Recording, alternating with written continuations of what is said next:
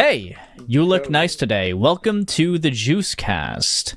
Today, we're going to be talking about Tears of the Kingdom, and I have some wonderful guests with me. I'll let them introduce themselves, starting with Friedrich, our new co-host. What's up? I'm Friedrich. I am the owner of the YouTube channel Lux and Tux. I am now the co-host of this podcast. This is crazy. Let's go. I'm excited for this one. This is a big one for me. Heck yeah, you were also on the Breath of the Wild podcast, which if you guys haven't seen that, this podcast essentially pairs with that one, so check it out on the Juicecast channel. How about ST? Why don't you introduce yourself? You've been on the podcast enough. Yes, sir. Hi, hello. My name is ST, or Saving Termina for the long version. I am a soon-to-be working in progress content creator for here on YouTube as well. Life gets in the way, all that good stuff, but I plan to release videos on The Legend of Zelda, Attack on Titan, Shingeki no Kyojin, and also Resident Evil, because that's another one of my favorite franchises. And yeah, it's going to be mainly focused on things around character analysis, but I don't want to take up too much of everyone's time here, I'm sure Juice here will put in my YouTube account. Yeah, well, we'll do shills at the end. All the links for all of the guests will always be in the description. How about we have a new guest on the podcast, Mr. HyperNightSlash. Why don't you introduce yourself? Thank you very much. Sup, I'm Slash. I'm an Australian content creator with a focus on games such as The Legend of Zelda, Devil May Cry, and other stuff like that. Devil May Cry. Yeah. Dude, I fucking love Devil May Cry. You know me. Same. True. In my spare time, I'm also the current TO of an Oceanic-based online tournament series for the King of Fighters 15 that we run every Tuesday night.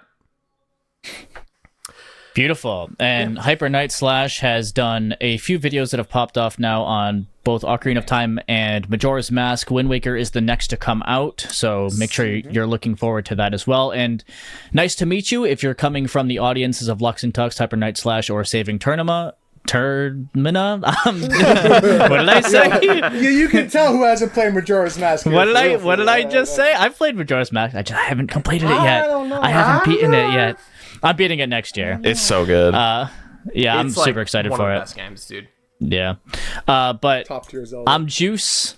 If you've been on the podcast before, you know me, but I do character analysis on our main channel, The Juice Box, and I live stream Monday through Friday on our channel, Juice Plays.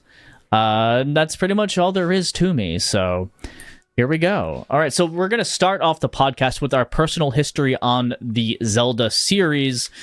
Would anyone like to start? Oh, goodness. I'll go. Okay, ST, why don't you... Yeah, you can go ahead.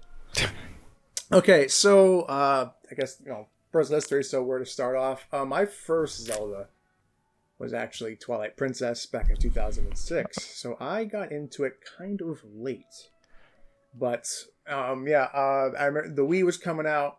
I didn't know what the heck game I wanted. What's the launch title? Zelda. Okay, I know a little bit about this. I'll try it. As soon as I booted the game up and I saw a Link, I'm like, I know him from Smash Brothers because I played a lot of Melee and played it. And I'm thinking to myself, where has this franchise been my entire life? This game was incredible, right? So that's where my history with Zelda started off. Was with Twilight Princess, and then I went on to play Ocarina of Time. A Link to the Past, The Wind Waker, Majora's Mask, in that order. And then, I was eagerly awaiting Skyward Sword, a couple years later when that was coming out. And I basically played every Zelda that I could possibly get my hands on after I finished Twilight Princess, because I was, at that point, completely hooked. Yup. And I caught up pretty fast. Yeah. Outside of Zelda 2, took me a while to play Zelda 2. I eventually did play it. And I didn't hate it, so that's a good thing. I mean, you didn't hate it? He didn't. Wow. No, I actually think Zelda 2 is not that. It's really hard, but it's not bad. Okay. Listen, he's a FromSoft enjoyer. This is not anything new. I mean, Zelda 2 is not designed in the same way that Bloodborne is. Let's not even compare the two types of difficulty. Elden Let's Ring. not even get Zelda into 2 that. is unfair, but at least FromSoft games are fair. Yeah. I think okay, ST's cool. only criticism with Zelda 2 is that Moonlight Greatsword isn't in it. I mean, for real. I guess I'll go next. A Link to the Past was my first ever video game. I played it on obviously the Super Nintendo when I was younger. It was my go-to along with some like SNES arcade shoot 'em ups like UN Squadron and Gradius and some of these games that I actually just recently finally beat on stream recently.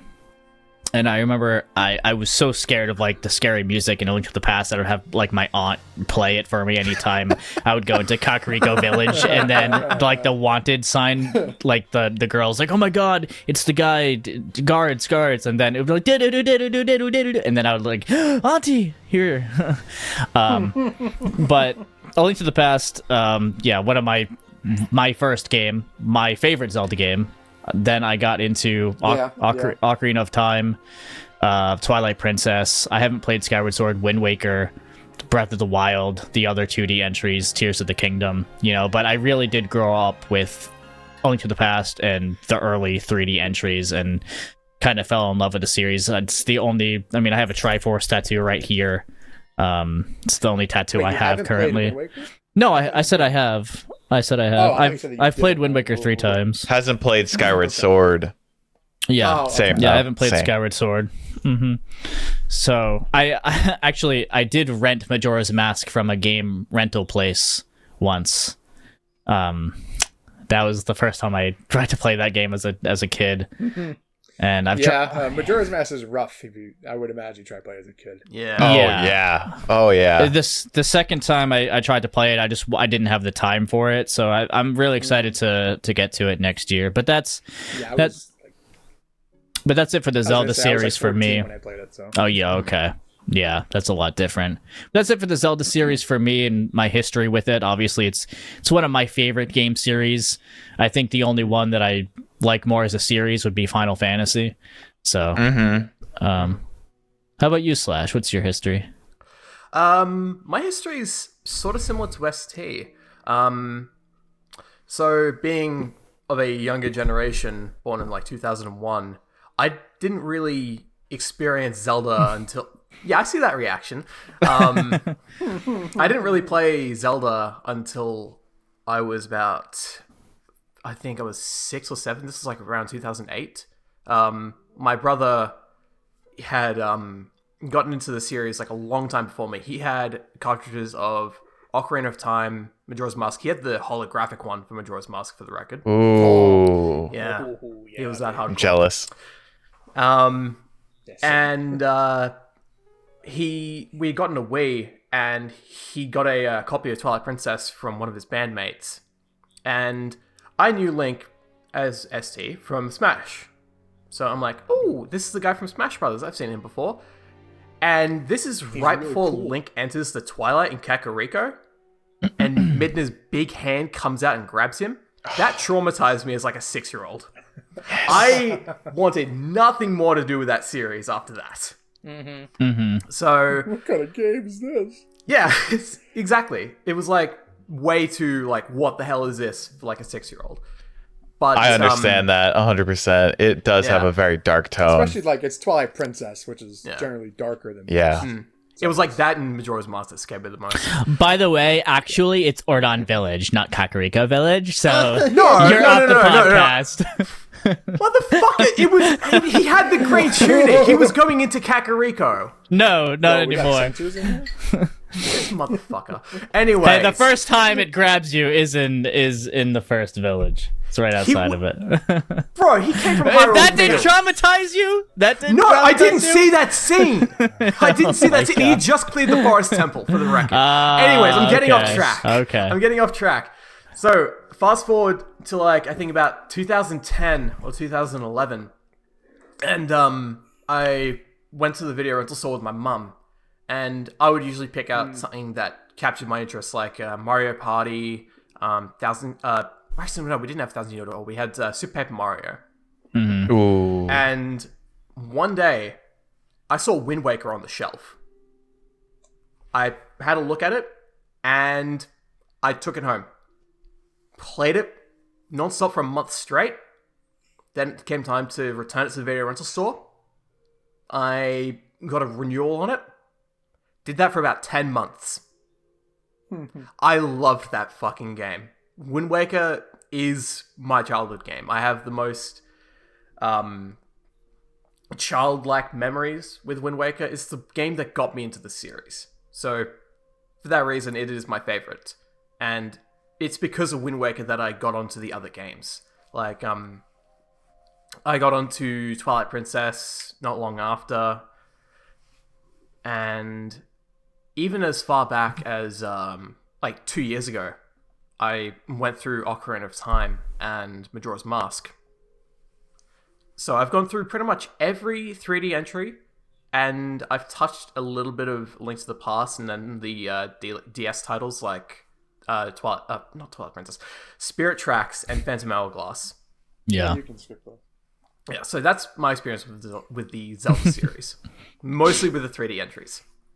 Bam. Yeah, I mentioned that I played them all. I played every Zelda game. And because of ST here, I bloody 100%ed Breath of the Wild on Master Mode. That's crazy. Yeah.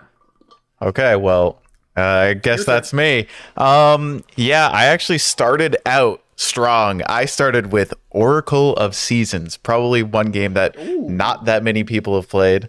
I've played. I like that game. I thought it was good as a kid. It's hard as a kid. It's hard as a kid, though. I loved that game as a kid. I did use a guide online, but I did like that one as a kid. And then I think the next one I played was Ocarina of Time. I was too young. I used to hand off my controller to my brother because he's a few years older than me, because I wouldn't touch the bosses. No way. I was more of the dungeon guy. I would get our way through the dungeon. And yeah, I thought that was awesome. And my favorite all time is definitely Twilight Princess.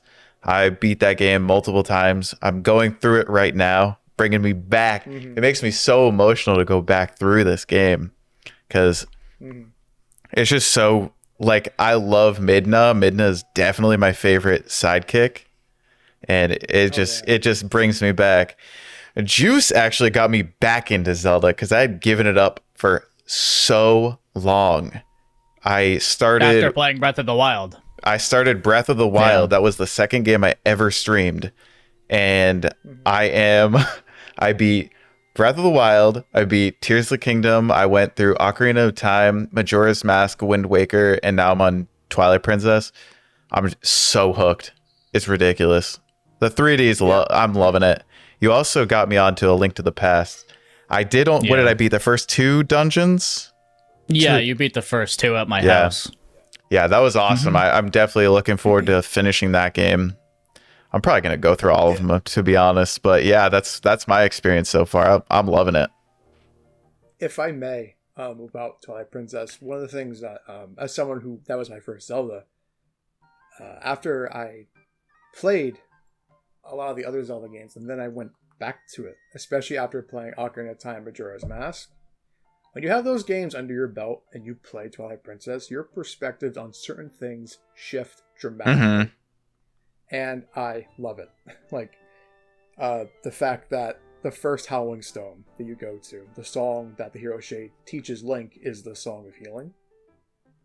And if you know who the Hero Shade is, that's pretty twisted in a good way. And it's like, oh, that's okay, all right, okay. It's great. Not the heartstrings there. Yeah. It hits different. Yeah. It's very emotional. Yeah, considering that, once you know Majora's Mask and you know who the Hero Shade is, it's like, oh, okay, oh. Poor Linky.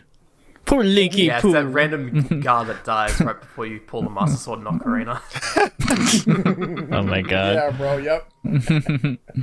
All right, that being said, outside of our personal history, I guess we can start talking about the lead up to Tears of the Kingdom and our expectations or hype around the game. Why don't we start? There's a lot to be said about this because I feel like Tears of the Kingdom had a really weird lead up to it where it had such big shoes to fill, being that Breath of the Wild was the Zelda game that more people had played than any other. Going off of sales numbers, that is, right? Like, by a Even long more than shot. Ocarina. Yeah, By a long way shot. more than Ocarina. You know what I mean? Because the Switch sold 1,000,000 trillion more copies than the N64 could ever dream of. Even if Ocarina of Time is on a bunch of different consoles, it's still not close to the Switch, right? Yeah. So Even though despite that, Ocarina of Time is like, well, maybe now Tears of the Kingdom has more sales in it. I don't know, but with Breath of the Wild, it was like the second most sold Zelda still. I think Tears of the Kingdom is if it hasn't overtaken it already, it will. I would be very surprised. I would be considering surprised. The user numbers that the Switch has. It would be yeah. it would be really weird if it didn't. But I think it's also a testament just like, of Ocarina's reputation. Yeah. The biggest games, on the N64 were all the biggest games on the N64 for a reason, and they kind of permeate all the generations. Super Mario 64, Star Fox 64, Ocarina of Time, Majora's Mask. Those are all games that were out in the Wii too, and a bunch of people got to enjoy them throughout the generations, and it says a lot about their quality. Yeah. Well, funny enough, Majora's Mask is it was the least sold 3D Zelda. Well, no, it was Skyward Sword, but then HD came out. Mm-hmm. It's either that or Wind Waker now, but yeah. Yeah, that's just because it was coming out on a dying console. But regardless. Okay, so the expectations that this game had to fulfill were, I think, never going to be what people thought, right? I think the game has a lot to live up to, being the sequel to Breath of the Wild.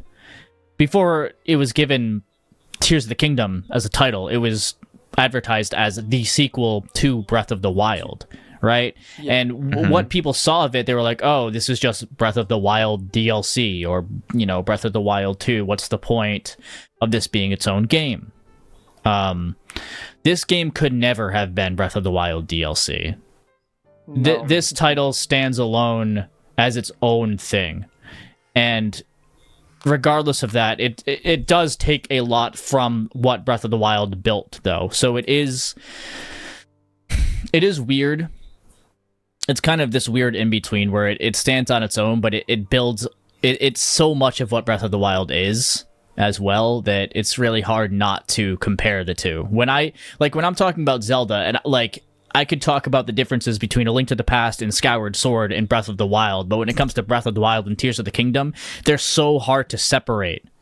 They have huge differences, of course, in the way that you do certain things and the way that you explore, but Breath of the Wild and Tears of the Kingdom are always going to be paired. When people talk about them, they're always going to think of the other one too, you know what I mean? And so that's the thing. My expectations of this game were to fix the complaints I had with its predecessor, and I think that's the case for most people, but what those complaints are unique to the individual. What happened was none of my complaints were really fixed, and it ended up just being Breath of the Wild, but broken. So I was both blown out of the water and also disappointed by the game. Now, hype levels, I think that this is the most hype I've been for a game since 7 Remake and Rebirth. I think that it's been a while since I've been this excited for a video game as it was coming out, because for me, this was the first game, or one of the first Zeldas that I would get to experience the same way that you, ST, would get to experience Breath of the Wild. Because since I was 18, have had to work full-time plus do all my other hobbies and everything. I'd never had time to really play video games. So finally getting to do that with a series that I love so much felt really amazing. I felt like I could finally be part of a hype train, and it was for one of my favorite series of all time, and I would get to just play it all at once. I could just play it on stream, I could play it off stream, and that was my lead up. That was my expectations, and I was very hyped up. So, how about you, Friedrich? I was kind of on the back foot because I didn't get back into Zelda until a month before Tears of the Kingdom was released. My first trailer was the trailer that dropped a week before the game came out. Nice. One of the best trailers too. Yeah, I it was love that awesome. trailer. I didn't watch anything else. I didn't even know about it until halfway through the game. And then that made me want to finish the game really fast. But Breath of the it Wild? took me. Yeah, I took a while though. Those shrines, man. Breath of the Wild's again, you have to take your time. Yeah. Honestly, the game And deserves it. what about your expectations of Tears? It's tough to have expectations because I only learned about it so quickly before it came out. I kind of just threw myself right into it. I had a lot of expectations because I really enjoyed Breath of the Wild. I did have, I had some issues with certain things, but I thought it was a great game overall. Breath of the Wild? Yeah. Yeah. I thought it led into it pretty well because, I was fresh into that world. They're very similar. It did make me way better at the game than I'm sure people that hadn't played it in a long time probably were a little rusty at some of the mechanics. But it kind of made it a little bit easier, especially at the beginning. Yeah. How about you, Slash? The hype with the game was very real for me. Like, as I said before, I grinded this game for like 3 weeks nonstop. I was actively tuning into any trailers, rumors, announcements for the game. And in my spare time, I would talk with ST here about like possible theories, like what's going on with Link's arm, or are these Sky Islands actually in the Sacred Realm, and we go through the Sacred Realm to repair the Master Sword? Or how badly does Ganondorf need a drink? Stuff like that, right? Badly. Yeah. Yeah, badly. My guy needs a scotch. Yeah, he needs that drink, dude. So yeah, the hype was very much real for me with Tears of the Kingdom. My expectations, I wanted it to be like what Majora's Mask was to Ocarina, where it was very different. I wanted to be able to go back to one and still feel like I could play the other. So, like, I can go back to Ocarina and have a completely different experience than what I would have in, say, Majora's Mask. Like, those games are just so different from each other, yet they're in the same series. And for the most part, it is kind of the same with Tears of the Kingdom. Like, obviously, there's the differences in, like, story and how the world is, but how you interact with that world is very different in both games. And that's why I feel like I would still be able to go back to Breath of the Wild and not have my thoughts on Tears of the Kingdom impacted, and vice versa. Yeah. How about you, my- ST? So for me, okay, expectations. I remember when the first E3 trailer dropped in 2019. And, I remember, like, the second the trailer opened up, I knew it was something related to Breath of the Wild. Yeah. I could tell from the tone of it, the music, the visuals. And by the end of it, when I saw Ganondorf, my tonsils were destroyed because I yelled his name so loud that my neighbors heard it. Because I was so excited. Because last time we saw him canonically was Twilight Princess, which, look at the watch there, a long time ago. Yeah. 17 years ago. Yeah, so it's like, okay, yeah, good to have you back. Right. So I was very excited for it. And then the game goes radio silent for a very long time. And I swear I'm not going to talk about this game much, but I'll hold it back. But then there was this game that was coming out that hindered my excitement for Tears of the Kingdom because I was so much more excited for it, and that was Resident Evil 4 Remake. And that game captivated my attention so much more because the original Resident Evil 4 is one of my favorite games of all time. Only behind Majora's Mask, that's it. And that game, I will admit, did kind of hurt my hype for Tears of the Kingdom because I was so much more excited for that. Mm-hmm. And the more that I saw of Tears of the Kingdom as it came out, I'm going, okay, yeah, this looks cool, but I need to see like more full in-depth gameplay because with Breath of the Wild, I played that game 4,000 hours plus. I've played that game more than any human being reasonably should. If you played as much as I have, please seek help. I'm trying to find help at this point. You hear that, speedrunners? We know you need the help. They're a therapist. Like, please. Go to BetterHelp. But, I've played Breath of the Wild an ungodly amount. So I did have expectations, but I feel like a lot of my criticisms about Breath of the Wild differ greatly from a casual player who maybe only played it once or twice. I know we'll get to this at some point, but the durability, for example, my opinions differ pretty vastly from a lot of other people, I mean, durability in general is a very... You're never going to get a consensus on that. It really depends on the franchise, I think. No, I mean, you're never going to get one on Breath of the Wild. There's never going to be a Breath consensus. Of the Wild, like specifically? Yeah. Or Tears of the Kingdom. You're not going to get I feel like it's kind of like 50-50 nowadays. Yeah, people just value different things. Polarizing for sure. Yeah, for sure. Yeah, it's definitely a polarizing topic. We'll get into it, though. My hype for Tears of the Kingdom was relatively low, even when the game was releasing. And when it finally released, I'm okay, it's Zelda time, baby. And, I played it, and we'll get to my thoughts on the game when we get there. But, yeah, that's about the summary of it. Okay. Well, there we go. There's the lead up to Tears of the Kingdom, our complete history with Zelda, obviously all shortened.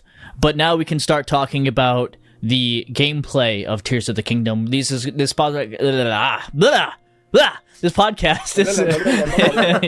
is segmented, but most of the time we just let intuition take over. So, for example, we have various gameplay topics all listed out, various story topics all listed out. But if some happen to bleed into the other, then we can go off topic for a little bit. Then I'll be like, okay, guys, let's talk about the thing that we're supposed to be talking about. I'll bring you guys back. Okay, so that being said, let's talk about the Great Sky Islands, the tutorial of Tears of the Kingdom. How does this compare to the Great Plateau? How did we feel playing the Great Sky Islands? Our first real experience with this game. I'll go last this time because I feel like I've been going first. I can go first. I'll go first. Yeah, go for it. Go for it. I thought that it wasn't quite as unique as what I thought the Great Plateau was. I think the Great Plateau is possibly the best tutorial of any of the Zeldas. I enjoyed it. It showed you how to use all the features pretty well. It definitely showed you how awesome the fuse is. And I thought it was good, not great. A solid 7. You know what I mean? Mm-hmm. I thought it definitely solidified that this game, the only the coolest feature is the fuse. You think so? Oh, easily, yeah. Or Ascend. That's a hot. Really? Not Ultra Hand? Ultra Hand's cool. But yeah, really? I mean that. Okay. Okay. Well, we'll wait. We'll wait. Okay. ST. Yeah, ST. How about you? Oh boy. Okay. Well, firstly, I do agree. I do not think this is as good as the Great Plateau. Not even close. The Great Plateau. I mean, it's great for a reason. Right? For real. It's in the name. So the Great Plateau. What really does it for me? I think it's one of the best tutorial areas, not just in Zelda, but in video games. The reason why I say that is because you get a few pop-ups of Link picks up a stick. Hey, here's how you switch weapons. You pick up a pot lid. Here's how you switch shields. You pick up some dinky little bow. Here's how you swap your bow. Okay, have fun. Zelda hits up Link on the PDA. Hey, Link, here's how you open up your map. Okay, sick. and you're off to the races. The game doesn't hold your hand. The game doesn't constantly hit you with tutorials left, and right, and right, and right. It just lets you go at it and figure things out on your own and you will gradually learn how the physics work. How to put down markers, where things are on the map, how Link's movement feels, his combat abilities. You get the bare minimum basics, and then you're allowed to go and get the runes after you activate the main tower. And the old man, or the king, he tells you, hey, yeah, there's one right there. You can go over there and go get it, but you don't have to. You don't have to go to the Magnesis, right? You can go get bombs if you want. Probably in your first playthrough, you will go get that one because it's right there. Yeah. Another one, hey, you know what? I want to go get bombs first this time. The game lets you do that. The game's like, hey, where are you going? Go get back over there. No. The game just, yeah, sure. You go do whatever the hell you want. And the Great Plateau, I felt like was just more free. I agree. It was far more free than the Great Sky Island. And now, I think that whole philosophy of how the Great Sky Island bleeds into Tears of the Kingdom's pathway of its narrative in general, but we'll get to that when we get to that. Sure. I know that sounds like weird to say now, but it'll make sense later. Yeah. But I don't want to ramble too much. Just in general, yes, I do think that the Great Plateau was better than the Sky Islands that you had to do. I mean, I do agree that it does teach you, how all the abilities work, the fuse, the Ultra Hand, so on and so forth. And that's good. Yeah, it should do that. But something felt more intuitive and natural about the Great Plateau, I think. Okay, how about you, Slash? I'm largely the same as these guys. I think compared to the Great Plateau, the Mid-Sky Island just isn't as good a tutorial as Great Plateau. Did you say the Mid-Sky Island? Yes. Oh, That's funny. I said it. It's mid. It's mid. So, speak king. So, with the Great Plateau, it was so free and open. You could do anything you wanted in any particular order, and that set a large precedent for the game. How you choose to explore is your own personal journey, and that was like the main thing with Breath of the Wild, right? You chose how you explore that game, and it was very apparent with the Great Plateau. You could explore in any pathway you wanted. You could take on any encounter from any angle you wanted. You could go for any shrine in any particular order.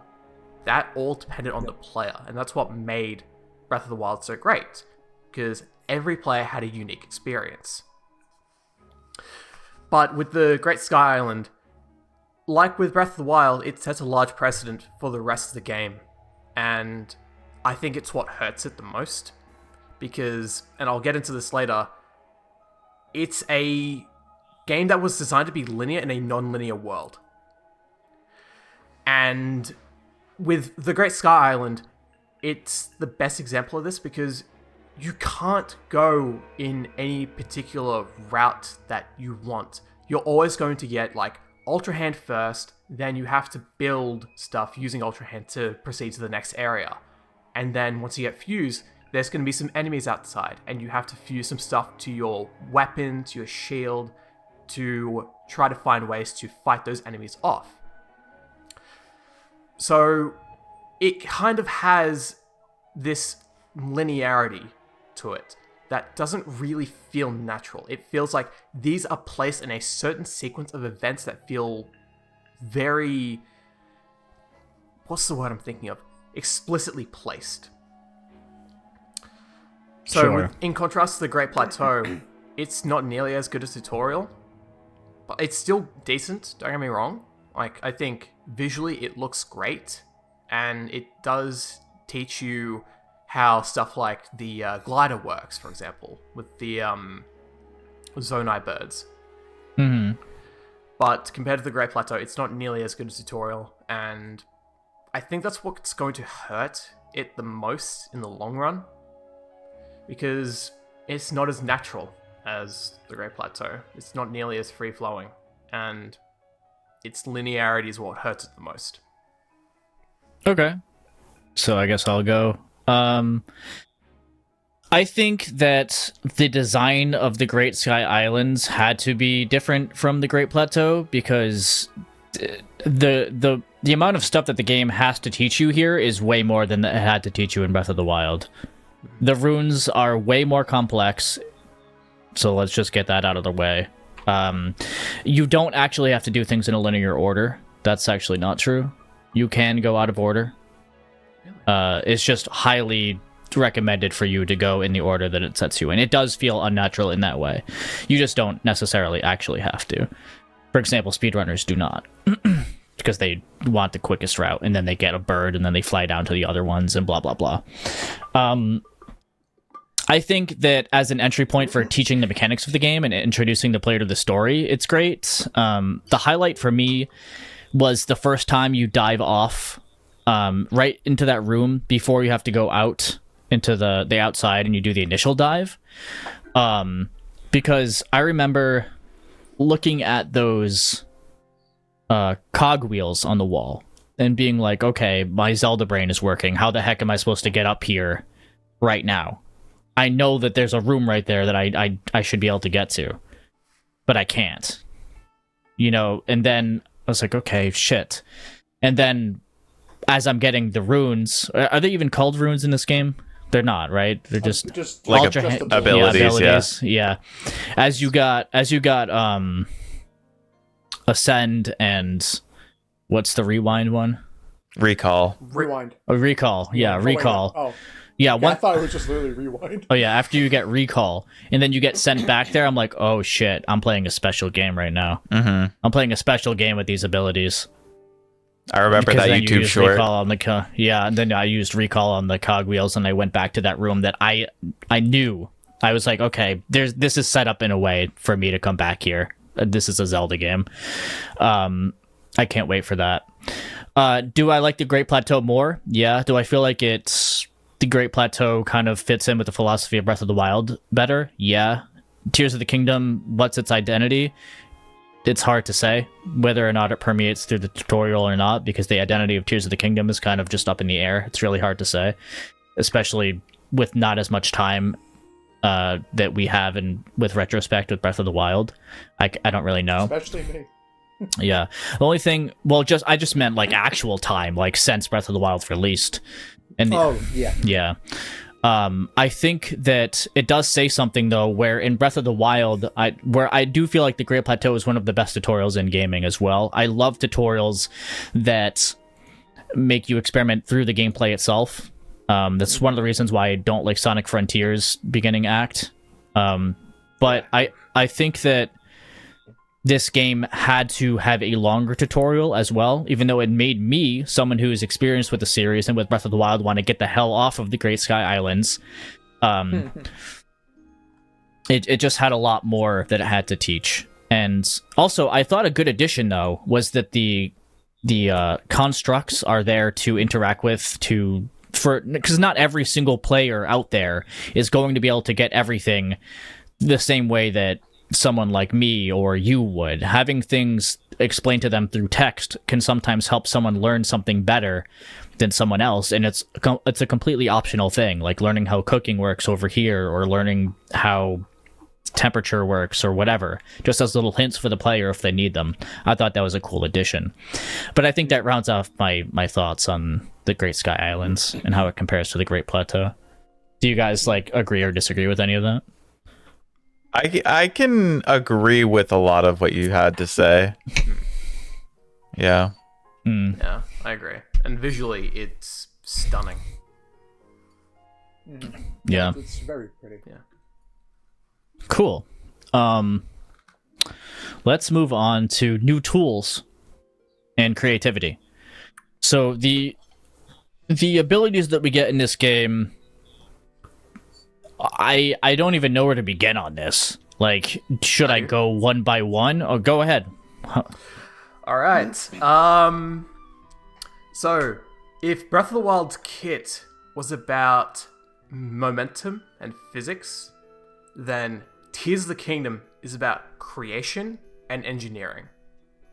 So, with Breath of the Wild's kit, everything you had in some way, shape, or form could be used to manipulate the game's physics engine to make Link go really fast, make an object go really fast, and they all worked really well for both either combat or for exploration. And Tears of the Kingdom is largely the same. Like, I can't think of how things like Magnesis and Cryonis really work for exploration. Oh, Cryonis I can see a little bit.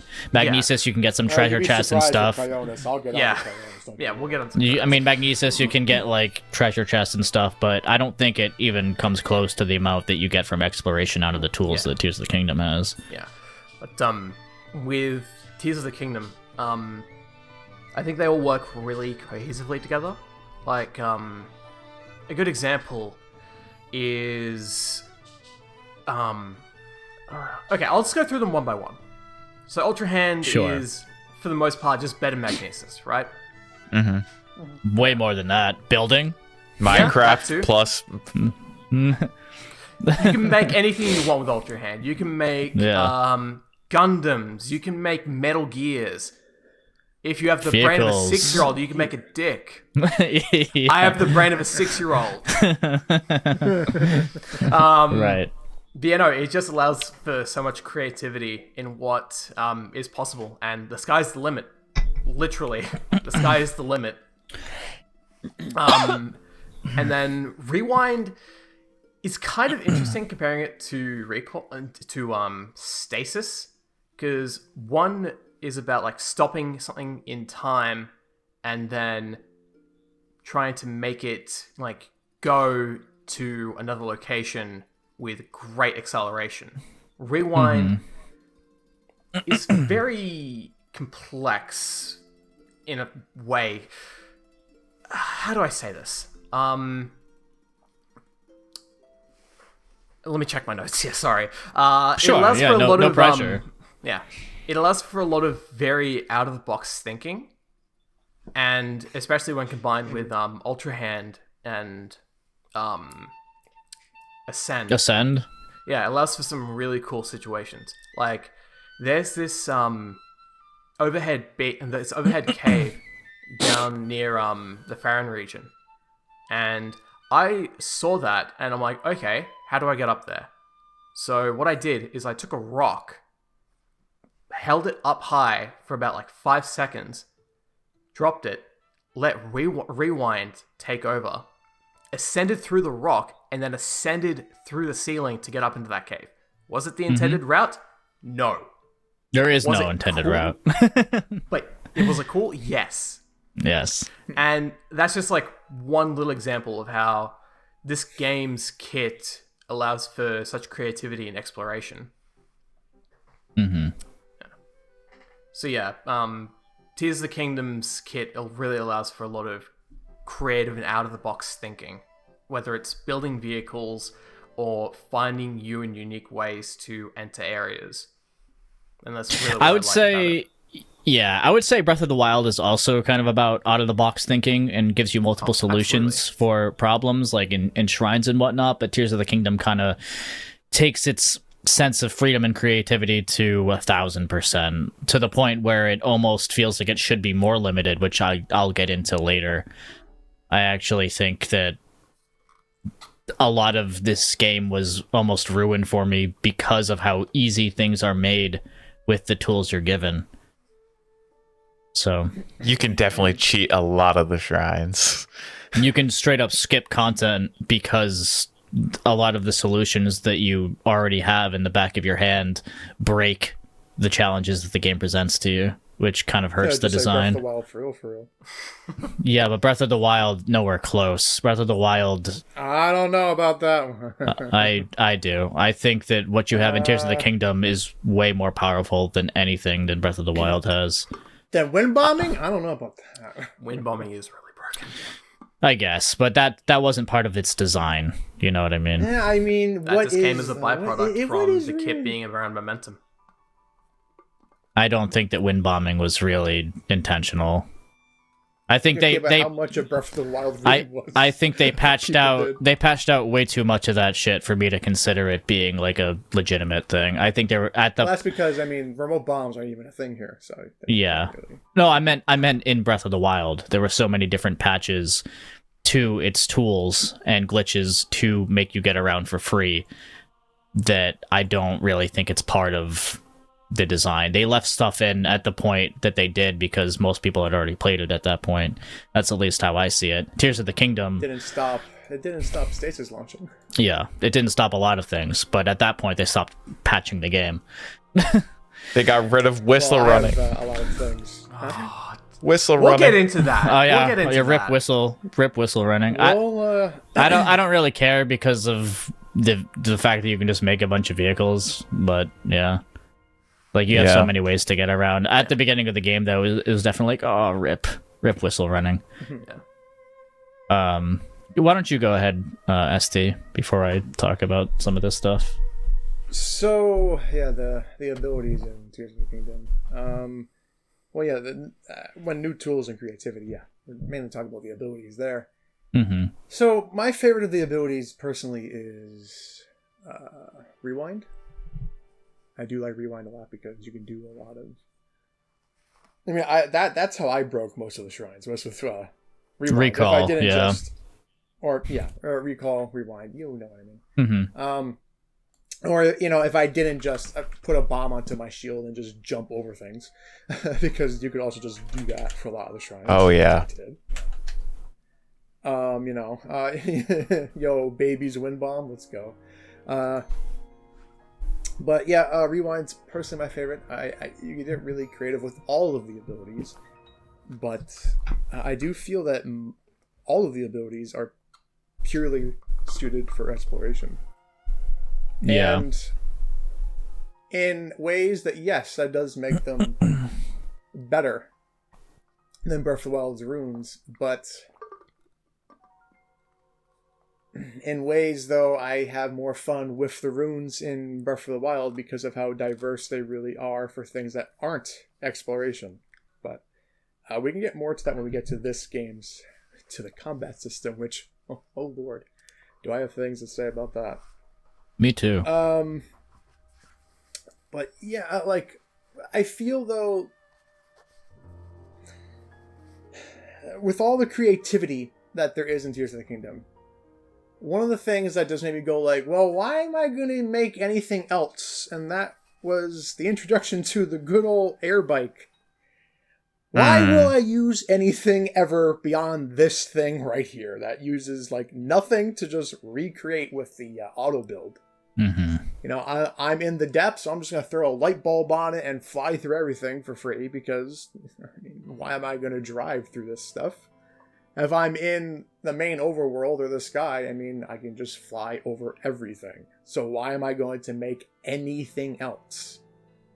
It got to that point really quick where there was this really incredible, piece of traversal was discovered.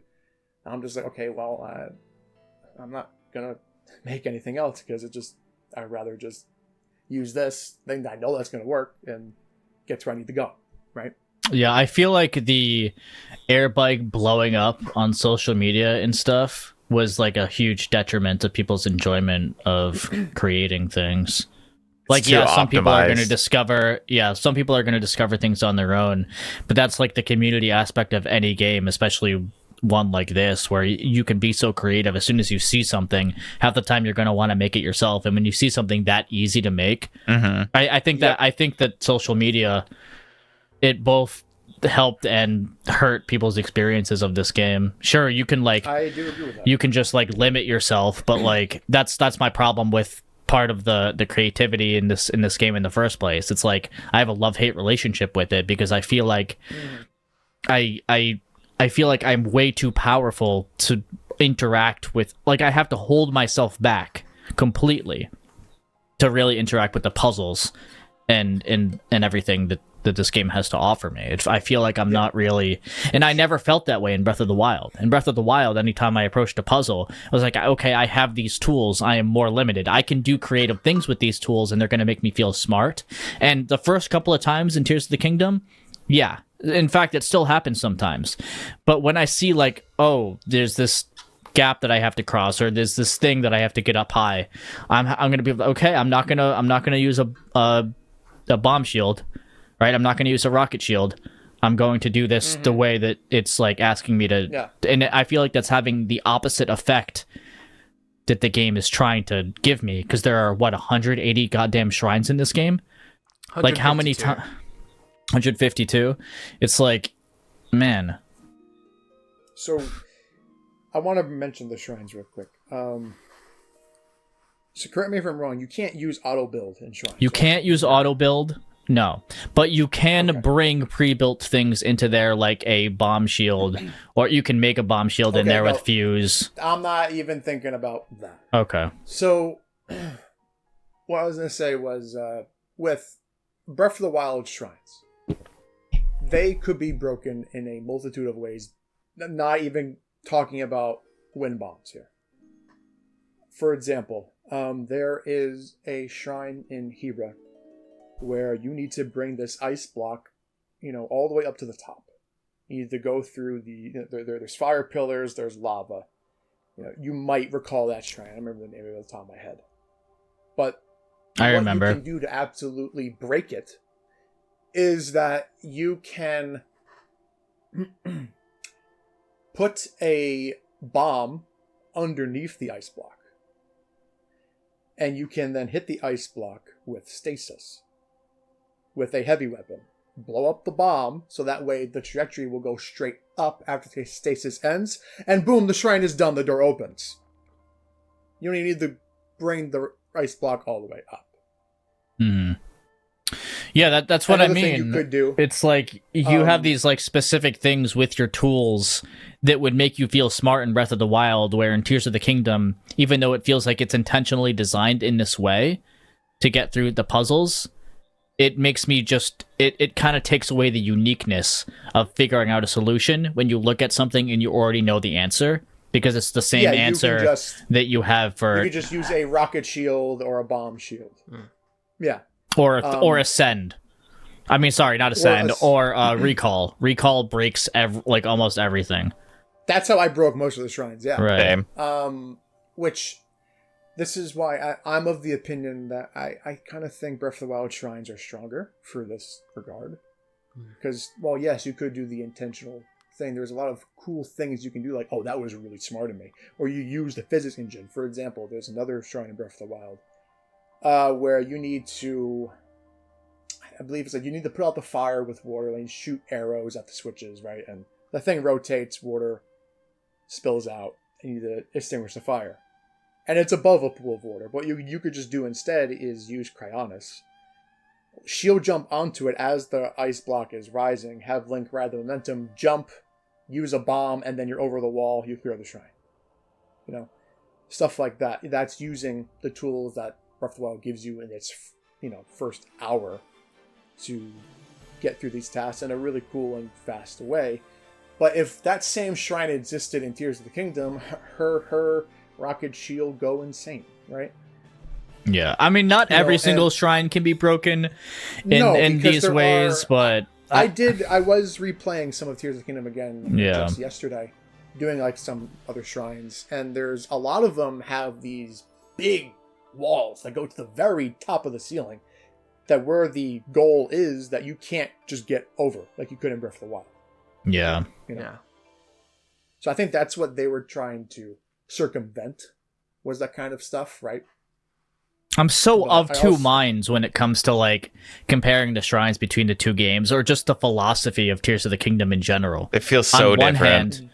Yeah, for sure. But I just mean on one hand, like the creativity that you have in Tears of the Kingdom, no game that I've played accomplishes the same things that Tears of the Kingdom have. Right? And the amount of just the sheer amount of things that you can do, the amount of options you're given, the creativity that you're given is wonderful. But there are so many times that I wish the game would pull back on its very philosophy and limit itself for the sake of fun. But that could just be my own tastes, I don't know. I feel like this is such a polarizing thing, but I still had a good time, like 90% of my time through Tears of the Kingdom anyway, that it's just like, I don't know. Like, it would be like if I had it my way, there would be more limits. But at the same time, that wouldn't work in another portion of the game where I feel like you would need those creative tools and blah blah blah. If Like more it's shrines were limited, it would bring back that classical Zelda feel, where dungeons in classic Zelda games have a very distinct way that the developers want you. We'll get to dungeons. We'll get to that. Yeah, like there are obviously things that you can do differently. Like, for example, Ocarina of Time, the Forest Temple. Do you recall that room where you need to... it has the switch that's frozen, right? It has the spinning platforms. You can stand on it. You shoot an arrow through the torch and you melt the ice off the eye. It's been a long time. You could do that, or you could just go over to it and use Din's Fire and do it that way. Yeah. Two different solutions to the same thing, but there's still a very clear focus to it. And I do wish that Tears of the Kingdom had more of those kind of traditional Zelda moments where it's like, it really does feel like almost like a mini dungeon. I really miss mini dungeons, but I feel like it kind of did try to capture that, but the amount of options you're given instead of 2 is like 700. Exactly.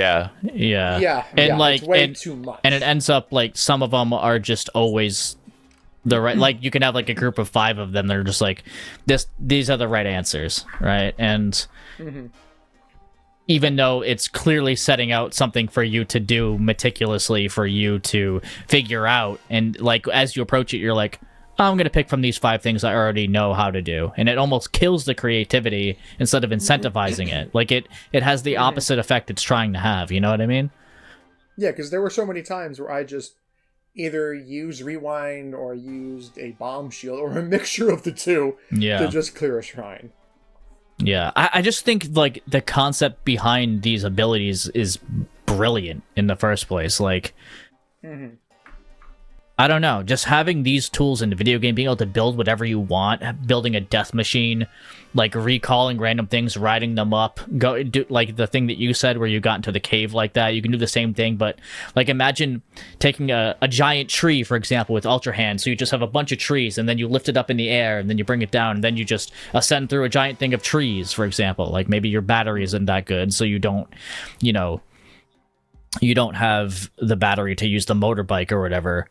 And then that's the way that you get super high and climb a mountain, for example. That's amazing because it feels like I'm exploring the world of Breath of the Wild that I've spent, almost 200 hours in a completely different and ridiculous way, where it feels like now I can completely break open this world. I love how they're used for exploration, but the way that they're used for puzzles and combat, which we'll get into later, I feel like could use some work.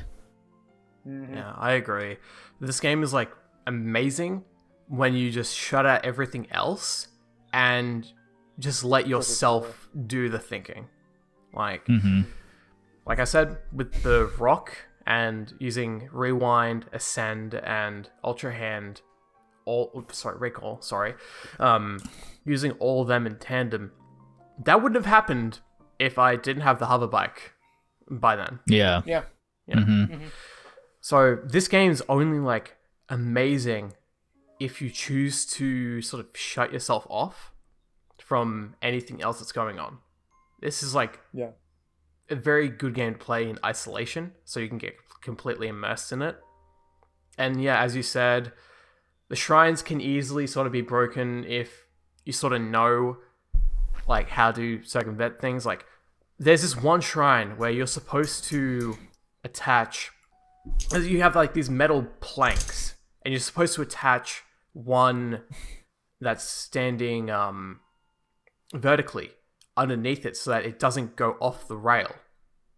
But what I ended up doing was I just ended up bloody rocket jumping. Are you talking about the lava one? No, the one with like the bottomless pit. Oh, okay, gotcha. Yeah, that one. And then even as early as like reaching the surface, there's this one where the goal is to hit this switch that'll whack these balls into these gigantic targets. Because I love that one. That was so much fun to me. Golf? This is a but timing on the thing. first day, people found out you could just break it by shooting it with a bomb arrow. Like, I knew that immediately because you could just do that in Breath of the Wild.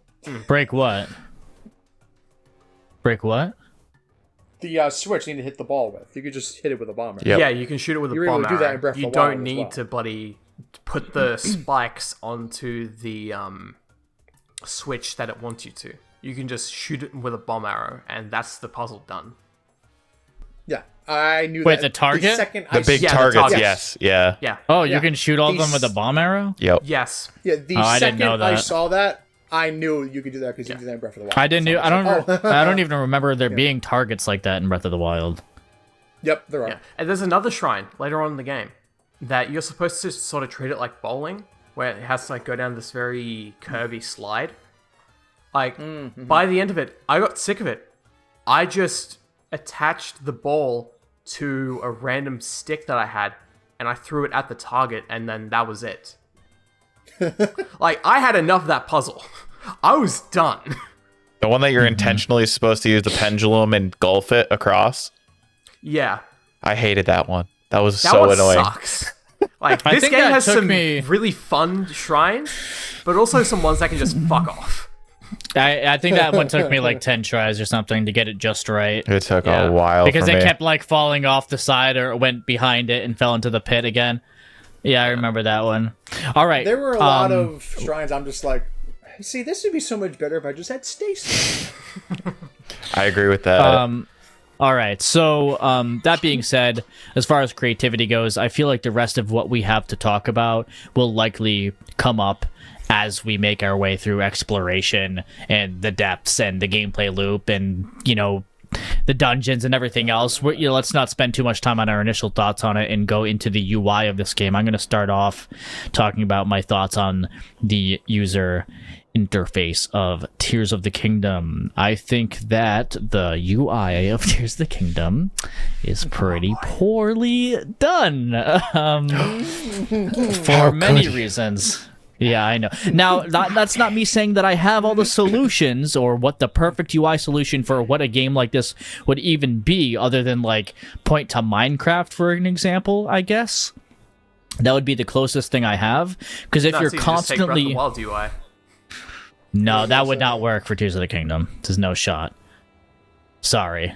So, like, for example, the fact that you have to, every time you shoot an arrow, go into it, like in Breath of the Wild, you had 5 arrows. You had, you know, regular fire, believe ice, me, I'm gonna talk lightning, about this. Going about ancient, this year. and bomb arrows. Yeah, this is UI. I would say Okay, The- talk about this here, and then oh boy. Right, so I wrote this in my combat section. the regular menus, the regular pause menu, I think is fine. I think I don't agree. I think it's fine. I just wish that there was a way to organize things a little bit more so, and that could probably go into most of the UI. My problems with the UI come in the gameplay loop, not being in the menu itself. So, for example, when you're shooting an arrow, the fact that a giant long list of whatever you can attach to it comes up is ridiculous compared to just setting it to a fire arrow or a bomb arrow or whatever. I think maybe you could handle this better by having a set number of them come up that you just set as your whatever. Like in Minecraft, for example. This is the only thing I can compare this to because I feel like it would... Favorites menu. Right, where like a favorite of 8 things that you want to attach to the arrows come up, and then you can just select one of them, right? I think that would work for the same thing if you want to just pull out an item. You can have like a menu for that, and you can set those things that you want to quickly attach. The fact that you have to the fact that you're taken out of the gameplay experience. This isn't a JRPG where menuing is like the thing that you do, right? This is Zelda, where putting on the water boots is one of the biggest fucking criticisms of Ocarina of Time Water Temple, the original. Putting on the iron boots, you know what I mean? But instead, we do it every single 3 seconds. We want to do something in Tears of the Kingdom. Yep. Yet no one talks about that. Like, that's a problem. Because I feel like it takes you out of the experience. Not completely, not enough for me to like put down the game or anything. I'm still enjoying my time, but I'm like, come on, man. Like, this could be a little bit better. I feel like Zelda games, or just like Nintendo games in general, they don't usually tackle this stuff often. Like, or they don't tackle it great often, like accessibility, or just like having, if you're going to give me this many options and at least make better UI for it, you have things to pull from. Also, the UI is slow. It's actually slower to do things. I noticed, as soon as I pulled up Tears of the Kingdom, I was like, why is it taking me so why is there a weird delay? Like when I'm hitting the D-pad here. So we're talking about this here too. Yeah, this is like right after me playing Breath of the Wild and Age of Calamity and a bunch of other Zelda games too. I come back and I'm like, what the heck? What's going on here? It's very slow. Like, maybe not very, but like, okay, I'll wait until you're done. I'll be rambling if I continue on. So if you guys have more like streamlined thoughts, then feel free to take over. Because, Cook King. I have the quick selection menu I think it's terrible in Tears of the Kingdom. So in Breath of the Wild, I speak as someone who has played that game again an unseen amount of time. In Breath of the Wild, it's instantaneous. You go into that, you press right on the D-pad to pick a weapon, you go to that weapon, Link has it equipped. Just like that. But in Tears of the Kingdom, there's this awkward, second-long delay that just feels awful. Especially during its combat. Mm-hmm. Which is a big criticism I have toward the combat. I'll get to that when we get to that. But another thing that I'm going to mention that you didn't bring up, because you probably didn't do it, but in Breath of the Wild, when you brought up the quick selection menu, regardless of which one it was, for weapons, shields, or bows, you were able to either swap it with the right stick, like you can in Tears of the Kingdom, or with the L and R buttons. I got into the habit of doing this a lot because it just felt easier, it felt more natural. And also, it let me take better control of Link in a lot of instances, because when I hit that D-pad button, I'm using my left thumb for that, right? Mm-hmm. But here, I'm using either my left thumb or my index finger to hit that D-pad button to switch weapons. And then I could just, use the bumpers to switch. But now, if I can't do that here. So now, that thumb that I need to use to keep Link moving while I have the menu up needs to go to, something else. Needs to go to that other analog stick. Yeah. So now whenever, say I'm in the air, I want to switch a weapon, well, it's a little minor thing. It's so minor, I know. But Link, will lose momentum because I have to take my finger off the movement stick now. And, use my other thumb to now select my weapon. But in Breath of the Wild, I could just use my index fingers for that. Now I can't do that. Why did they remove the ability to use the L and R bumpers in that quick selection menu? They just removed it. It's not that you can't do it.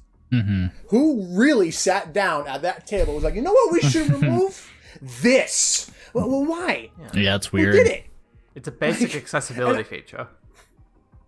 Yeah. It literally made the menu more accessible. And I know, it's a minor thing. I think Nintendo is just bad with accessibility. I really do. It's they literally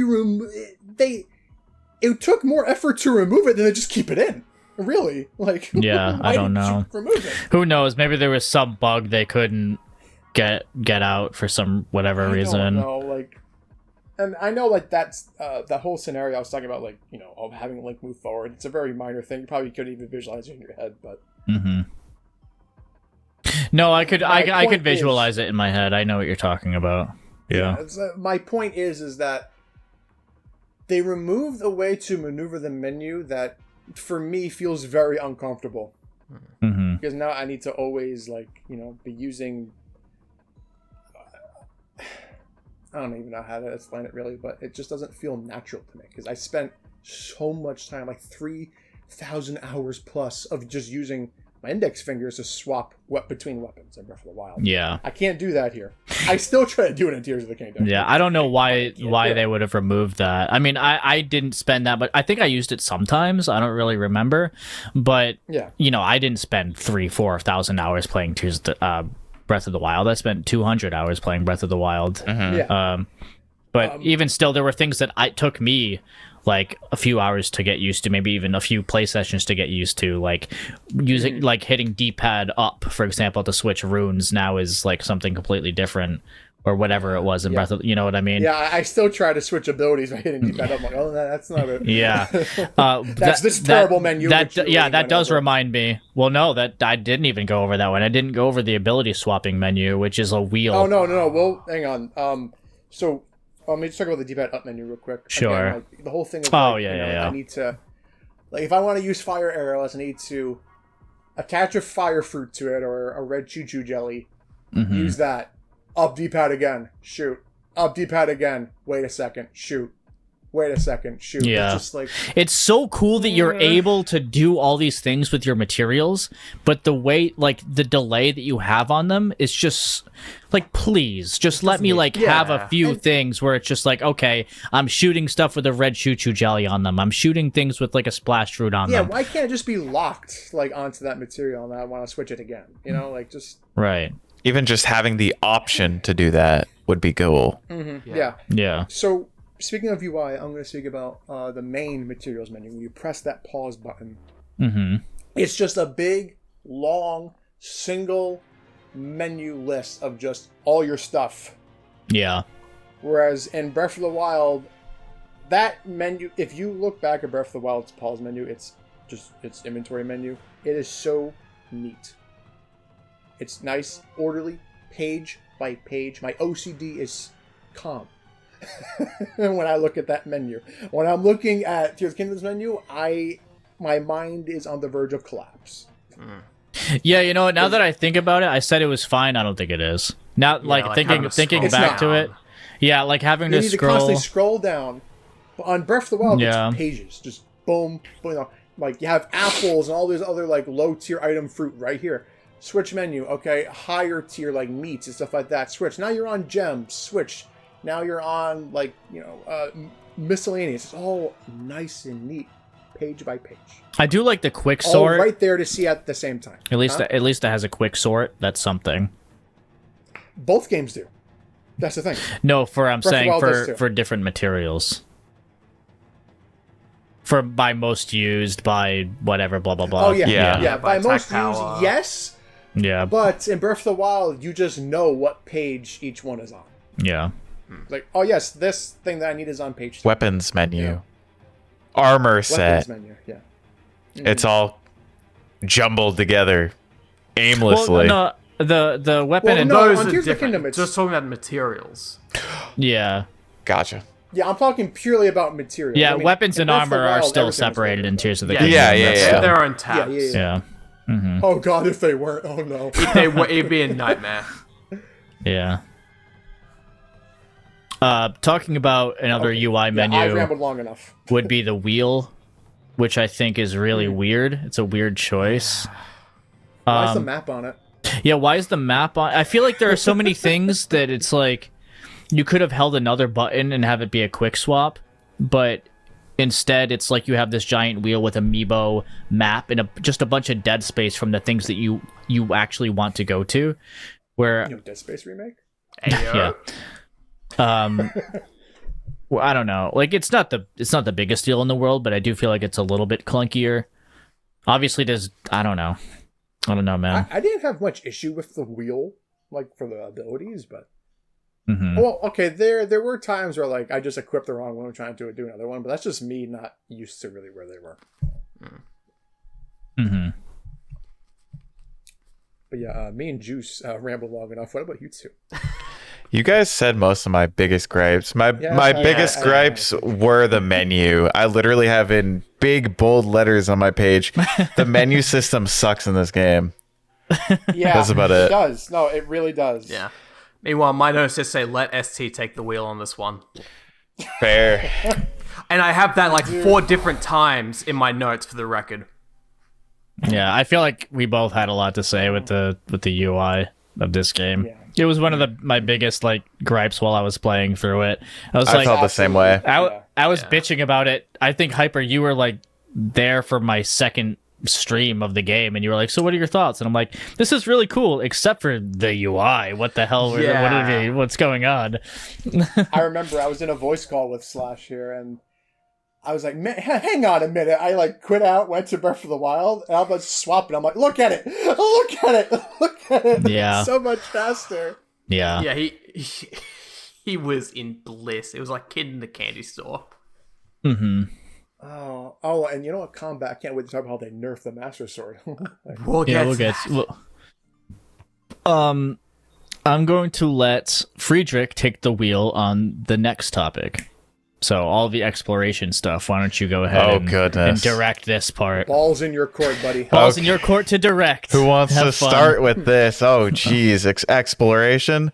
I mean, at first, I had no expectations on the exploration, especially in the depths, because I had no clue that was even a thing. That was never really talked about. Yeah. It was in one trailer for like 10 seconds. That's it. That's what I spent most of my time exploring. Like, I loved that part of it. I thought it was a really cool addition to it. Very different from anything I've ever seen from a Zelda game. I liked how you could also refight the bosses with the knowledge of having fought them already. I thought that was super cool. Or maybe not having the knowledge of fought them already, depending on what point you were in the game. You could totally go to the depths, completely explore it before you go to any of the temples. I didn't do that.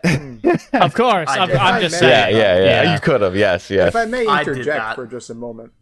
Mm-hmm. If I may interject for just a moment with creativity and exploration and all that. I'm glad you mentioned the bosses, because there's something that was in Breath of the Wild and still works here, and that is if you drop a pepper down and you hit it with a flame weapon, it creates an updraft.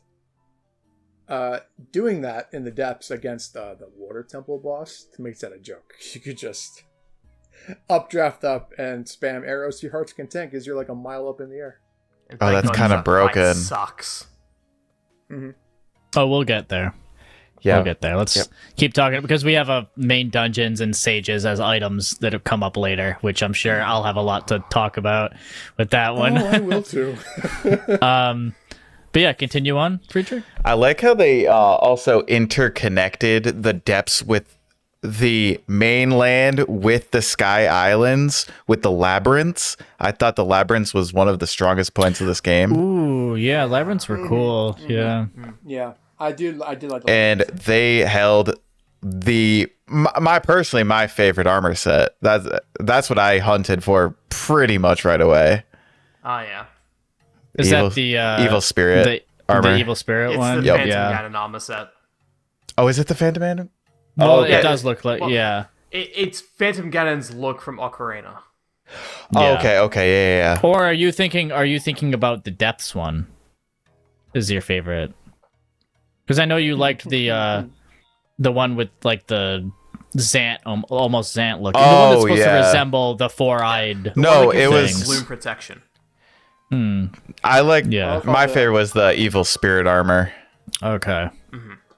I use the TP armor. My favorite is the TP and OOT armors, but I also yes, sir. but I Shake also my hand. yes, but I also like the actual default one, like the one that has no protection. Yeah, that the one's one cool where it's too. just like I dyed it pink, and I put on the amber earrings or diamond headset, and I'm like, okay, now it's a little bit more of a challenge, and it looks nice.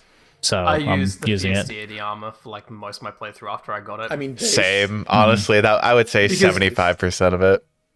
Fierce Deity's just fucking cool, dude. Like, I it's just don't. cool. I think it's super cool.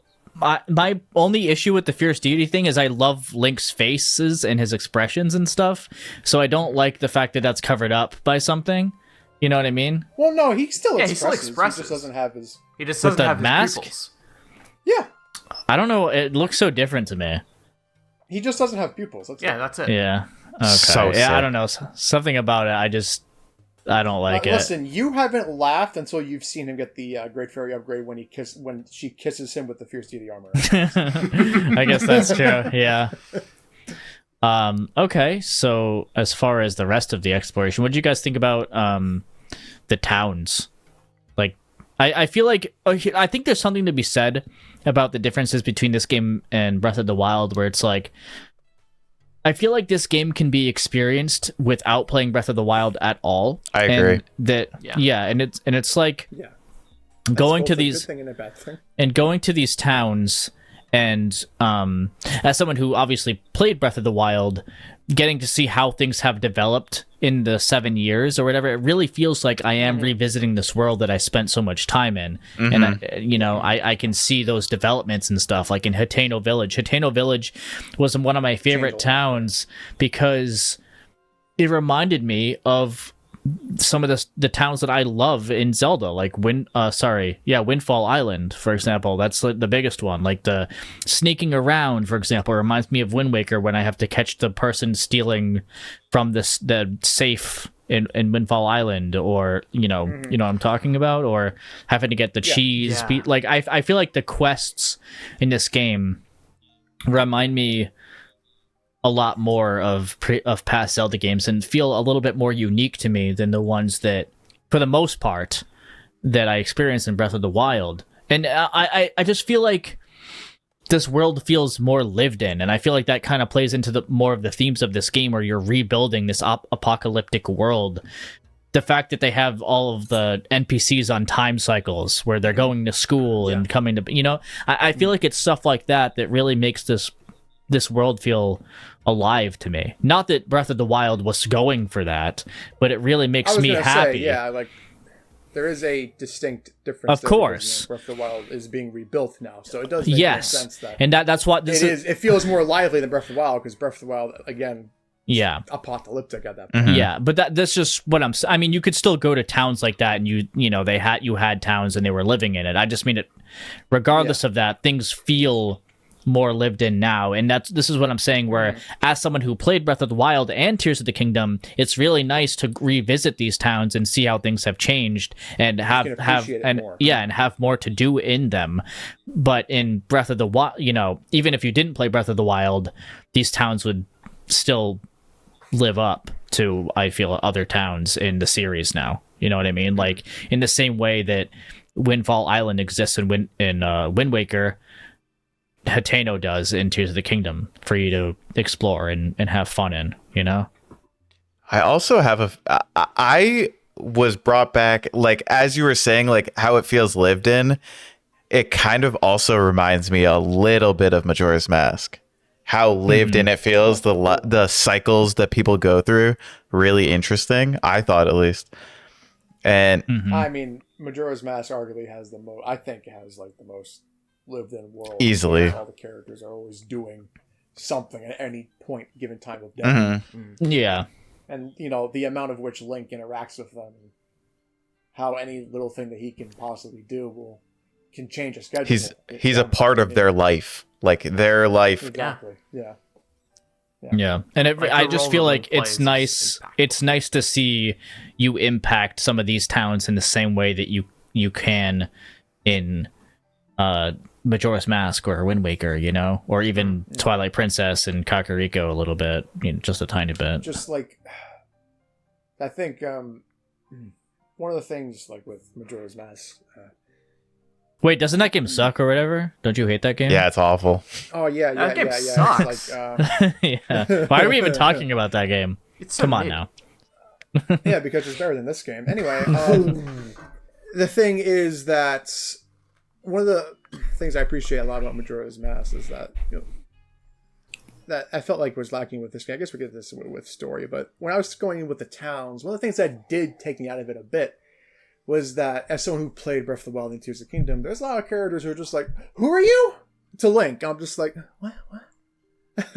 How do you not remember? What? So, like, was Link canonically just a lazy guy? He just didn't do anything in Breath of the Wild. I'm just going to do the main quest, save Zelda, and go to sleep again.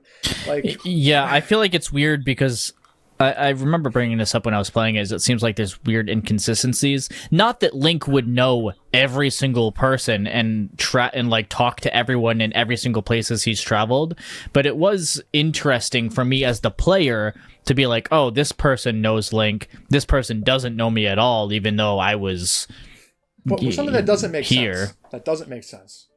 is that so Hudson remembers Link. You know, you're like, oh yeah, the guy who helped him get married and build Terrytown and this and that. Yeah, of course he would remember Link, right? Mm-hmm. But yet, what's his name? Bolson doesn't know Link. But you need to talk to Bolson, so therefore talk to Hudson in Breath of the Wild. So that doesn't. Oh work. yeah, I remember that. Yeah, Bolson doesn't. Bolson. Yeah, it's like my guy. Yeah, and that is a canonical event, as it's now Zelda's house. Well, it's the house they share or whatever. So exactly.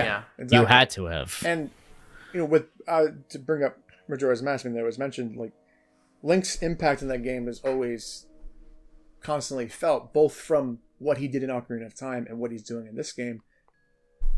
Like, Link's role in Majora's Mask is very vital, but it feels like that's not quite the same here, And it's weird too, because Zelda's like the most known person in Hyrule, and Link is her appointed bodyguard. So it's like, wouldn't boyfriend they kind of? Oh yeah, true.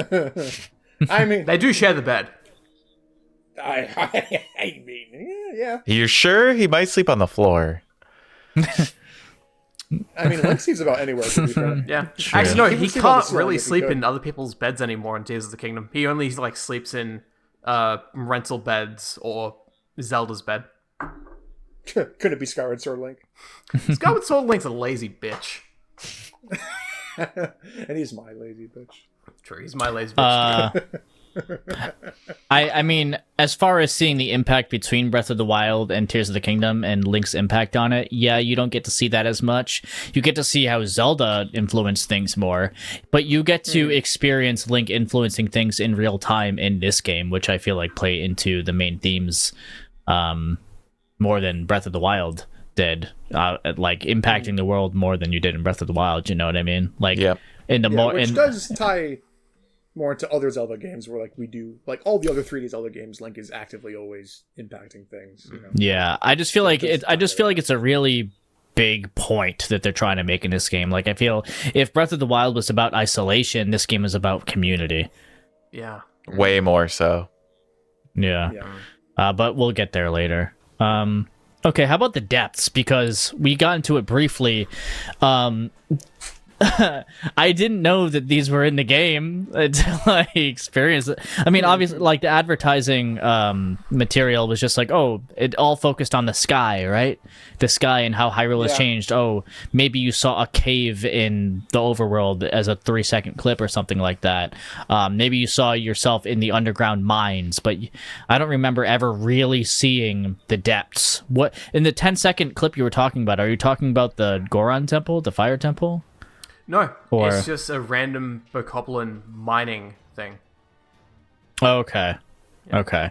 So, yeah, that could have easily been, like, mistook as something else or, like, a cave or whatever the heck. But the fact that in this game you have essentially, the sky, the overworld, which is opened up way more with caves, like, there's equally as much things to do, and then you have the depths, which is as big as the overworld. Are you fucking serious? Like, on the same hardware that's a potato? Like, how is this even possible, right? I feel like it blows all expectations out of the water. The rendering distance that the game has to on display as well is wild. Yeah, sure, it fails to run at double-digit frame rates because of the hardware it's on. Frame rate is kind of bad. Yeah, but I don't know. Like, exploring the depths...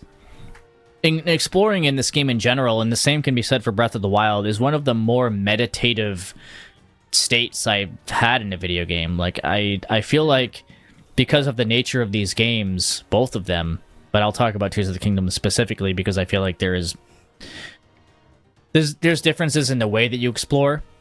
In Breath of the Wild, especially on a first playthrough, you're a lot more limited in the ways that you explore the world, and there is less to explore. But because you're more limited in the ways that you explore it, it doesn't feel like there's really less to explore.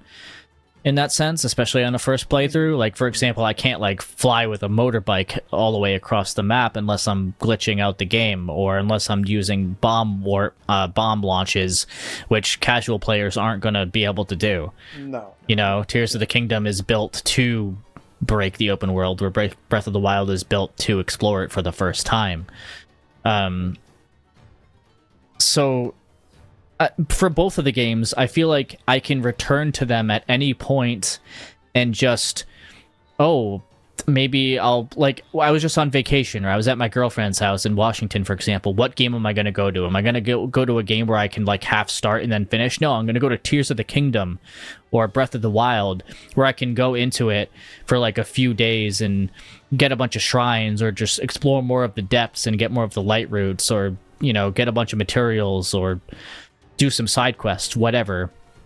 Just exploring the worlds it puts me in such a meditative, relaxed state that a lot of games do not do, that I really enjoy. And to get to the depths, being an entire layer of the game that is just as big as the overworld, is there as much stuff to do in it? No. Could there be some more uniqueness in it, some more moment-to-moment stuff in the same way that, you know, the overworld exists? Absolutely. Am I one of the crazy people like Hyper who's going to go get all of the light routes in like 2 days or whatever? No, I'm not going to do that. I'm not going to get all the 4 days. Thank you. 4 days. No, I really just,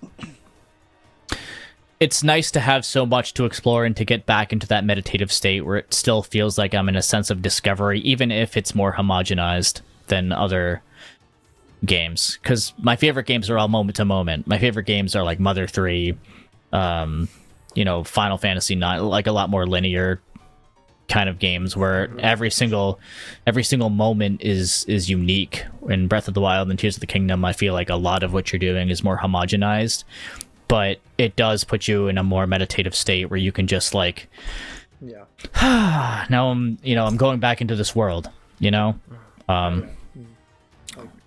A big reason why I have so many hours in Breath of the Wild is because I just played it to relax. Yeah. Totally. But as far as the depths go, because I feel like I said I was going to talk about the depths and I didn't say anything about the depths. Just like time's me. up. Yeah. Move on. Yeah, shit. I mean, if anyone has a lot to say about, at least that I know, it's definitely Slash. Yeah, you know what? I'll Likes the depths. I'll wait. I'll let you talk about the depths, and then I'll talk about the depths after. Go ahead, Slash and Friedrich. You guys can talk about it. Alright. So I was largely the same. When I was playing for the first time, I didn't know about the depths until like I got the quest from Robbie. And once I got in, I'm like, what the hell is this? Like, Same. whoa, there's like this over here. There's like a bunch of Skelehorses. There's a bunch of Bokoblins with like the gloom on them.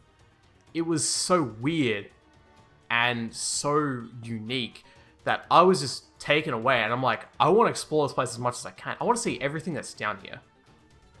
And luckily, it just kept giving me more and more reasons to come back to it, with having, and this is something that I'm really glad Tears of the Kingdom does, that Breath of the Wild doesn't do, the amiibo outfits. Oh, yeah. And the weapons. Like, you can find the Big Goron sword, you can find the Twilight Princess set, you can find the Skyward Sword set, you can find all this stuff that was previously locked behind amiibo in the depths, as well as like a bunch of other really cool things, like the Gloom armor set, I think it's like the Armor of the Depths or something, and then you got stuff that like is really helpful, like bomb flowers, bright bloom seeds. There's like a lot of really cool things down there that are really helpful for your journey.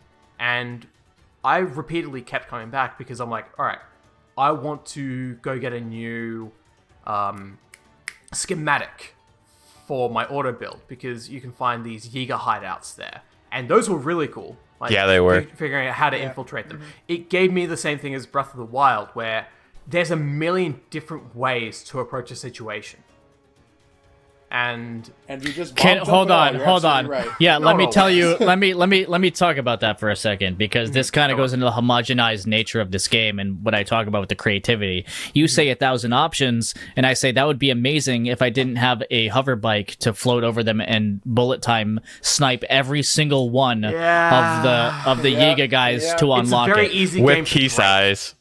But another thing you mentioned is those sets, which I gotta agree with. Absolutely love those. And another thing that I love is the fact that you get to explore 3 different layers of this game, going up to the Sky Islands to get that old map to know where those things are in the Yes. first place. Yep. You're exploring Yes. between That's 3 really cool. different layers. Yeah. Yes, Now exactly. you can continue. I just had a couple The things fact to that butt in the on. amiibo outfits Like are my locked to exact bloody pathing was like, all right, I'll like be exploring the surface. Oh, there's a hole down here that I can go through. All right, I'll explore the depths for a little bit, and then I'll find one of those big pillars that leads back up to somewhere on the surface, and then I'll see, oh, there's a Skyview tower in the distance. I'll go to that and see if there's any Sky Islands nearby. Jump through that, land on a Sky Island, and who knows, I might find like a secret green rock that leads to a shrine. And I know SC is going to complain about that later on, but we'll get to that. Or as you said, finding an old map that leads to a treasure down to the depths. That's so cool. Like the it loop is. of going between the 3 explorable areas of the game is just so cool to me. Definitely. Yeah. But There's getting so back much. to the depths, I would honestly say it's so cool just like knowing that I don't know what's ahead. Like going in completely blind to the depths was the best part. And the best part of it was accidentally finding what I thought was the Temple of Time down to the depths. The But Spirit in Temple? reality, it was the Construct Factory. And Oh, I'm okay. assuming, since this is a spoiler cast, people know what that is. It's the bloody thing you have to use to build Mineru's construct. Yep. I didn't know that, like, 10 hours into the game. Like, I was completely clueless. I'm like, what the hell is this? Like, there's these, like, areas all around here. It's like left leg, right leg. What is this? Mm-hmm. But just finding that out for myself was, like, the best part of the depths for me. Just finding really cool, unique things. And especially the merchant statues as well. Like, Oh, the bargainer there's this one? quest- Yes, the bargainer statues. Yeah. And especially the one underneath the Great Plateau. Like, you I know that didn't quest? like that. I didn't? didn't like how. No, because of how tedious it was. Okay, it was tedious, but it's cool that it was It was there. cool. It's cool and unique. I like the quest as a concept. I just hate how tedious it was. Yeah, It was. You get It a was. container for it. You get a heart was container that? or a stamina vessel. Yes. Yes. For me, I went for the heart container because I actually just did it 2 weeks ago when I was at my girlfriend's house. That's why it's fresh in my head. Yeah, I went for a container because I didn't touch my hearts until I maxed out my stamina. Yeah, same. My stamina was all the way up there first. I'm like, I'm not Yeah. gonna die in this game. What are you talking about? I went for like a balance of health and stamina. I tried to get like a full like second circle of stamina first, and then I went on to hearts. I think I went I'm glad because I hearts first until I got to like 6 or something, and then I went the other way. got the Master Sword like 6 hours into the game. Oh god. Mm-hmm. Imagine I my was probably surprise, I get 60. a message at like 2 a.m. from this guy saying, "Got it." I'm like, how the hell did you get it? I've only completed Yeah. one dungeon. Yeah. I'm just like, that's crazy. I didn't clear anything. Yeah. All right, Friedrich, what are your thoughts on the depths? First of all, did we all get Majora's Mask? Yes, I yes. did. Okay, I made a cool. short on it. Yeah, I knew you did, but I thought that was one of the coolest parts. Both of the Colosseum, or how many Colosseums are there? 2, right? I think there's No, 2. there's a couple Well, different ones. technically, Yeah, I know there's a few of them, but I thought those were one of the coolest things in the entire game. I loved the. I was like, oh, Lionel's. This was Yeah, Don't worry about I thought those were sick. And then, is it the stables were on the surface where Lionel's were in the depths, right? Is that true? I believe that's think so. that's something. Oh, I didn't know That that. sounds about right, because I know for where a shrine is on the surface, a light root is in the depths. Of course. Yeah. I believe like everything on the surface is like very it like what do you call it? The water, The dark world. the water. I was gonna, yeah. The dark Actually, wherever there's a town, there's going to be a little construct factory for the depths. Like Okay, yeah. A mine? Auto build schematic. Yeah, a mine. Sorry. Yeah. Okay, that's cool to know. I love how everything just kind of meshed together in that way, and you could see a lot of like what do you call it, parallels between the top and the bottom. I It's thought that designed was well. Yeah, I thought that was definitely the coolest part of the depths for me. That's pretty much all. Everybody said a lot of what I had to say about it. Like, I thought like exploring it for the first time, I actually procrastinated on it for a while. I think I'd finished. I think I was bitching at you to go into the depths. I was like, go to the depths. I'm pretty sure I finished 2 temples before I ever even went to the depths. Because I was like, what is this hole over here with like red smoke coming up? I'm going to avoid that. But Yeah. I was the opposite. I'm like, yo, let's go, dude. when I didn't even know. I thought you'd just die, like when you fall to the ground and die. But then I think there's something to be said about like that freedom of exploration in this Yeah. game, though. The same thing with Breath of the Wild, where it's still your own personal journey, you know? Yes. I just thought of something dumb. Cliff Selsby seething over jump chads. Oh no. That is just the depths. just like- That is just the depths. Yeah.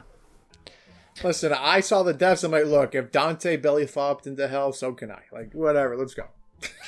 Can I just say I love the horns that play as soon as you enter the depths. Oh yeah. That perfectly sets the mood. The first time I went in there, or even the first 10 times, I was like, "Oh my god, what the fuck am I gonna?" It's an event. Like, this is terrifying. But yeah, did you have anything else to add on the depths? I feel like I haven't even talked about them yet. Yeah, also rip the dragons. You can't farm dragon stuff anymore. It's such a pain in the. I want to pull my hair. It's a pain in the dick because they go into the depths. I hate that. I like to be able to farm them. I hate dragon You can farming. ride the dragons. Yes. The problem is But you it have to still wait takes 10 minutes for the next part to spawn. per part. In Breath of the Wild, you could Yeah. Yeah. You spam. just rest at a friggin' bonfire. Yep, and then just get it again. Yep. Which Yeah. is broken. Obviously, it's broken, especially if you need them. Yes, but if I'm farming materials, I don't care. I want it right? to go quick. Same. Yeah, I feel like here's the thing when it comes to grind. I mean, I wasn't even thinking about this when it comes to the depths, but like, yeah, like obviously it was never. Like, sure, you could farm them that way in Breath of the Wild, but it does kind of feel like you're cheating. But it also doesn't fucking matter because at the point that you should be doing that stuff anyway, you're probably almost done with the game and you're just getting them. I wouldn't even say That's why I don't cheating feel bad because, with like, duping. I duped them. I'm not gonna lie. I duped them like hell. I would. I would. 1.1.1 gang. Yeah, I'm on 1.1 as well. So here's the thing: it's just like when it comes to dragons and finding where they are and where they're going to be and getting the parts off of them, I feel like it has a lot less to do with exploring for materials in the same way that all of the other exploring for all the other materials go. But yet you still need them to upgrade the stuff that you want to wear, like the champion's tunic and a bunch of other stuff. So it kind of lends most people to farming the dragon parts because you don't get them in the same way. It's not like you can get them anywhere. You have to like get them in specific locations. Yeah. That's part of the thing, right? A lot of people are going to just want to use Link's like box art look, right? Yeah. And understandably so. You know, it's a cool look. You know, they want to have Link look like how Link, quote unquote, should look. You know, and you need the dragon parts for that. You know, for the champion's tunic. Yeah. Am I going to go as And far also as the champion's tunic is. Oh, go ahead before I continue. I was just gonna say, like, in terms of like armor defense, it's still pretty much the best armor in the game. Gives you the best defense. Yeah. Now, am I going to say it's a design flaw that you can't farm the dragons for their parts? Probably not. But It is Probably nitpicky. not. But it breaks But- my heart. It is But I'm a nitpicky, but bitch. And it's also very annoying. Yeah. But is it annoying? For sure. Yeah. It does. Is it going to lead a lot more people to dupe those parts because you can't do that? Absolutely. If Yeah, you can. Because I wanted Another the thing, if I may quickly. Mm-hmm. Great Fairy labor costs. Oh, Those suck. I was about to say that. Why I do not feel bad about duping, because it costs like 800 rupees to upgrade like a piece of armor to max every time. In Breath of the Wild, you only had to pay once to open up the Great Fairy Fountain. But now there's an additional cost on top of that. And the way to open them up, it's a cool idea with getting the band members over to the fountain. Okay. God. I will say, though, the amount that you paid for those great fairies in Breath of the Wild, the last one was 10,000 rupees. Like, it's still probably... But that's that ends up being a lot of money still. Yeah, of course. Of course. But it probably ends up balancing out if it's 800 to fully max out an armor set, as opposed to... And all the other ones, like a total of maybe 18,000. And had to upgrade a piece of armor, so it's probably more. Probably like 1,000 Yeah. or so. And most people, you're not fully upgrading every single one of your armor sets unless you're 100%ing the game or want to, like, go between all these different things. I upgraded a shit ton of them. I did that in Breath of the Wild, too. That's one of my favorite things to do. Because, spoiler alert, I like JRPGs and getting new equipment and seeing the numbers go up. Me too. So, really? But star fragments were such a pain in the balls to get. So, Because like, for all the amiibo ones, you needed star fragments. Listen. Do not talk to me about stuff. Thankfully, they're much more plentiful in Tears of the Kingdom. Where you just yeah, they are. They are. Yeah, that's true. I mean, it's true, but I duped them too. Yeah, same. In Breath of the I know, I same. definitely do. In Breath of the Wild, I maxed out every amiibo armor set. I did it You in don't Tears understand of how many star fragments that a is. lot. I maxed out I have almost every single set at, 4 stars or whatever? Yes. Yeah. Almost all of them. So, Yeah, the depths. so just, I I guess- guess I'm just going to go into general gameplay loop because I feel like this is going to go into the depths and also into exploration, which then goes into upgrading your armor. Anyway, like we're on the same If I thing. had to quickly comment on the depths, is that I think it's a little too repetitive for my taste. Yeah, it's too homogenous. I feel like that can be said for a lot of the game. I think that can be said for a lot It's of... dark, light it up. Kill enemies, it's dark. Light it up, kill enemies. Find light route. It's dark, and so on and so forth. I feel like that's the whole game. Kind of. I feel like that's the last two games. I Yeah. feel like they're both homogenous as hell. I feel like there's a huge difference between games like Breath of the Wild, Tears of the Kingdom, and other Zeldas, but they're not like comparing the two kind of seems like, again, they're not even in the same genre. So what's the point of comparing Breath of the Wild and Tears of the Kingdom with Ocarina of Time other than just like It has the same name. This did this, I mean, and then this did this, but they're nowhere. I They're don't not want even. that to sound like we're saying that these aren't Zelda games, because they No, are. they are Zelda games. Like I A don't Link wanna to get the into Past, that yeah. whole thing. Zelda 1, for example, I played it this year, right? Breath of the Wild and Tears of the Kingdom feel more like Zelda 1 than anything A Link to the Past to Skyward Sword I did. agree with that. Yeah. Yeah. So for people to like say that it doesn't feel like Zelda, have you played Zelda? Do you know what like it was the developers trying to rediscover the spirit of Zelda, which I do feel like at this point they're both the spirit of Zelda. They're just different. You know. You know what Zelda feels to you, and we had a debacle with this with Final Fantasy 16 releasing. This isn't my Final Fantasy. Shut the fuck up. I hate that Like too. every Final Fantasy is different. That's the thing. Yeah, shut the hell up. Same thing. So anyways, I'm gonna go into the exploration now. I like that. and the random and the gameplay loop. Okay, so when it comes to the gameplay loop of this game, it's largely the same of Breath of the Wild, where every single thing that you do is based off of exploration. In Breath of the Wild, it felt like it took you a lot more to explore because it was your first time exploring this land, and the options you had to do so were more limited. Where it was, okay, go to this tower, so more of the map gets lit up, but on your way to said tower, there were things like mountains blocking your way, and a bunch of stuff to do along the way. Because of the fact that a lot of your path was covered by mountains, you didn't know which way to go. You could tackle things on your own, but you were pretty much limited by your own stamina. In this game, you are a lot less limited in your exploration. which is nice for people who come from Breath of the Wild and are going into Tears of the Kingdom, right? Because it feels like now the world that you've once explored can now be completely broken open with another 3 layers. But in its principle, it is the same, where you are going to new areas, you are seeing shrines along the way because you're being distracted. There's just more things on the way to do those main towers now. You see more shrines because there are more shrines. You see islands off in the distance that you're like, oh, maybe I can get to that now. Now that I hit this tower, I can go to any of these sky towers. Oh, maybe I see this this giant maze, or maybe there's this little challenge in the sky. Oh, there's a great fairy, a fairy thing. I'm gonna go get those, and then I'm gonna come back down. Like, but everything that you do is based off of exploring for materials. Is exploring for rupees, exploring for materials.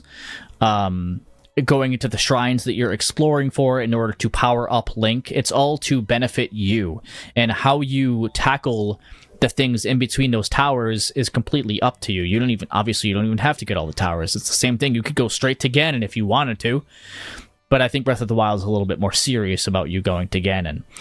In this game, it's a little bit more like, okay, go to Pura, right? You don't have to, but the game pushes you in that direction, and you know, I think we've already kind of brushed upon that, right? Mm-hmm. But the gameplay loop of the depths and the sky and everything else, it's all to benefit you exploring more. Getting Zonite to power up your battery so you can freely explore more. Getting more stamina, more heart so you can freely explore more and fight things more. Getting more armor and powering it up so that you're more confident in your fights, right? You're getting so much more stuff to power up your character to make exploration easier, right? And there's just more to do along the way. I just feel like it's Breath of the Wild turned up to 11 in its gameplay loop of exploration.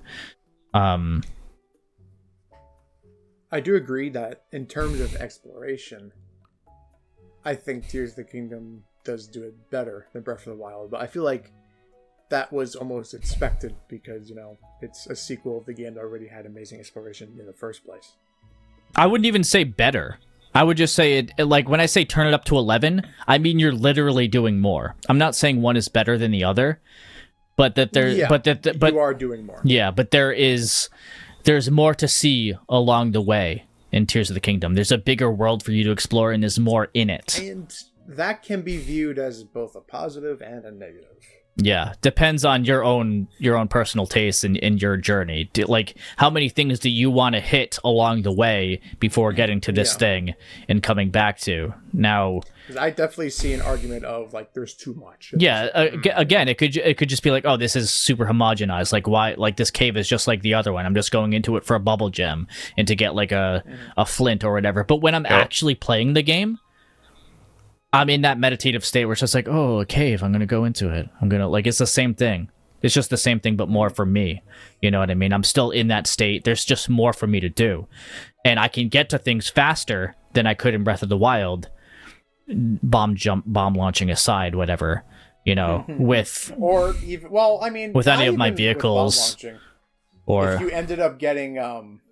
if you wanted to do the DLC and you got the Master Cycle, that thing goes pretty fast. Yeah, the Master Cycle. But like any of the vehicles that you can do to explore the sky with in this game, for example, you have more vantage points. Air bike? That's crazy. The air bike. But, you know, for someone who was, you know, let's say I didn't go on social media. I mean, there were still other things that I made, right, that weren't the air bike. You know what I mean? And if you want to know, hang on, another cool way of traversal. I can't believe Link learned from Sonic and learned how to rail grind. I mean, that's pretty cool. Yeah. I forgot to bring that up. I like finding out that you could rail grind on the Great Sky Islands. Yeah, I like skipped a part just by like, oh, well, I say skipped a part, but it was like, oh, how do you do this? Make it faster if you have like a minecart or like a frozen piece of meat attached to a shield. I love that you can make a skateboard by attaching to your shield. Yeah. Mm-hmm. Or a frozen piece of meat. Yeah, like the frozen whole chicken, like goes really fast for some reason, and it works everywhere. Yeah. I think it works even on rails. Really funny. For real? Yeah, it does. Yes. It does. Oh my god. That's fantastic. It'll go really fast. And actually, while we're on this topic of like confusing and traversal. I kind of don't like how horses are kind of redundant in Tears of the Kingdom. Like, once you figure out, like, start getting creative, horses sort of lose any real meaning to have. Because, like... The same thing happened in Breath of the Wild, to be fair. Yeah, but even then, like, once you make a hover bike, or, like, make anything, horses kind of lose anything. Because, like, the only real reason I would see for wanting to keep a horse is if you're early game and you need something that you can ride around with fast and you can do archery with. And it doesn't take archery, but also doesn't take away your Zonai battery if you hadn't explored a bunch. But also, I feel like it's just your freedom of expression as the player too, where it's exactly. you know, we talk about this a lot, and this is kind of the give and take of Tears of the Kingdom, right? And both of these games to an extent, but especially more so in Tears of the Kingdom, where it's like, you know, I have these but it's like, okay, why ever use a horse in Breath of the Wild for the most part if I can just fast travel and then whatever glide somewhere, right? Or I don't know. Which I feel did. like there's a lot of stuff like that. By the time you get it, once you get the Master Cycle, you're not using any horse. Or why? Yeah, well, assuming you paid $20 for the DLC, yeah, if you get the Master Cycle. Yeah. But you know, DLC aside, DLC, yeah. I didn't There's even more do of a that, and I reason- never used the horse. Yeah, there's more of a reason to use it in Breath of the Wild than in Tears of the Kingdom. But at the end of the day, it's still like, why do anything when you can fast travel, or why do anything when you know, there's always going to be a more efficient way to do something. Yeah. And you always have to hold yourself back in some way, shape, or form. I feel like the horse is one of the least ways, you know, where this is offensive. You know what I mean? Yeah, because could be wrong on that. it was an afterthought. Yeah. One thing But I do agree. If you've played Breath of the Wild, your horses actually transfer over from normal mode. Mm-hmm. That is something I do like. Having seen my bloody horse from when I was 16 still in Tears of the Kingdom, that was really funny to see because I gave it a really dumb name. And it wasn't even that good a horse. I'm so curious what the name is. I would have to boot up my Switch. Oh, okay. I think it was like Jay Leno or something. I don't remember. I'll have to see. But yeah, So you guys name your horse Big Mama? That's crazy. ultimately, I feel like the gameplay loop of the game is brilliant, though homogenized, and it just breaks open a world that you once had to take time to explore, and now are exploring in completely new ways, and it still feels really cool. I don't know, man. I had a really good time. It's on your terms, but also, do you really want it always to be on your terms? Sometimes your terms, they just go too wild. Yeah. Humans always break the rules. Go on. By the way, I feel like side quests are a little bit better done in Tears of the Kingdom than they are. Yeah, I think I brought that up earlier too. Do you think of any examples that you guys can think of that you really like? What made you feel that way? The mayor election. Yeah. That's a good one. That's funny. Yeah, that was one that I really enjoyed as well. Hateno in general is a highlight for side quests. Easily. You know. Them discovering I'm not Peach is, sure like, why the Link best thing in needs the to be game. told how to lower his hood, but Oh my god. Yeah. Dude, I have that's two wild. hoods. I have two hoods, one with it lowered, one with it not lowered, because Yeah. of that Yeah. reason. Yeah. I have two in my UI if I want to just switch like, back and Link, forth. are you dense? Like Well, yeah, bro, you eats just rocks. take your hands up and you just push it down. It's not too complex. You know how to make all this stuff. You can't lower your hood. And Okay. Hudson's daughter. That whole thing with her. And Oh, yeah. getting Yeah. ready to go to Gerudo Town. That was a great. As side much quest. as I love Tarrytown in the original and building it up, I feel like that was one of the most rewarding things in Breath of the Wild. Yeah. It was also tedious. but especially if you're doing it all at once like I did. It's probably less tedious if you're doing it throughout your adventure and returning to it, but for me, as someone who did the Link house buy into Terrytown, even though it is my favorite side quest in Breath of the Wild, it's still so many trees. Yeah, it's so many trees. So many trees. So many trees must be bombed. Yeah. Actually, I don't know if the rest of you have done it, but for the first part of the game, Lurelin Village is under attack by pirates, and once you clear up the village, you're there with Bolson, helping to who definitely rebuild remembers everything. Link. Absolutely, Yeah. That's another great side quest because one, you get this great combat sequence where you're taking out this entire horde of pirates, and then you're helping to rebuild the town, and then they give you some really good stuff as well alongside it. I agree. Yeah. That one was awesome. That one was really good. I liked it. How long did it take you guys to find the last pirate? Oh, the in the one well. down in the what do you call it, in that little cave? In the well, yeah. You have to go down the well to get it. oh yeah, That was a I'm pain in the who ass. the fuck is this last pirate? Yeah. You see that little It took me a sliver. while. Yeah, you see the smoke coming up Yep. and like the fish or whatever, the meat yeah. that's by It it. took me a little longer than I would have liked. So when I found him, I had a few ancient arrows, so I Overkill. casual smiting. Yeah, just a little Casual smite as a sense. treat. Yeah, as a Casual smiting. Listen, I'm the kind of guy who hit wolves with tech arrows in Breath of the Wild. Okay. as we do a little smiting as a treat. Yeah. Yeah, that's. Unless the enemy know that they're very special, they have a special place in my heart, I liked the. and also in Oblivion. I liked Hudson's daughter. That side quest as well was really nice. It was sweet. It was cute. It was it was really sweet to see. Other than that, no. So I didn't do a ton of side quests. I did like some of the big neither. ones. So, but I didn't do that many side quests in Breath of the Wild either. It's Same. just the ones in Tears of the Kingdom Yeah, I wish I could say that. do stand out to me. I as did a lot special. of them. I did. Did you? I did them all. Did you? How much time did you spend making your house in Tears of the Kingdom? I spent probably a good 3 or 4 hours. Oh yeah, that's. I wouldn't say that long, but I spent some time. Yeah, I spent a that couple part was hours. really fun. Yeah, Had to make it aesthetic. I rebuilt it like 3 times because I trying to make it both functional as I wanted the goddess tower in there. I put Epona there. I put I needed a room where it's like, okay, the downstairs is my living room and my sleeping quarters, and then upstairs I have weapons, shields, and bows, and then I have like an outdoor shed that also has more weapon storage and a bunch of stuff. So I tried to make it all an outdoor aesthetic. patio with like flowers on it. Oh yeah, I also have a little garden right. I have 2 of the pools out in front, and it was really That nice. upgrading stuff was really cool. I liked It Yeah, reminded me a lot of this old game from like 2009 called My Civ. Minecraft. No, I've never played Minecraft. Minecraft. Oh really? It's a Yeah, good no, game. So I've heard. I tried to buy Yeah. it, and they declined my card. But yeah, What? no.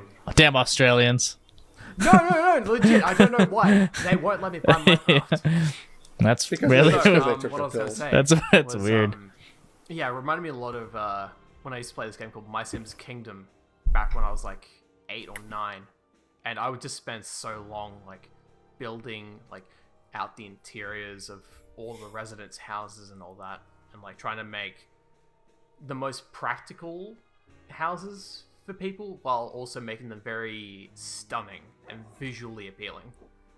So that appealed to my inner like 9-year-old. Maximum displays for me. I put every single display you could possibly put in. Max. I put up 3 Hylian shields. Yeah, you duped your Hylian shields. I duped it once, the Hylian shield, just so I could put one on the wall, and then I would have one with me. Yeah. Figure out I how to duped 3 do to put on the wall shields. because that's just funny. I only have 1 in my inventory, but I just wanted to dupe 3 just to put them on the wall. I don't think I ever kept it in my inventory. I think I kept all of them on the wall. I mean, you could just repair it at an Octorok, so whatever. Fair. That's very nice. Yeah, I do like durability that. up plus. I have on my Hylian shield or whatever. Oh yeah, that's. Oof.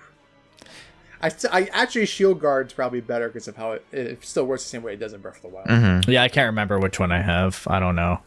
But yeah. Side quests, really enjoyed those. And it helps you explore more because maybe they'll send you to places that you hadn't gone before, right? Like, oh, what's up in that mountain? What's going on with this? Same thing like in Breath of the Wild, where the side quest kind of pointed you in different directions to do different things. Okay. Well, if anything else comes up from that, oh yeah, one thing I will say is that I feel like the sky was a little bit disappointing from how much. Well, like at the end of the day, my expectations for them were more than we got. But I still feel like they serve a purpose of having like the vantage point that they have and just having an extra layer to explore and getting those old maps. I just wish there was a little bit more up there for you to do that really incentivized you going back and forth between all three layers than just the old maps or just those like challenges that you would get where you would dive through the holes or whatever. That was cool and unique. Did you guys see any of those? I wish there was more to it as well and less of mimicking what Knuckles does and chasing the Master Emerald to places. Oh, with the green stones. Yeah, those were on the top layer and then also the regular layer. I didn't mind those. I'll say this. I didn't mind them as a concept, but because it kind of incentivized you to be really creative with your creations. Otherwise, it's going to take you forever to just carry one from one side to the other. You know what I mean? Like having to have something. But it was just like another one.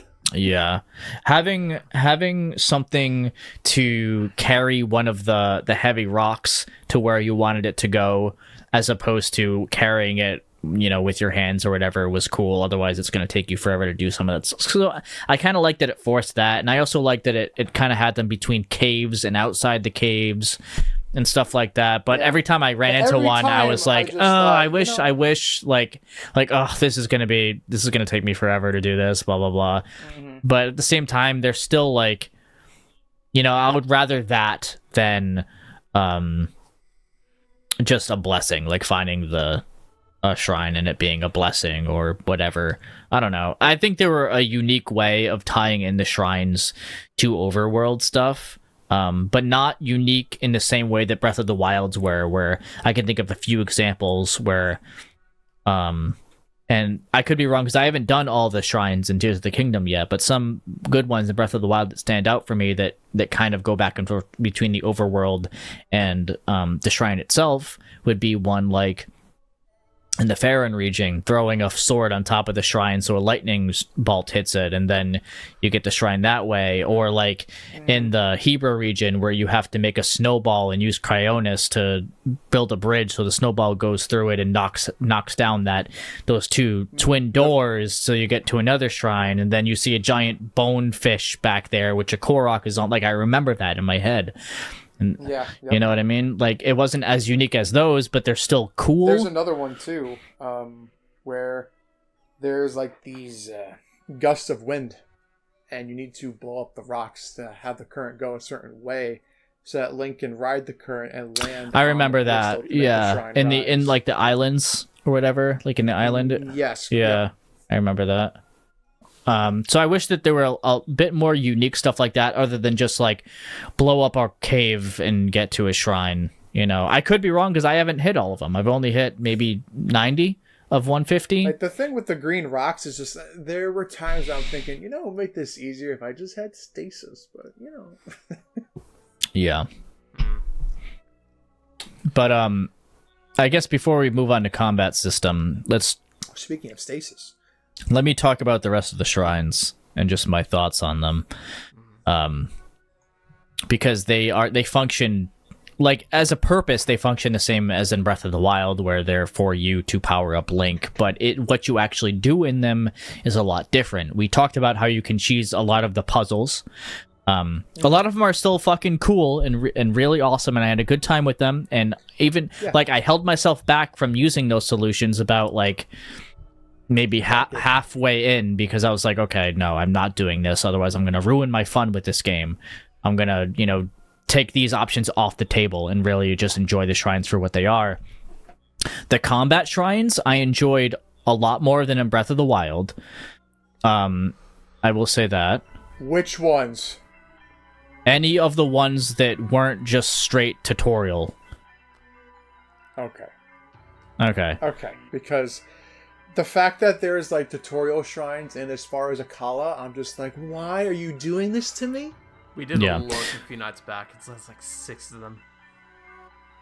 Yeah, I'm just like, why are there 2 for throwing an item and archery? Yeah. The archery ones being like, there's one in the sky and then right below it's another one. I'm like, why? Why is there one for stealth strikes in Akala? A late game area? Like, why? Well, what's late game to you might not be for another person. Late game. Well, when I say late game, I mean, because here's the thing. Tears of the Kingdom definitely tries to put you on a more linear path than Breath of the Wild does. So it's like, it wants you to go to Rito, and Akala is the direct opposite way. So, And then but it in takes both, you to the Goron area. I can't remember. Death Mountain. Elden, yeah. Which is, In both Breath that's of the pretty Wild close to Yeah. Akala. But anyway, I didn't even go that way. I mean, I went to Rito first in the same way that the first game kind of pushed you to Zoro's Domain first. It's the closest shrine after Kakariko Village, right? Let's not pretend like most of us didn't go to Zoro's Domain first in Breath of the Wild. It pushes you there. Oh, wait, Most people- I did in Breath of the Wild. most people I did. did. Most people... I know, but Yeah. What was your first? The game pushes you there first, but I went Rito. I think I did go Goron second, but the plan for this was because I wanted to do opposite order that I did in Breath of the Wild. So I went Rito last in Breath of the Wild. I went Gerudo second. So I did the opposite order. That's the only reason why I did that. You can still go anywhere you want, regardless here's of how the thing, game though, is with Breath pushing of the you. Wild, like, if you follow the king's directions, you go to Kakariko. You do the one tutorial shrine that the game has to offer, which is in Kakariko, which teaches you about Flurry Rush, parries, and charge attacks. And then, you end up going to Ateno. You report back to Impa, and she's like, hey, here are the 4 divine beasts that we know about. Here's where they are. And while, yes, the game kind of, it's like a suggestion, you could go here just because it's the closest one, which is the Rito. Not the Rito, excuse me. The Zora. That is the closest one, but it really is just kind of like, okay, here's where they are. Have at it. Yeah, of course. But Tears of the Kingdom, I felt like it was more pushing me toward going to the Rito, and I think even the way the shrines go, like, more of the tutorial shrines are down that way. Yeah. Than they are around the other sections of the world. Yeah. So I feel like because it's push. pushing you more that way, but just in case you don't, they're scattering a few in other directions. Right. And like, there's something to be said about just the different ways that people learn, because you could have one shrine that teaches you everything, or you can account for the fact that some people are never going to go to that fucking place and like try to scatter the tutorial shrines just to learn one thing around. And it's ultimately, I don't feel like it's that big a deal. Like, you're just there, you do it really quick. Here's the thing though, like in Breath of the Wild, I didn't need a full on tutorial shrine on how to use a bow. Mm-hmm. The game was like, here's how you equip a bow. Okay, well, Here's how you fire it. I guess this is how I shoot it. Okay, cool. That's how I shoot a bow. I don't need a full tutorial shrine that takes up 5 minutes of my time to tell me how to shoot a bow. Mm-hmm. 2 of them, none the least. But. Yeah. I never really minded, because I just look at it as, I don't care if I need this or not. If it's cool for someone else who does need it, and it's just out there for someone who might be in this direction or whatever, then that's whatever. I feel like most of the tutorial shrines are in the first area that you fall into anyway. Yeah, sure, there are some scattered elsewhere. Yes and no. There are some scattered elsewhere. And then, Yeah, like around like the main field, and then some up in that direction that the game is like hinting at you to go to, but you could technically go anywhere. I mean, to me, I don't really care. Like, I feel like both systems are whatever. Like, in between the way that Breath of the Wild did it and the way that Tears of the Kingdom did it, and I personally do prefer how Breath of the Wild did it, because I just prefer when games just don't spoon feed me stuff, I guess. Just like, here's how you equip a bow. Okay, I can figure out the rest on my own. Thanks. Mm-hmm. That's how I am. Yeah. So, I mean, it really just is all up to whoever and the different ways that people learn, or there's something to be said about the philosophy between spreading out tutorial shrines, or maybe there being one that maybe you'll never see, right? Or you'll see it's in Kakariko. How could you miss or it? you'll see it way late, because the whole philosophy of Breath of the Wild is to go wherever you want. You don't have to listen to the king. As soon as you fall off the Great Plateau, you can go wherever. That's why. I mean, yes, but just like how you said, where, well, the game does push you that way, just like how Tears of the Kingdom pushes you to go that way. So, Yeah, exactly. So they're equal in that sense. in that sense. Right. Like, either way, it's like sometimes you're going to be missing stuff. Like, you could miss it all at once, or you could maybe get one or two things as you head out into Hyrule, or in whatever direction. And the downfall of that is that when you come back to those shrines later, it's like, I don't fucking care about this. I've already done this. Yep. But at least at least I get a free spirit orb. It's at least like I took the time to go here anyway, and I have a spirit orb. Like, ultimately, you're going to a shrine for a spirit orb, right? It's to power you up. It's the whole exploration gameplay loop of Tears of the Kingdom. It was really stupid because my pathing was so I went Rito, and then I went to what was meant to be the last dungeon second, because I brute forced my way through it. Meant to be the last? Which one? The Spirit Temple. Oh, yeah. Yeah. I have something to say about that. Yeah. When we get to it. Okay. But yeah, no, so it was Rito, Spirit, Gerudo, Zora, Goron. So when I got to the Elden region, and I got to that place, Sneak Strike Shrine, I'm like, why is this here? I'm like already like maybe 100 hours into this game. Yeah. At this point. Like, this doesn't need to be here. Like, you can just be like a pop-up in the top right-hand corner. It doesn't need to exist. Yeah, I will say that there is something to be said about them trying to correct for the fact that some people did not know that certain options existed. Like, do you know how many people I've talked to who have played Breath of the Wild casually who had no idea that sneak striking existed? Wow. There are a lot of people. You? No. Like... No. Yeah. So I learned it in my first 10 minutes of the game, so I don't know what to tell you. So, but that's like the price you pay for such like freedom. Like, you have and not like, I don't know. I have no problem with the fact that there's a shrine that teaches you how to sneak strike, because so many people didn't even know the option existed, and that's, whatever. It's not saying something bad about Breath of the Wild. It's just like a difference in design philosophy, and I like that more people know how to do something now, that you can be more creative in your combat because you learn that you can do that, especially if you learn it early on, so if you do, because it's a call. of course, if you do. Yeah. Or maybe you've played Breath of the Wild and now you already know, or maybe you didn't, or maybe someone told you because of how communal the game is. Whatever. There are so many different ways that things can go. It's not like nothing about the game is linear in that sense. Well, okay. I'm not gonna say nothing gameplay wise, but anyways. Okay. Do you have anything? Does anyone have anything to add about this section before we go on to combat? Not really. I will say I'm in agreements with ST about the game. Like, pushes you more towards like, go to this area, then go to this area, more than Breath of the Wild did. And on one hand, I understand that not a lot of people will know where to go, so they might get what's the word? Decision anxiety. Like, should I really be going here or not? And on one hand, I'm like, yeah, that sucks. But on the other, I'm like, I don't want the game pushing me to go in this direction. I'd rather go in whatever direction I want. And that's where most of the fun comes from. Like, as I said before, these games are amazing when you play your own way. Is there anything that tells you to go to Goron City after Rito?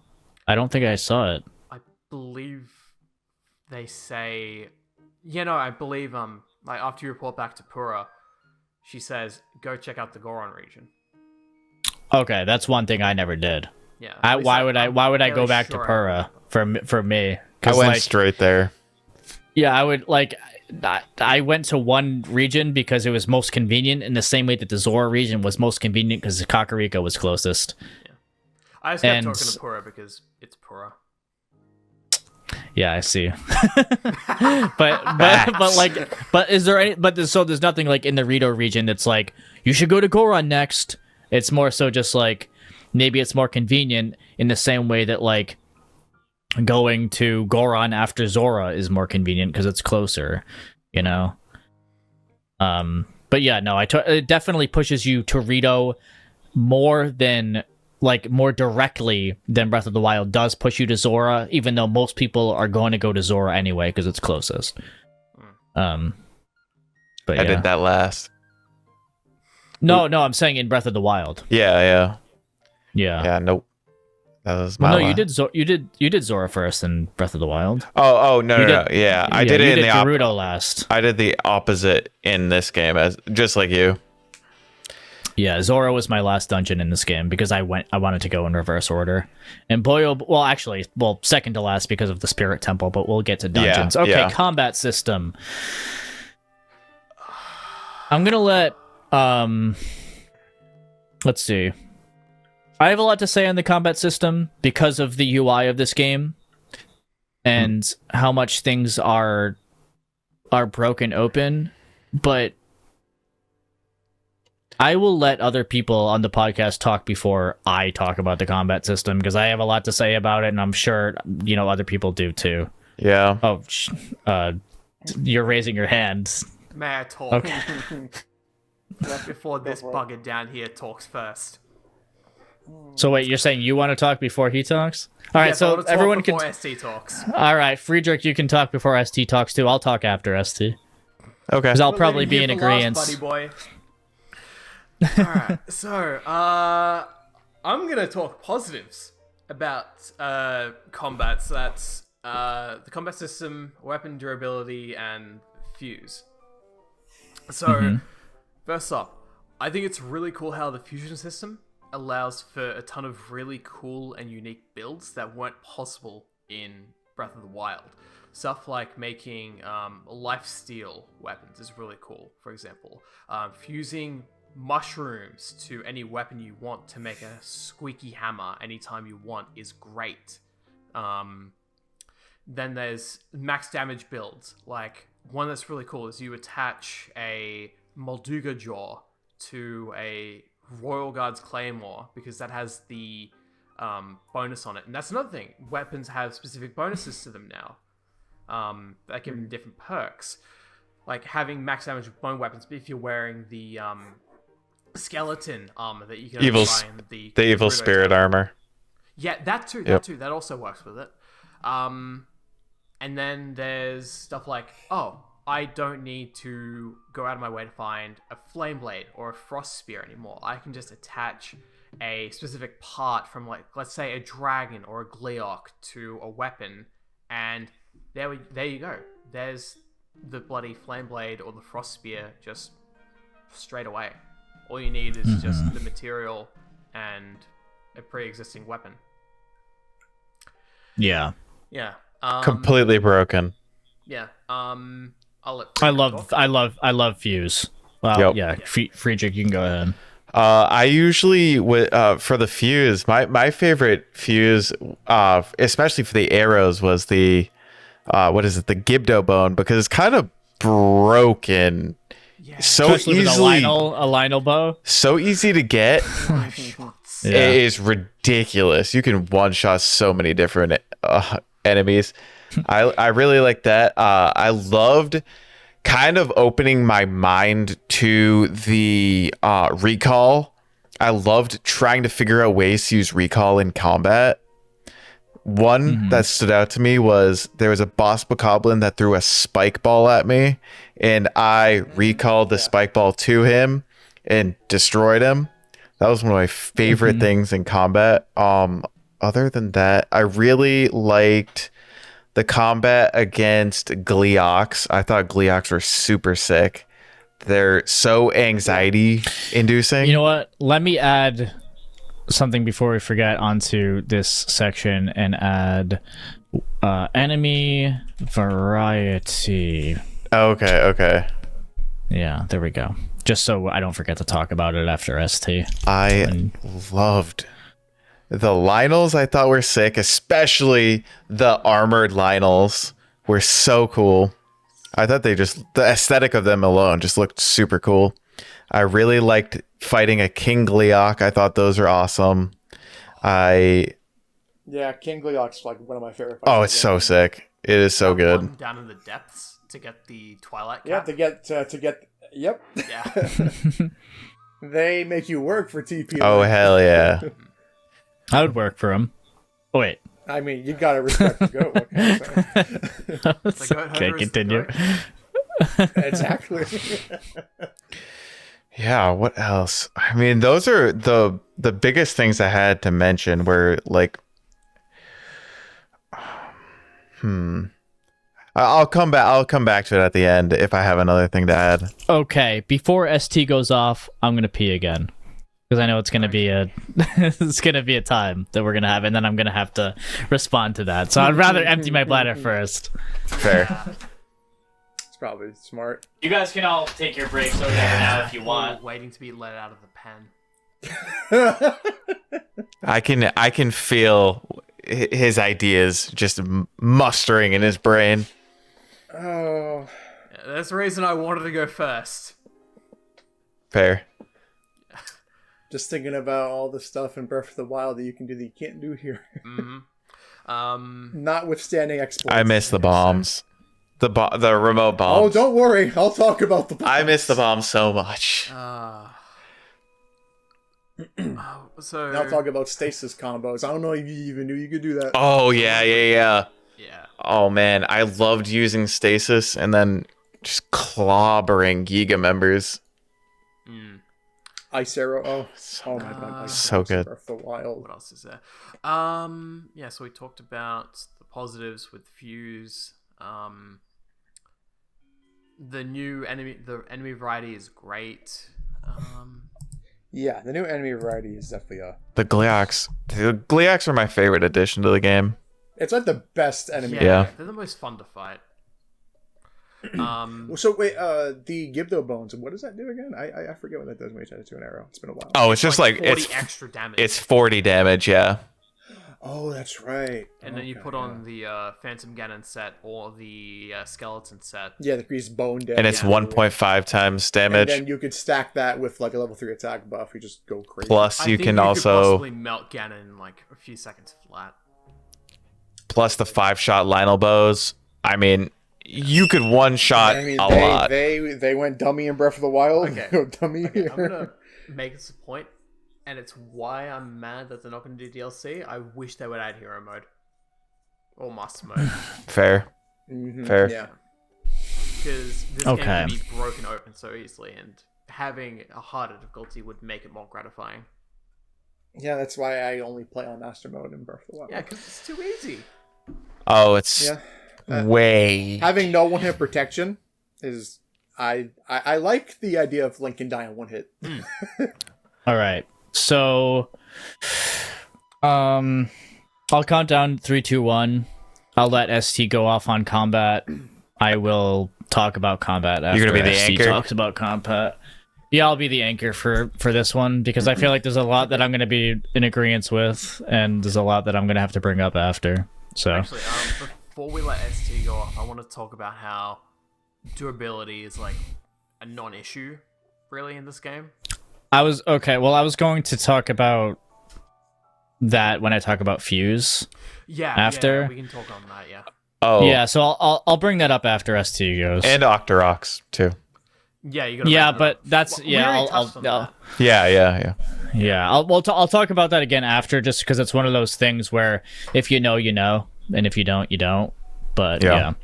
All right, 3, 2, 1. Okay, SD, why don't you release your Steam on the combat? The ball is out of the pen. Yeah. Okay. The Lionel is out of So- his cage. To briefly go back to the menus one more time. So one of the things I love about Breath of the Wild's combat, as someone that has played the game a lot, more than each of you combined, Breath of the Wild is very snappy. It's very fluid in its combat, and once you get good at that menuing and how fast it is, it feels amazing. You know, just everything feels very quick with Breath of the Wild because of the quick selection menus, how fast they are, and the multiple options you have to select the tools at Link's disposal. Again, with, you know, L and R bumpers. Hell, you can even double input with, say you're holding R and then you use the right stick, you can double input and go even faster through that menu to pick the weapon that you want if you know where it is. You can't do that in Tears of the Kingdom. So, this is a big part where I bring up abilities versus runes, right? Outside of Rewind or Recall, the other abilities have no real use in combat, and Recall only does one thing, which is just send something back, you know? Enemy throws an explosive crate at me, cool, it's coming back at you, chief. You know, but beyond that, there's not too much. The runes in Breath of the Wild, specifically the bombs and the stasis, once you got stasis plus, you had a lot of options there. So bombs, you could obviously throw them at enemies and blow it up, but what you could do, and this is not an exploit, you could do a thing called bomb parrying. Bomb parrying where you would have Link obviously locking on, jump, press the L button to have Link drop a bomb at his feet, so that way it's in front of Link's shield.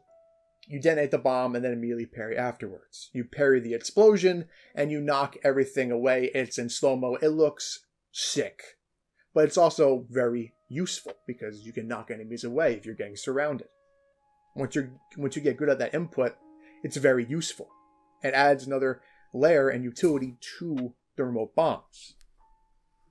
Stasis Plus, you're able to do stasis combos. If you get a Flurry Rush in Breath of the Wild, you can stop the Flurry Rush short before the last hit where you're knocking an enemy away, and you can cancel that into stasis. Lock that enemy in place, stun them, so that way they crumple. Then you can backflip and use an ice arrow, freeze them, jump attack them, and then spin attack. And then you can shoot another ice arrow. Or use stasis again. You can do a bunch of crazy things with stasis and arrow combinations that all feel fluid, that you can't do in Tears of the Kingdom. If I wanted to do ice arrow combos in Tears of the Kingdom, I have to interact with that terrible up D-pad menu. Every time. In between shots. Where in Breath of the Wild, it's boom, boom, boom. Consecutively. Always in the flow, never out of it. Tears of the Kingdom, I'm just like, oh, why do I need to look at this menu every time I need to shoot an arrow? You know, if I want to, you know, make it ice or fire or lightning. And it's a long list. Breath of the Wild, it is a long, yeah, and not to mention, you know, it's not like fire fruit, ice fruit, and lightning fruit. I don't remember the names of them specifically, but those that give you those properties, they're not just next to each other, you know? They're separated. So I need to scroll. Where's ice again? Hang on, enemy. Give me 1 second. 10 seconds, actually. Okay, there it is. Thank you for waiting. Die. You know, just, it feels very slow and clunky, and I don't like it. So Link's kit hasn't really been expanded much in terms of his combat abilities. Emphasis on that. Exploration, yes. Combat, not so much between Breath of the Wild and Tears of the Kingdom. He still has the same exact combos that he did in Breath of the Wild. He has less. Yeah. When I say combos, I mean like, you know, the basic sword swings, spear attacks, so on and so forth. I just mean he has less options because of your the sages. But yeah. We'll that's not even. Can I talk about the sages it's here? It's part of the combat. I would say yeah. All right. I'd say just I didn't go even think ahead. about that until now. Okay, so the sages outside of Tulin? Tulin? Yeah, Tulin. Tulin. I don't know how you pronounce his name. Tulin. You know, little Rito kid, the little homie. He's great when you want to air dash, but that's the only time you use him. But at least when I want to use him, he's always right there by Link so I can use him. If I want to use Sidon, hey, can you stop running away from me, please, for just a second? Thank you. I need to talk to you first. Thank you. Now I can use your stupid water beam or whatever. I need the Zora damage buff. Yeah, I need the Zora damage buff, or I need to go. My use this favorite glorified shock arrow. Thank you, Riju. But here's the thing. Tears of the Kingdom, to use those abilities, I have to, in the midst of combat, walk over to these NPCs and ask permission to use their power. Breath of the Wild, it's all mapped to Link's kit. I want to use Rivali's Gale on a dime. I jump, I hold the button, boom, I'm up in the air, 20 yards. I want to use Urbosa's Fury. I just charge the spin attack to level 2, and I have a massive AoE right there. Mipha's Grace, you're only going to really use that if you're getting hit a lot, or, once you get better at the game, Mipha's Grace kind of becomes not really useful. It's super useful for most players, but yeah. Yes, no, I'm saying, once you get really good at Breath of the Wild, you're not using Mipha's Grace. Yeah. You're just not. So in that regard, I think Sidon actually has an up in terms of which one do I think is better. I think Sidon's ability is actually better in terms of an experienced player. For a new player, I think generally Mipha's Grace is way better. But once you get good at Breath of the Wild, you're not dying. Let's be real. You're not. You're never going to use Mipha's Grace. You have infinite apple glitch anyway. Yeah, you can also just dupe fairies, so yeah. And then we have Daruk's Protection, which has some weird exploit things I'm not even going to talk about because those are exploits. I don't want to talk about exploits with Breath of the Wild's combat system. That's why I mentioned bomb pairing, because that's not an exploit, that is a tech. There's no exploits involved with bomb pairing. It's just all timing. But, Daruk's Protection has this weird, Flurry Rush glitch you can do. You get basically a Flurry Rush whenever you want. It's just from backflipping. It's really weird. Mm-hmm. But even then, Daruk's Protection I didn't really use too much. But yet, the sages in Tears of the Kingdom are definitely options that you have, but... In the way? They are in the game. They are certainly in the game, one of which is an active hindrance, Bo. Thank you. Especially on, you know what? Hang on. I'll take a break from my rant. Slash, you could talk about that real quick. Go for it. So the stupid thing with Yunobo is that his summon has weight to it. And if you're ever flying on a vehicle, he weighs it down. So let's say you're flying through the air with the hover bike, you have to keep pulling back up because Yunobo actively weighs it down. And his ability is not even that good. So he's just an instant disable, after the Fire Temple. He's basically a glorified mining tool, let's be real. Yeah. True. And even then, he's not that good at it. Most of them are kind of pointless and usually get in the way. Yeah. Yeah, I only really ever use Tulin. Yeah. For real. Yeah. Kind of like Breath of the Wild. Hey, ravioli, give me the Galeoli. Thank you. Late game, I was using Sidon quite a bit, though, just because I was... Sidon's is useful because it has the water buff, the shield, and the projectile. I think he has the best one for combat, yes. Yes. Getting the... Because you're not really using Tulin in combat. No. No. God. Tulin's good because... he's good at crits. passive combat, yeah, because he just lands the crits. arrows. Mm-hmm. Oh, well, yeah. Tulin as just an NPC that's in your party is actually probably the best one. Yeah, really. as a passive buff to hit people with the arrows is really good. I'm talking strictly abilities, Yeah. not how the NPCs are as just a party member. Mm-hmm. Which I think that's cool that you basically have an RPG party kind of going on. That's pretty cool. Yeah. Even if I never really use it because I didn't want the game to be too easy. Yeah. And then, if we're still talking about the sages here, Mineru's construct is so cool. So sick, yeah. Yeah, having the map. I wish I used it more. Yeah, because I wish there was more of a reason to use it. It's really sick to ride it around and customize it and stuff, but I didn't really use it outside of the one purpose I needed to use it for because, spoiler alert, you have a hover bike that gets around the depths a lot faster, you know, Yeah. but it's cool to have. It's really cool in combat because you can customize it, you know, but Unfortunately, like... those things break and you need to replace them. Yep. It's also extremely late game too. I wish it was a little earlier. Unless you're you and break the game, but it was very late game for me, and I'm like, not breaking the game. It's brute forcing my way into that bloody thunderhead. okay. It was very late game for me. It was very late game, and I was kind of like, I'll talk I'm already about strong that. enough.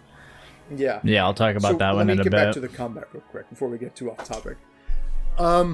Another thing about Breath of the Wild's combat. So let me bring up the weapons a bit because we talked about the fusion. So I both like and dislike the fusion system. I like it in the early game a lot because you have these really bad weapons, but hey, I can make them actually pretty decent, if not great, with this fusion mechanic. That's really cool. And fusion kind of does remain cool until you start getting the best stuff, because then everything just kind of starts looking the same. And I'm just like, every weapon I have is just a silver Lionel horn, and I was gonna say that. Yep. I'm just like, okay, I'm like, yo, this broadsword looks like my greatsword. Huh. Yeah. And I miss that from Breath of the Wild, where every weapon has this unique flair and identity to it that, you know, stands out, right? And here's the thing. If I kill a silver bokoblin, and he drops, you know, I remember I played it when I was playing Tears of the Kingdom just the other day. Killed the silver bokoblin. He drops this, like, club that's decent, and I could make it into a really good weapon. But in my head, I'm just thinking, you know, this is Breath of the Wild. He would have dropped me a royal broadsword that probably would have had an attack bonus that gave it 60 damage. And that would have just been great from the get-go. That's where I kind of don't like the fusion, because I feel like Breath of the Wild gave me the same result with doing less. I need to do more to reach that same result I got in Breath of the Wild, for the most part. Weapon would just drop. A weapon just drops. That's really good from an enemy kill. But in Tears of the Kingdom, I need to make it good every time. And I need to go into that god-awful materials menu every time to drop the menu. To drop the thing I need and then defuse it. And I would rather just skip the fluff, give me the weapon right from the get-go like Breath of the Wild does. Going to weapons, I mentioned how the Master Sword was nerfed, and dear God, was it, in its awakened state. Base form Master Sword. The game doesn't tell you, for whatever reason, how much damage the Master Sword does. Even though it still does 30 damage like it does in Breath of the Wild. 30 damage, 40 durability. The sword beams do 10 damage at base form. In Breath of the Wild, when the sword was awakened, so it's all glow stick, whether you're near Malice, you're in a Hyrule Castle, you're in a Divine Beast, whenever it's awakened, the properties change. 60 damage, 188 durability, and the sword beams no longer use durability, and they do 20 damage. Tears of the Kingdom only has one of those, and that's the 60 damage. It still has 40 durability. The beams now use up durability always. It still does 20 damage when it's awakened, but, I mean, that's not why you're using them. You're using them in Breath of the Wild. You use it because I have an infinite sword beam projectile because, I mean, hey, it's the Master Sword. It kind of deserves to be a little broken, right? And not only that, but I guess it is kind of a nitpick, but damn it, I really like this. You don't get that bang, bang, bang effect anymore when you hit things with the Awakened Master Sword, unless it's Phantom Ganon, because sure, but against other enemies, it's just the basic slash sound effect. It kind of just has the Master Sword lose its flair, but it's the Master Sword. Like, if there's any weapon that should have all the flair and pizzazz, it's that weapon. And it's Breath of the Wild got it right, and Tears of the Kingdom just, like, I don't know. It's so much worse. And you feel this every time you go to the depths. because that's where it will always be awakened when you encounter enemies, because they are bathing in malice. And I felt it immediately. I'm like, wow, the Awakened Master Sword broke really fast. How much did I use it? There's no way that I use it that much. And it took me no time at all to know that it was nerfed from Breath of the Wild. And you don't get it buffed up in Breath of the Wild for doing the DLC. Whenever it gets awakened, it has those stats. Just the DLC has it so that it's permanent. You have more durability after the DLC, don't you? Yeah. No, it's the same. The durability is the same? It's the same. Whenever the Master Sword awakens, yeah, it's the same. It's always 188, no matter what. Okay. So if you get more Master usage Sword, out of it because it's always awakened. because it's always that way. Okay. But if you were to grab the Master Sword after you get 13 hearts, go straight to Hyrule Castle, the stats are the same as if you were to clear the DLC. The exact same, nothing changes. The DLC just has it so that you have it permanently, no matter what. I thought the DLC But the stats remain the same. made the sword stronger. It says that. Well, when you clear them, like you clear the beginner stats, the attack power goes up, not the durability. Okay. Yeah, but he's Attack also power talking goes about, up by 10 each time. Final trials. Yes, it does, but it's the same. When it says stronger, it literally just means you have the Awakened Master Sword. Oh, okay. Anyway. I see. Yeah. But you don't have 188 durability? No, you do. Oh. Okay. No, I'm saying that the Awakened Master Sword has 188 durability. And you have that whenever you enter a Divine Beast. Yeah. You're around Malice, you go in Hyrule Castle. The DLC, when you complete the Trial of the Sword, just gives that to you all the time. You just have that buff constantly now. Mm-hmm. That's all the Trial of the Sword does. It does not buff the Master Sword, and it doesn't make the Awakened Master Sword even better. It just has it so that you always have it. Okay. You get what I'm saying? Yeah.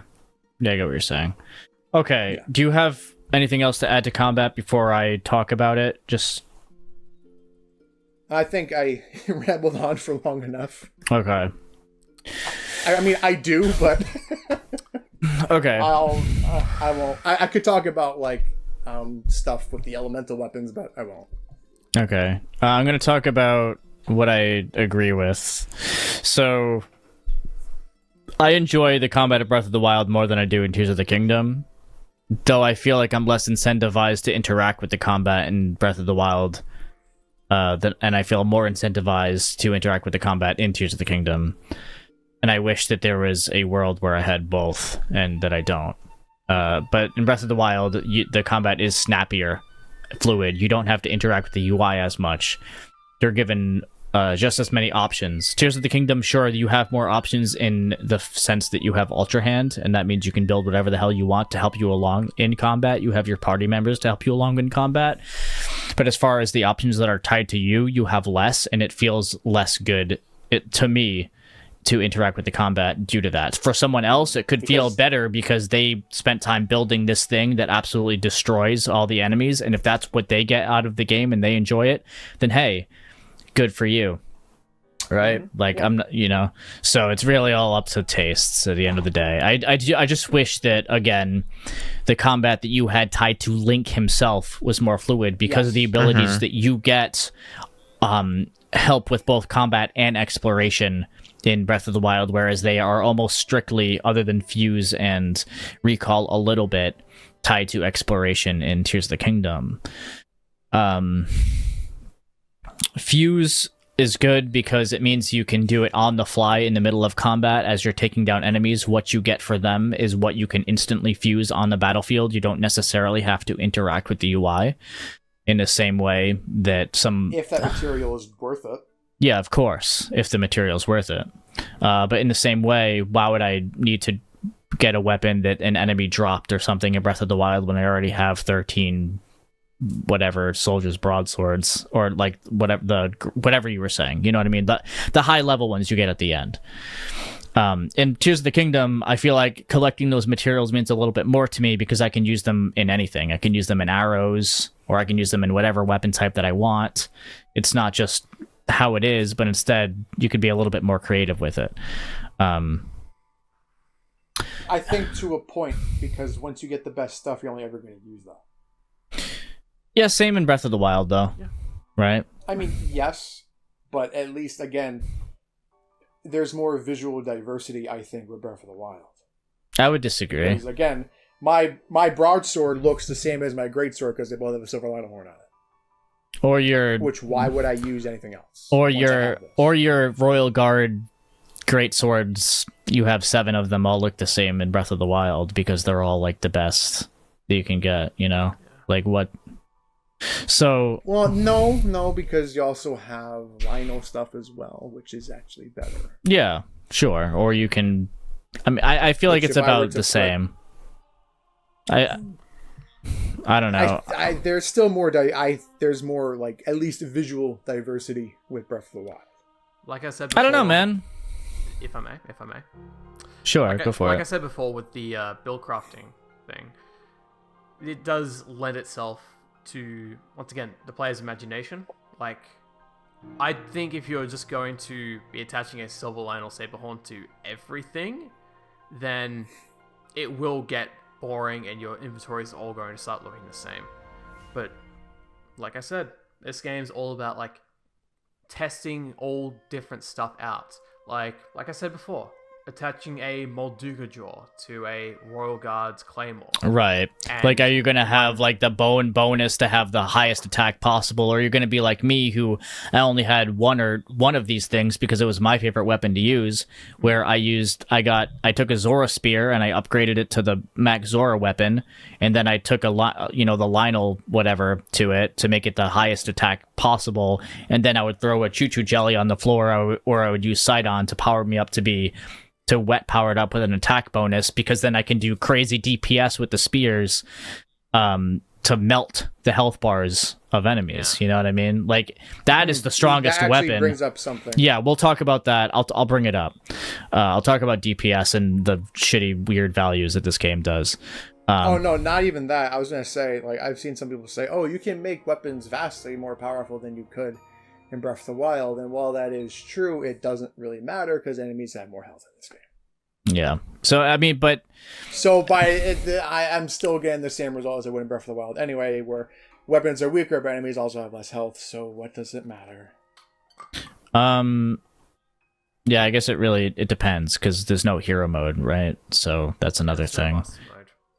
Yeah, Sucks, sorry, 'cause master I think this mode. game would benefit from a master Yeah, mode. I do think the game would benefit from a master mode too, but ultimately your inventory and the strongest possible weapons you can make are all along with your bonuses and armor that you can switch to and do a bunch of other stuff, where having those set bonuses or whatever, or getting certain materials, you're not always going to find a silver Lionel, right? You're not always going to have that stuff unless you farm those materials or then dupe those materials to get those, which isn't even part of the game. Like, you shouldn't be able to really dupe stuff. Yeah, I You know what I didn't do, mean? like Silver Lionel material. Yeah, I but understand. just like just saying, like, okay, for example, when I needed a Lionel thing, they're a lot more rare than other Lionels things. are less infrequent. Yeah. Lionels are less frequent. Right. So it's like, okay, if I need a Lionel thing, I'm going to go to that Coliseum in the depths after a blood moon and get a couple of them and hope that thing Yep, drops. That's what I Yeah, did. You know what Yes. I mean? Yeah, so it's not this, but- you're not always going to have those things. I feel like it's a lot harder to get the very strongest things in this game, and then you're kind of forced to be a little bit more creative for a little bit longer. My favorite part of Breath of the Wild is Eventide Island, when everything gets stripped from you, so you never have to worry about that at all, because I feel like the combat in Breath of the Wild gets worse over time. Maybe you can get better at it, sure, but from a casual perspective, or, you know, someone who played it for 200 hours, if you want to call that a casual, then fine. But whatever. The combat is strongest at the start when you're the most creative, and the same goes with Tears of the Kingdom and all these games. When you're forced to be creative, that's when all of the aspects of these games are at their best, right? And I feel like the combat of Breath of the Wild almost dies off as you go on, until you get to like Eventide Island, where it's like, oh, I have no options again. I'm relying on the pure skill that I've learned as a player, in the same way that you have as someone who's put 4,000 hours into this game, and you get those options out. For someone like a casual player like me, Eventide Island was the highlight of all of Breath of the Wild. So I don't know. Just having I more options don't- to work with in Tears of the But you Kingdom. have more combat options with Link's base kit in Breath of the Wild. Sure. But just weapons, like the actual incentivization and like being incentivized to go into combat itself. I feel like I have more of a reason to because of the variety that you're getting from the enemies as opposed to in Breath of the Wild. I don't know. That's just my take. Again, like I said, if you're fighting a late game enemy in Breath of the Wild and you break whatever weapon that you're using over their head, chances are they're going to drop a weapon of similar tier anyway. So I don't see how you're less incentivized when you will go into combat with about as much as you had, if not more. Because these weapons aren't made of paper mache. Your weapons, I feel, break more often in Tears of the Kingdom to incentivize you to use Fuse than they did in Breath of the Wild later on because you get so many good weapons in Breath of the Wild for such a long time.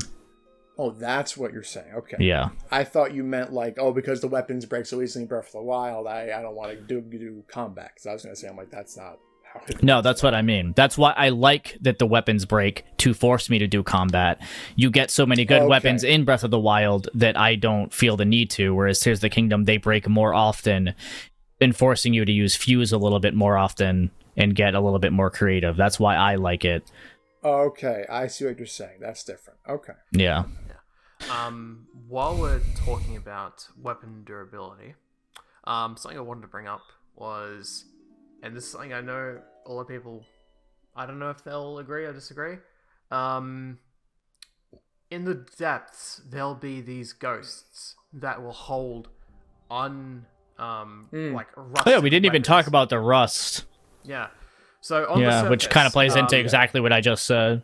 Yeah, like there's all these like steel weapons that have like eroded because of bloody Ganondorf, like doing something with the gloom and all that.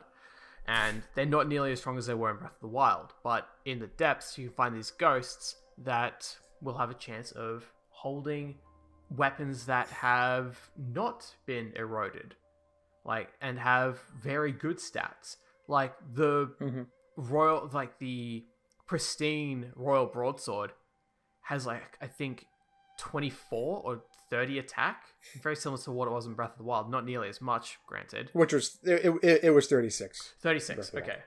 Then yeah, let's say it was 30 in Tears of the Kingdom. Like, I really don't like having to sort of go after these ghosts to just find weapons that won't break as easily or will do more damage. Like, on one hand, it's great that they're there because, that gives you more of an incentive to go down into the depths to find better weapons, which I do like. But over time, it does become more of, I'm going down to find and grind for a certain weapon. Like, I spent like an hour searching for a Royal Guard's Claymore with attack up. Like, I shouldn't really have to do that. And You could repair it with the Octorok. Octorok, though, right? Well, to get the bonus that's the and thing. grind for the bonus.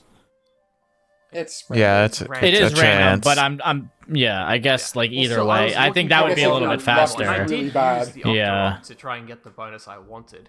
And Oh, okay. I had to, like, Yeah. That's save what- something like 6 times to get Yeah, attack of up. course. Yeah. Thinking about like with Breath of the Wild's combat again, like how worth it is it to do? I mean, this also does apply to Tears of the Kingdom as well, but I always found as far into the end game as possible Breath of the Wild's combat as worth it to do because enemies, they do drop good stuff, especially gems. You know, they can drop topaz, sapphires, rubies, diamonds. You know, all that stuff is useful for leveling up your equipment, or if you want to make some more rupees. You And know? especially in Master Mode, where gold Lynels and other gold enemies Drop star fragments. Yes, exactly. Like, they drop really good stuff. You're incentivized to play on the hardest difficulty because they give you the best stuff.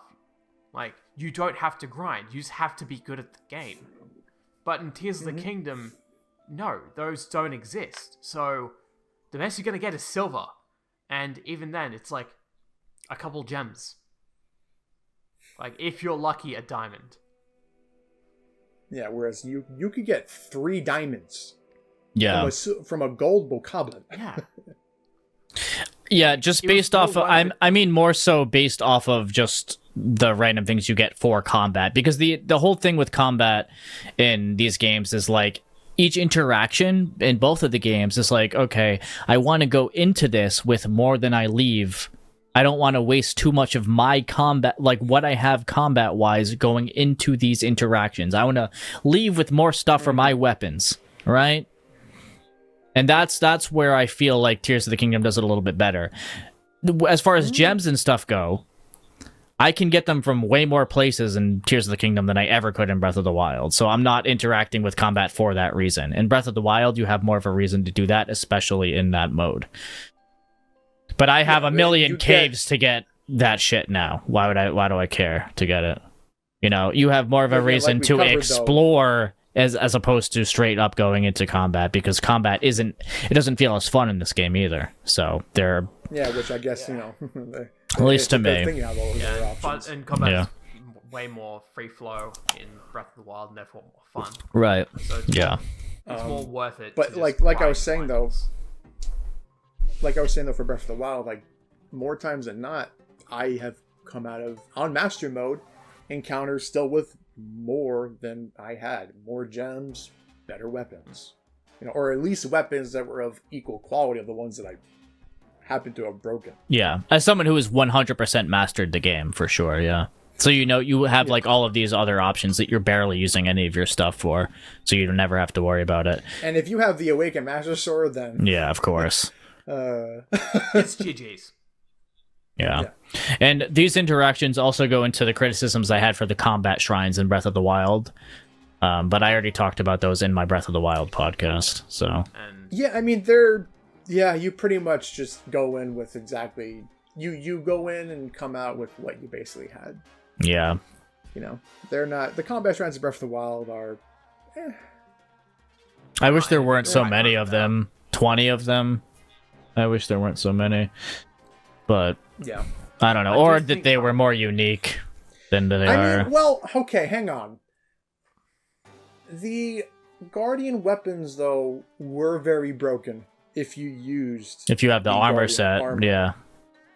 If you use the armor and then you use a level 3 attack buff, Yeah. the game wasn't easy enough already. Yeah, if you have that armor set, then it's really worth it. I mean, it's you want to go into them anyway because you obviously want the spirit orbs. You want to power up Link. Yeah, you want to power up But Link. like those Guardian weapons suddenly become way more valuable when you have that armor. Yeah. I feel like it's weird because I mean, I don't want to get too off topic. After I talk about this, I'll go pee again, but what was I going to say?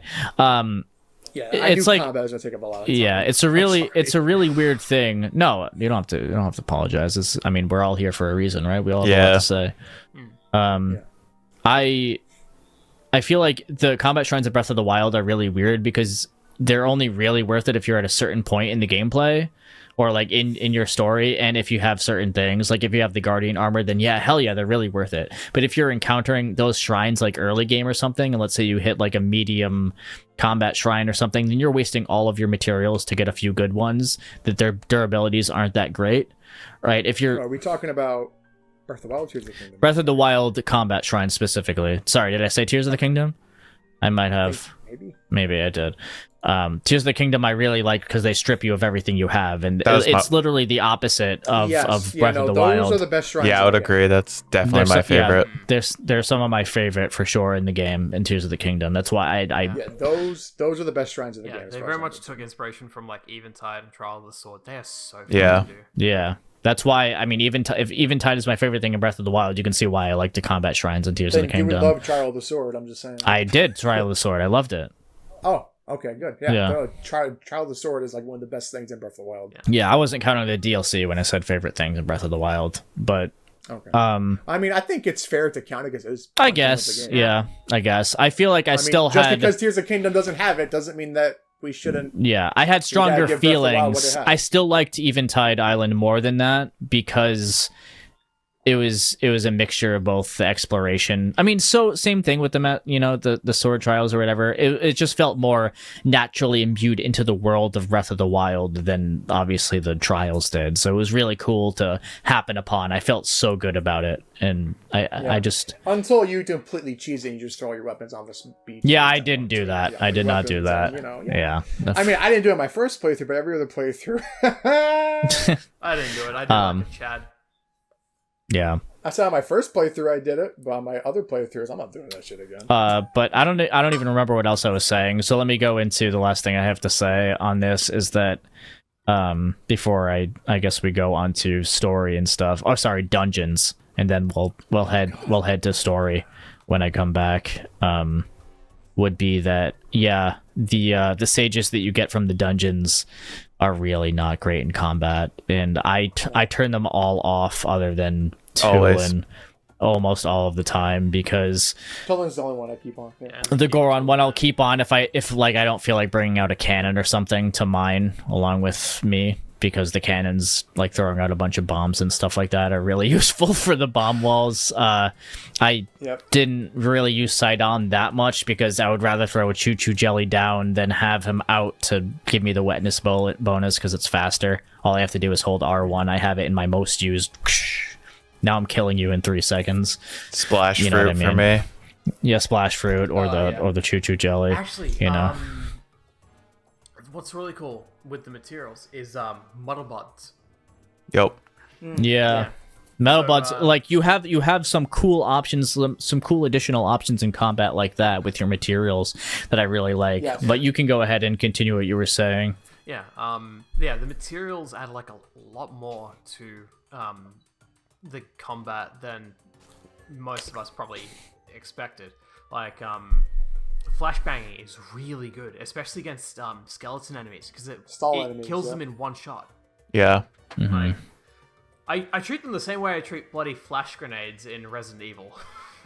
Yes, sir. Because so it blinds them, it stuns them, and you're free to get whatever you want out of them. Yeah.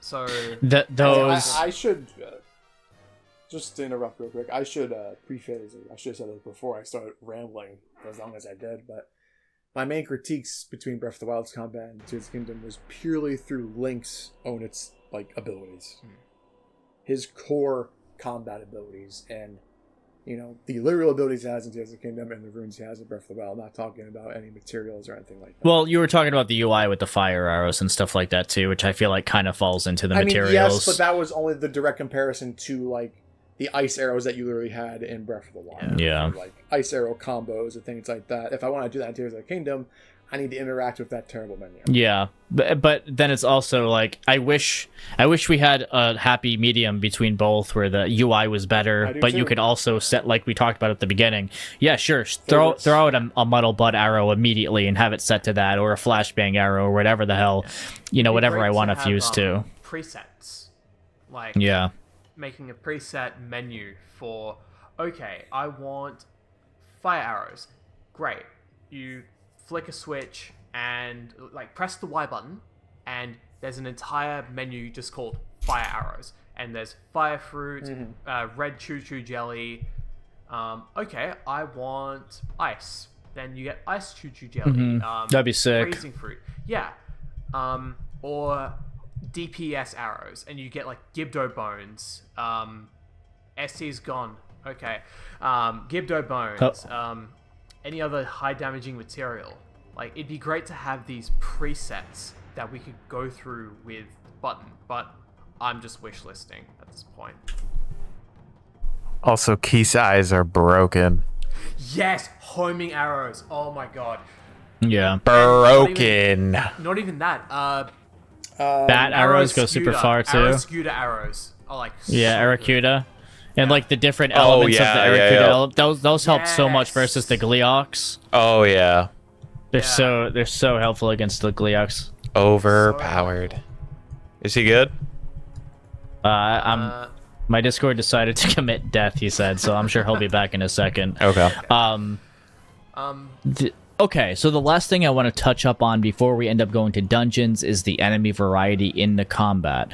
And also some more incentivization that I didn't talk about when I was talking about being incentivized to interact with the combat in Tears of the Kingdom is Zonite. Because the depths are full of Zonite, like enemy-guarded Zonite dens, essentially, where it's incentivizing you to interact with the enemies to get Zonite, which is your currency to upgrade your battery to further explore, which is really, really important and falls deeply into the gameplay loop in the that this game tries to set out for. So that's another thing I wanted to bring up. That's really important that I forgot to bring up earlier.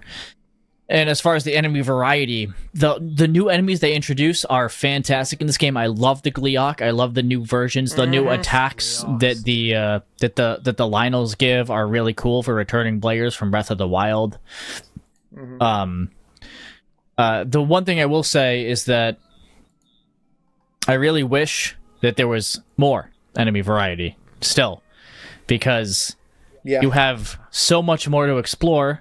Oh yeah, you also have likes and the monkeys, the monkey dudes. Oh, the Horriblins. Oh yeah. And Horriblins and the constructs, the different constructs you get, the construct bosses and everything like that. Those are all really cool. I like those because actually, the Aracudas or whatever, because you just kind of, I mean, they're good for what you get from them because the eyeballs are fucking overpowered as hell in this game because they're just lock-ons, which I really like. That's really important for the Gleeoks too, so it all kind of like comes in full circle. Yep. The construct bosses are one of the only times where you actually use your new abilities in combat, and it feels really good to do. So the fact that they didn't make more enemies like this is beyond me, because you use recall when it throws the squares down so you can ride it all the way back up and then hit it. You're using Ultra Hand to take the square out. And then when the fight's over, you have a new weapon to fuse with, and whatever else. Plus, they have everything else around you for you to use. And I just really wish there was more stuff like that. And because you have so much more to explore in this game, you would think that there would be more enemy variety on top of what they already have. But unfortunately, it's actually spread even thinner than Breath of the Wild if you really think about it, because of how much more space is covered with the same enemies in it. So. Ratio-wise, Breath of the Wild's actually a little bit better, and that's LOLs. But yeah, so that's the one thing I wanted to bring up with enemy variety, and I guess I kind of forgot to bring up those things earlier to add on to what you were saying with the combat ST, and the few instances the game actually makes use of that, and another reason to be incentivized to enter the combat is because it falls back into your. Yeah, I kind of did forget about that too. Yeah. Whenever I think about those enemies, I'm not thinking about the core combat experience. Yeah. Like things I mentioned with, like say, bomb parrying. Yeah. You can do that at any time in Breath of the Wild in any combat scenario.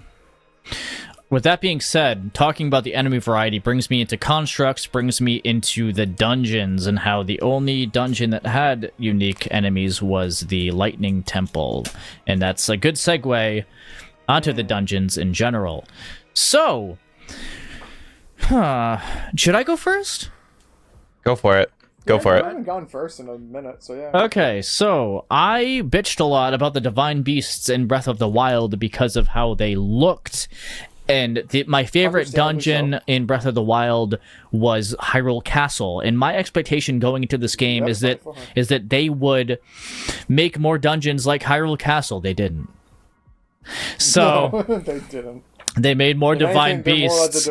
They made more divine beasts that look like traditional temples, but aren't not traditional temples in any sense of the word because of your kit, like because of what they give you. And another instance where I wish you were more limited, but it goes against some of the philosophy of breaking the game open. So whatever. I love the Divine Beast as a concept. I just wish there were a few more differences between the two, and they weren't so easy. But the Hyrule Castle, I talked about it in my Breath of the Wild podcast. I was thinking they were going to do something like this. The reason why I love Hyrule Castle so much is, sure, the main objective is to destroy Ganon, right? But you're incentivized to explore to power yourself up before you do so. There's so much to explore in Hyrule Castle that lets you do that. Instead, what we got in Tears of the Kingdom was Divine Beast. You have the sages along with you, and those are cool in combat scenarios or whatever, but most of the time when you're using them, it's just to activate the 4 or 5 things you have to do before opening up to the boss. You know, Here's the switches. they're useful against the boss, sure, but like that's it. You know what I mean? It just doesn't, you know, like, sure, I guess Riju is more useful than the other ones because... Oh, no. I guess the Goron and Riju are both a little bit more useful, right?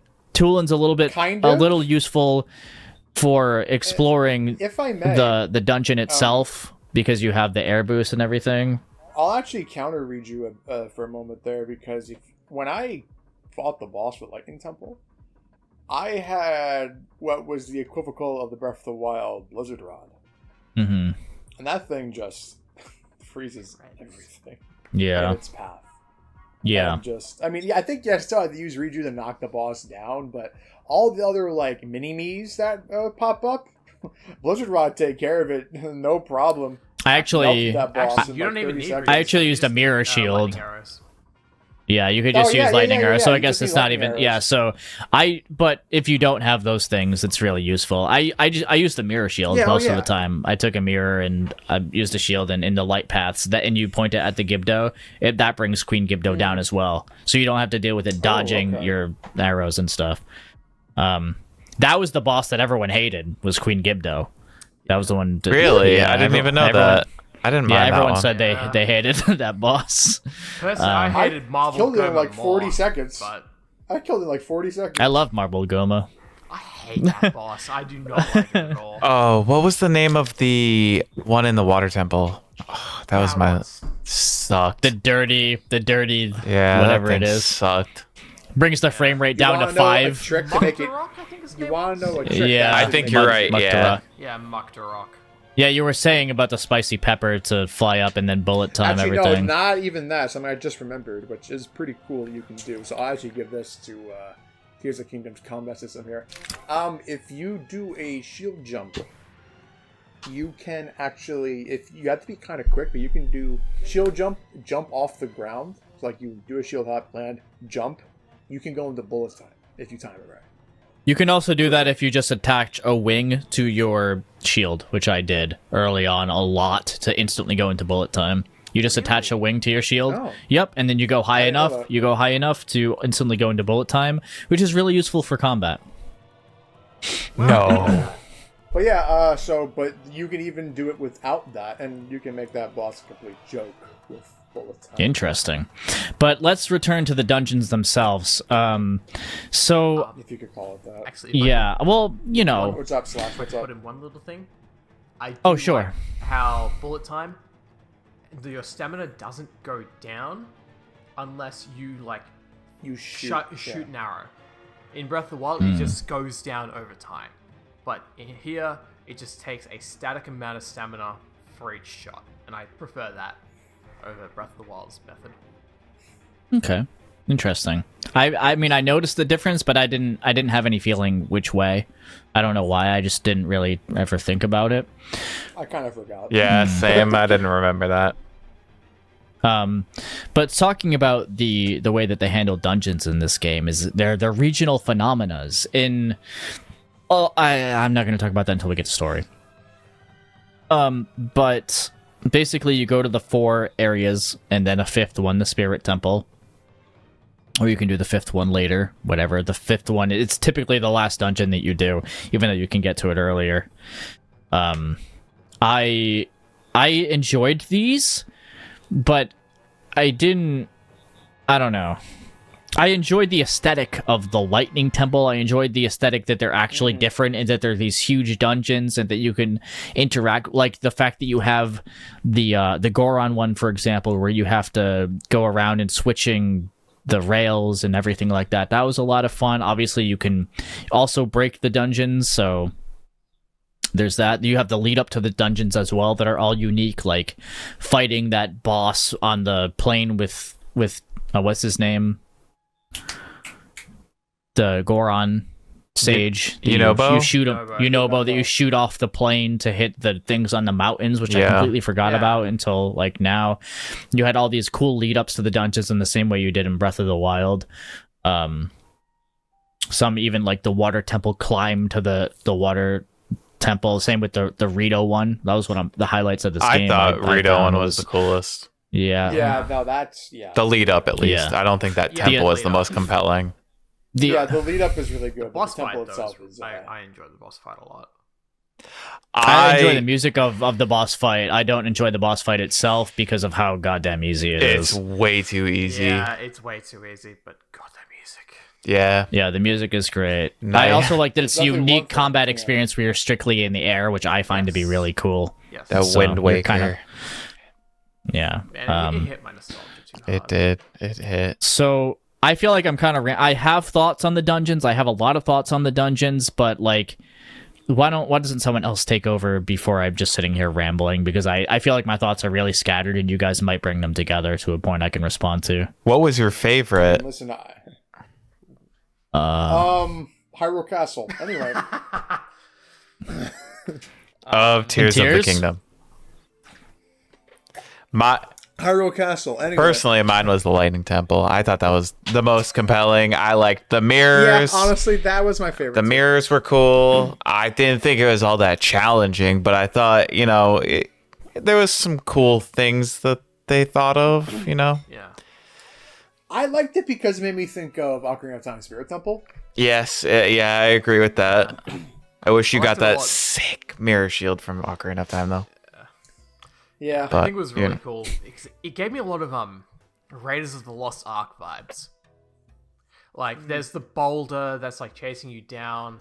There's like all this really cool pyramid stuff that's going on. Then the lights, very similar to Spirit Temple. The aesthetics of every dungeon, absolutely knock it out of the park. Puzzles, no, bits apart. But then again, it's really hard for them to sort of create puzzles when the sky is the limit for players. So they have that balancing act of, okay, we could do this, but it could be very easily broken by this. yeah. Also, Some dungeons did better than others. I feel like the Zora dungeon did it the worst. There was no real, Yeah, I think that's. Hang on, let me really remember these dungeons. Is that the weakest one? it was definitely the easiest one. Besides how bad the That frame, doesn't necessarily make it the weakest. the frame drops on the boss battle were absurd. Yeah, no. The more and more I'm remembering, I thought the build up was good. Yeah, build-up's great. The actual. Yeah, Oh, shooting the I use arrow air through the quotes here tier with and dungeons. everything was really cool. Like the rock That- formation and stuff. That Also- took me half an hour. cleaning it? stuff with water was kind of interesting. Like you had to use I the don't know, splash man. fruits. It just brought back memories of Mario Sunshine. I wanted to repress it. So It reminded me of using the Gus Bellows in the Lineru mining facility in Skyward Sword. yeah, Honestly, for me, the worst was the Fire Temple. It felt the most restrictive. Oh, you could so easily break that shit. Oh my god, it was so easily broken. I was not a fan of the aesthetics of the Fire Temple. you want to know what I did during it? I just pretended I was Sonic. I just rail grinded with. Yep, Yeah, that's what I did the whole I time. gave you that idea. Yeah, I'm just like, you know what? Yeah, that sounds like a good idea. Wee. I did that most of the time as well. The fire temple probably took me the longest because there was. So here's the thing about these dungeons is, I figured out the solution to the problem before I saw the actual locking mechanism, and then like I forgot where it was, and I was overcomplicating it for myself, and it led to me. Yo, I did that too. Yeah, there was like a couple in different instances in the dungeons where I was like, damn, what the hell am I supposed to be doing? And then I finally find the one thing that I like already set up for myself, and I was just like, oh my god, how I've spent Like, 40 I'm minutes stupid. looking around for this thing. It happened to me in the wind one too, in the Rito one. I went the first locking mechanism that I found was the one where you go up on top of the ship and then you dive down, and on one side is a treasure chest, and on the other side is the locking mechanism. You did that and first? I went down there. Yep. And I saw the treasure chest, and right across from it was the locking mechanism, and I was like, I missed it. And I was like, and my initial thought was it's going to be down there, and then I missed it, and I was like, shit, how the hell do I get it then? Just like, I literally just visually didn't see it, and so I spent 40 minutes trying to find that last one. And the same thing happened to me in the Fire Temple too. There's just like a lot of weird stuff like that, but I don't know, I didn't find it too restrictive, but even if I did find it restrictive, I don't know if that would necessarily be a bad thing for me, because I've been talking about how I wish that the game was more limiting in general, so they can actually like flex their muscles when it comes to puzzle solving. Yeah. Their muscles But were my not favorite was flexed. Lightning. Yeah, My favorite was Lightning, Yep. and my least favorite was Spirit, even though Spirit had some cool puzzles to break. I actually really liked the Spirit Temple. I hated the Water Temple. My favorite was Lightning, and I thought Spirit was alright. Yeah. My favorite was probably Spirit as well, just because you're building the construct. That was your favorite one? Yeah. And it was also my favorite for story reasons, I guess. Even though I broke my sequence for the story pretty early on by accident. By a lot. Yeah. Yeah. For the record, I did... So my pathing was Rito. So I was trying to stick to my Breath of the Wild Master Mode pathing. So Rito, Gerudo, Zora, Goron. But I saw that Thunderhead up in the sky. I'm like, I want to know what that is. And what do you know? It connects to the bloody construct factory down in the depths. So that was my pathing. I went Cool. Fire, Lightning, the Wind Temple, then I went the Water Temple, and then I went Spirit. Can we just get like the Avatar intro, like at this point, you know, like fire, water, air? Yeah. I Everything went changed when the Ganon army attacked. I went Rito, Goron, Gerudo, Zora, Gerudo. Yeah, I said Thank you. yeah, and then I my bad, and then I went Spirit. Spirit is obviously the one of the 5 dungeons that is obviously you're supposed to do last, even if you can do it before. And I'll talk about with the story. Well, no, it's supposed to be the first one. What are you talking about? Yeah, that's one thing that I really dislike about it. Like you guys were saying, you're meant to do certain things in a certain path sometimes. That one's one of them. Yeah, we'll get and to if that you- with story. yeah, and if you mess it up, if you go there first, you literally miss out on content. If Like, I you had if to you go back active, and do the quest after I had done everything Oh. else. my girlfriend said she couldn't. She can still do- went really? she went to Thunderhead, and then Wait. when she went back to Pura, like there was no way to activate the Kakariko quest. Unless maybe she missed just- something, but yeah. Because I know we're wrapping up dungeons at this point, but Yeah. I just remembered something for combat that I forgot. I was like, I should mention this because it's a good thing with Tears of the Kingdom, and I forgot to mention it. The Sheikah ability is sick. Oh! The punch down power Yiga. geyser. Oh yeah. Yeah. Oh, yeah. I know what Yeah. you're talking about. Okay, So, yeah. this is Earthquake I or forgot whatever. to It goes back to mention the that. side quests. So for anyone that doesn't know, You get something sick Yeah. for doing that side quest. I just remembered it right now. That's one of the coolest things in the game. I wish Breath of the Wild had. yeah. Also, if you attach an elemental thing to the I don't know if it's not the 8-fold blade, but the longer one, then it sends out elemental like slashes, which is pretty sick, like air slashes with. Oh, tied with really? I didn't fire, even know ice, that. and lightning. Yep. I didn't know that. Yep. Mhm. Yep, it does. Yep. It Really does. cool. Yeah. Yeah, no, like that attack Link gets when you have nothing in his hand, you just press and hold the attack button and he sends like that earth style attack at enemies. I love It's that. power Yeah. geyser. It's power 'Cause- geyser. It's an option that you have, like if you don't want to waste your weapon durability, Mm-hmm. you know, or on like weak enemies, you could just use that. Yeah. It's neat. All right, so I don't have much to say more on dungeons. I generally had a good time with them. Yeah. I liked the aesthetic of them, but they didn't blow me out of the water, and there certainly weren't the return to traditional dungeons or the Hyrule Castle, but times 5 that I was personally hoping for. I think we were all hoping for, right? I don't think Yeah. we're ever going to get anywhere close to traditional dungeons with this formula. Like, Yeah, with no, how of course open not.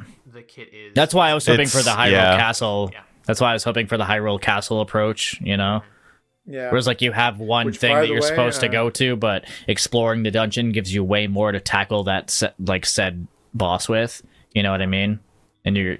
Yeah. I But think no. this is about as good as we're going to get for dungeon quality in terms of puzzles. I hope Sucks. not. Okay. I don't Yeah, have much I hope hope not. But for anything better. We'll see. Right before we go into story, what's your favorite aspect and your least favorite aspect of the gameplay?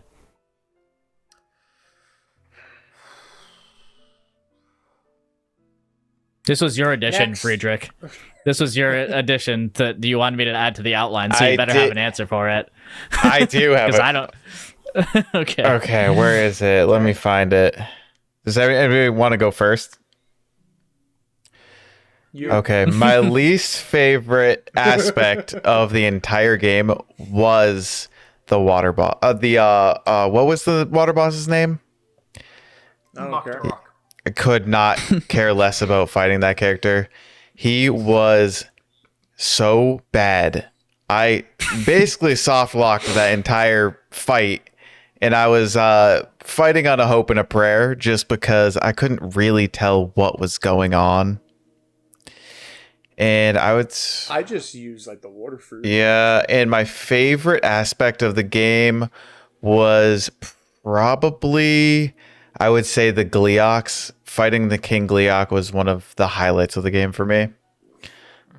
I thought, even though he can pretty easily be taken down with key size. Even then, Yeah. they still have like a range detection, and if they're out of that range, they won't work. So you still need to catch those updrafts. That's true. That's true. Yeah. I thought those were two really compelling parts, either good and bad. Also, I didn't really like the flux constructs. I love the flux constructs. Really? So- I thought they were Yeah, because I talked about how they're the one time you have to use your Ultra other Hand. abilities in combat. Yeah. Ultra Hand and recall and shit. I guess that's true. I don't know. They Yeah, were, I liked Add on it. to that. So yeah, as you said, like it's the best boss to demonstrate how Link's new hand abilities work, because like you have Ultra Hand that can pull away like the weak spot. Or, Yeah. Or pull away When it its goes into- hands so it can't do the slam attack. Did you know No, what's that? really funny is yeah, you take away the hands and take away its back feet, Mm-hmm. and when it tries to do the fucking Cossack dance, it just Mm-hmm. moves in place. It doesn't actually stamp the floor, so you can just render it useless. Yeah. But then what else was really cool was when it goes into that UFO formation in the sky and it like sends out the blocks at you. Is my OBS crashing? Yeah. Oh wait, I'm good. Yeah, it sends out those blocks. There's like one or two ways you can do it. You can rewind the blocks, which is probably the best method, or if you're lucky, you can snipe it with a bow. And that's what I did sometimes. Until I found out about rewinding to get up there, and it's so good. it's busted. Yeah, Having it makes like, it so use much easier. Well, it's also like an awesome way to handle the boss. But okay, let me just answer real quick this question because it's fast. My least favorite, or my favorite aspect of the game in gameplay wise is the creativity and your abilities, and my least favorite aspect of the game is your creativity with the abilities. Moving on. Fair. Yeah. For me, my least favorite is the core combat because just someone who's played so much Breath of the Wild, coming from that game to this feels it just doesn't feel as fluid, doesn't feel as snappy, and thus to me feels clunky and sluggish. That said, my favorite aspect is also the building. Like that's I think would say yeah, like the exploration in this game is really good, really good. It's probably my favorite part about the game. Cool. All right, that was a lot to talk about before we got onto story. I didn't get to talk. I didn't get to talk about my favorite and least favorite aspects. Yeah, anyway, moving on. You ain't gonna do shit. Yeah, the pills are finally kicking All right, in. fine. I have the same thing as Friedrich. Okay. Okay. Actually, no. Excellent. Okay, but no, okay. I have the least favorite thing is the same as ST, but my favorite thing is with Friedrich. Which was what? King Gleok. Yep. Oh, yeah. I Okay. think the boss fights are way better in this game than in. Definitely. Oh, then Breath of the Wild. Yeah. Yeah. Yeah. Easily. I mean, Ganon? Breath of the Wild boss fights are Oh, easy. Phantom Ganon. Ganondorf? Oh, Phantom Ganon, the Gloom Hands, Ganondorf. God. Ganondorf? The best boss fight in the series? One of them, I easily. don't know. Yeah, One of them. yeah. First day, I went to the place where you would find Majora's Mask in Breath of the Wild with the DLC, and the Gloom Hands popped up, and my friend, I was streaming at the time, he just said, Mr. Hands, Mr. Hands, Mr. Hands. I'm like, what the fuck are you talking about? Mr. Hands. Dude, the first time I actually, encountered those Gloom Hands, I almost shit myself. It was just like near one of the villages. I was just like, I'd hear the music popping up. I'm like, why is the sky turning red? And then I'm like, what the shit is going on? Because that When I wasn't first spoiled saw it, for I'm me. like, oh, you want a handshake? That wasn't spoiled for me either. No, actually, hang on, Yeah, wait. it wasn't spoiled for me either. It A was little great. story. When I first encountered the Gloomhand / Phantom Ganon, was at the very bottom of the Great Deku Tree. Oh, really? Yeah. Because I decided, you know what? I'm gonna go see what the Great Deku Tree is up to. Let's see get this damn Master Sword. Come on, man. And that's where I first saw it. I had like 4 hearts. Yeah. I'm like, Oh, cool. goodness. Ice is really good Um, against it. Oh yeah, I mean, no, I took care of it, no problem. Yeah. And then I'm just like, okay, that was really cool. I like that a lot because I just climbed the wall, jumped off, and shot up a bomb arrow. I was dead. Yeah. You know. Look at this dude. And listen, bro, the Breath of the Wild brain it's still in there. It applies a lot to this game. Yeah. I'm glad we had that favorite least favorite thing because it reminded me of a lot of stuff I completely forgot to bring up earlier. Especially like I didn't even talk about Ganondorf, but I guess we'll get into that like now, or I mean we're getting he's into story. Like the best boss fight in the game. Yeah. Also, Yeah. the best story parts of the game, too. Oh, even involve him. Yeah. Let's be real. Good segue. Let's get into Yeah. story. Good segue. Okay, I'll go last. Did I watch it the most recently? I watched it right before streaming. Yeah, you go ahead and I- talk about it to start. My favorite was when the Zelda dupe tries to kill Queen obviously, and then the real Zelda comes in and blasts her with a dagger, and then Ganon comes in and takes her necklace away, like the tear, and it led The secret perfectly. That led perfectly into the next story piece, which was when Ganon gets his crazy buff. When that really cool cutscene where they show his long flowing hair, and it was so sick. That was my favorite. Yeah. Okay, but not even talking about favorite and least favorite. Let me talk about real quick how because it's told. let me talk about how the story was told in this game. Okay. And I wrote in my Oh, notes boy. here, talk about Breath of the Wild story, then go into my thoughts on Tears of the Kingdom. So because the game kind of front loads you with more story than Breath of the Wild does, and at least for me, I've played Breath of the Wild and Age of Calamity. I love all these characters, blah blah blah. I've explored the world. I'm more incentivized to interact with the story of this game than I ever was in Breath of the Wild.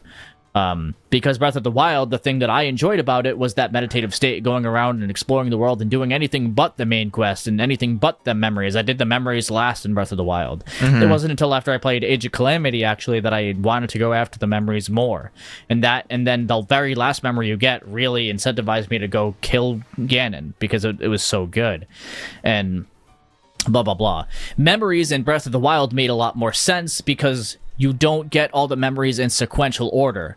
Like, sure, for the player, it's a little weird, right? Especially for me, it's part of the reason why I dropped the game, when I did, but from like an actual perspective of what a memory is in real life that Link is experiencing. Yeah, Link's actual like you going around and things reminding you of certain things to the senses that you're taking in that are triggering the memories because you have amnesia makes a lot more sense, right? Than the way that you experience them in Tears of the Kingdom. Because in Breath of the Wild, they can be out of order. In Tears of the Kingdom, getting memories out of order sucks. It does. Yep. That's what I got spoiled. It ruins the experience for so many people. I'm lucky because I got them in order because I looked at the wall. I talked to Impa.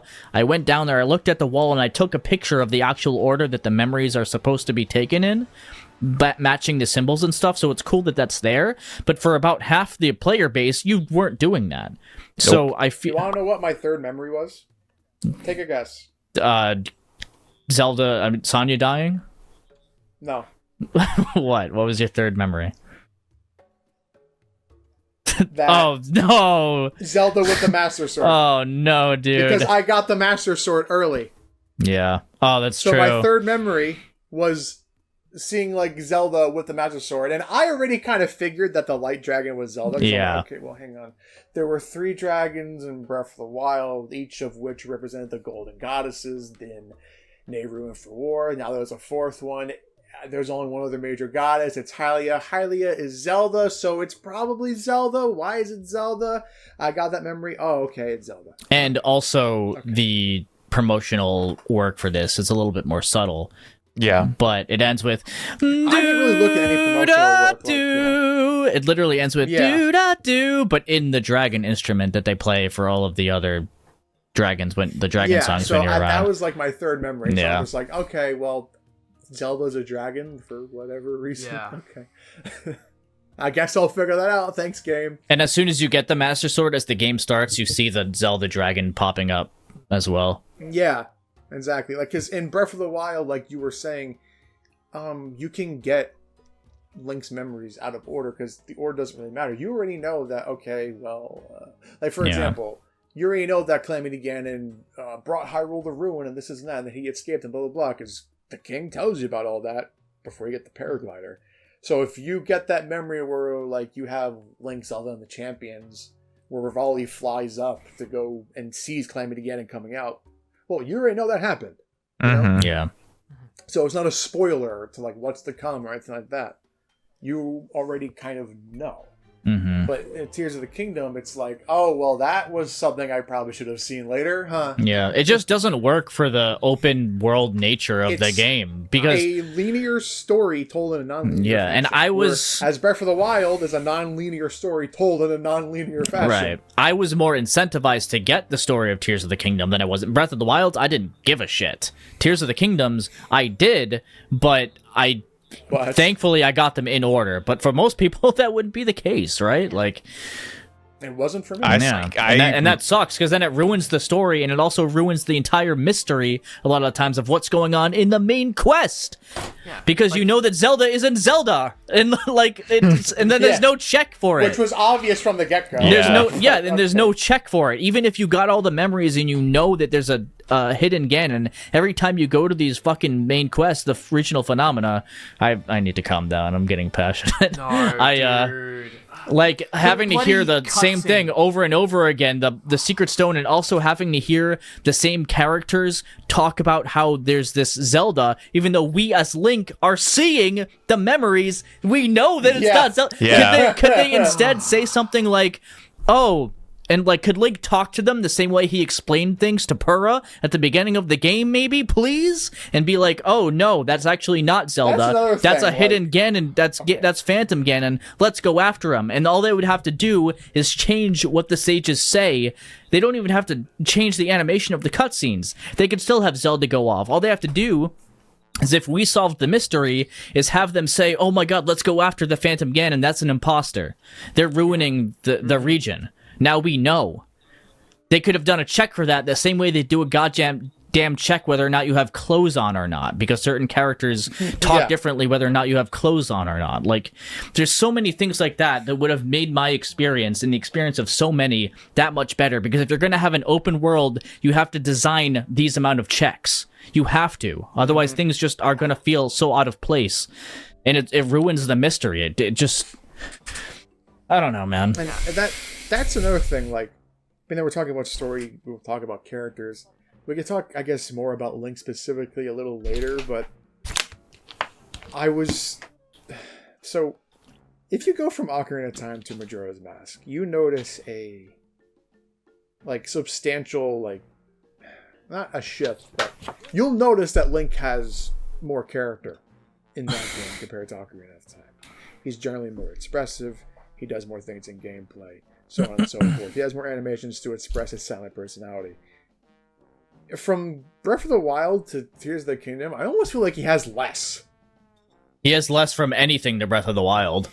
So, it's just unless it's like A Link to the Past with Zelda 1. Like, from Ocarina of Time to Majora's Mask, there's a progression of Link's character. Yeah. And I'm using that as an example because, sequel, right?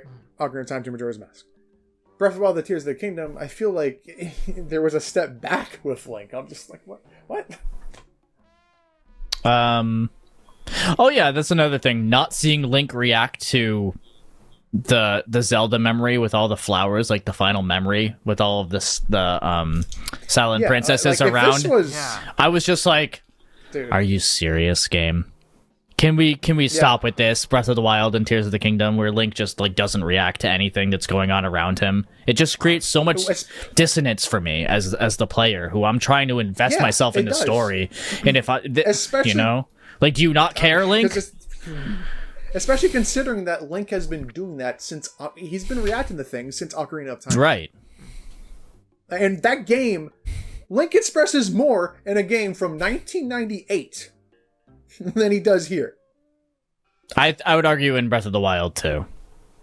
But I agree. Well, specifically in the cutscenes and gameplay, Breath of the Wild Link is actually pretty expressive. And gameplay, Tears of the Kingdom Link has more expressions than Breath of the Wild too.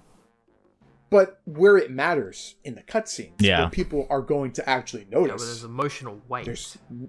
Right. Yeah, there's nothing like think about that cutscene from Majora's Mask with Mikau.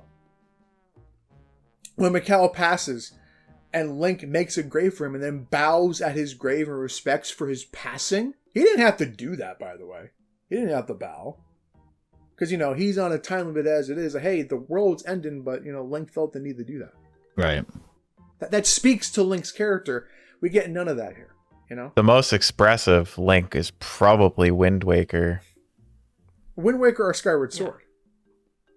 But, the fact that I'm using examples from older Zelda games on the N64, I mean, that's kind of why I'm going to those, just to show you how extreme this actually is. Yeah. The silent characters should probably not be silent anymore. Not even. Just show more character, more emotion. Right. Which again, Link has been doing since Ocarina. Because I think since Ocarina of Time, I think they've struck a good balance between they always talk about Link being the link between the player and the character or whatever, right? And sure, Link has never been the most character of characters. He kind of fits in between, where you can both put yourself in his shoes, but he still reacts to things. Usually the way that he reacts to things is a very similar manner that you probably would, though. Normatively speaking, that's usually going to be the case.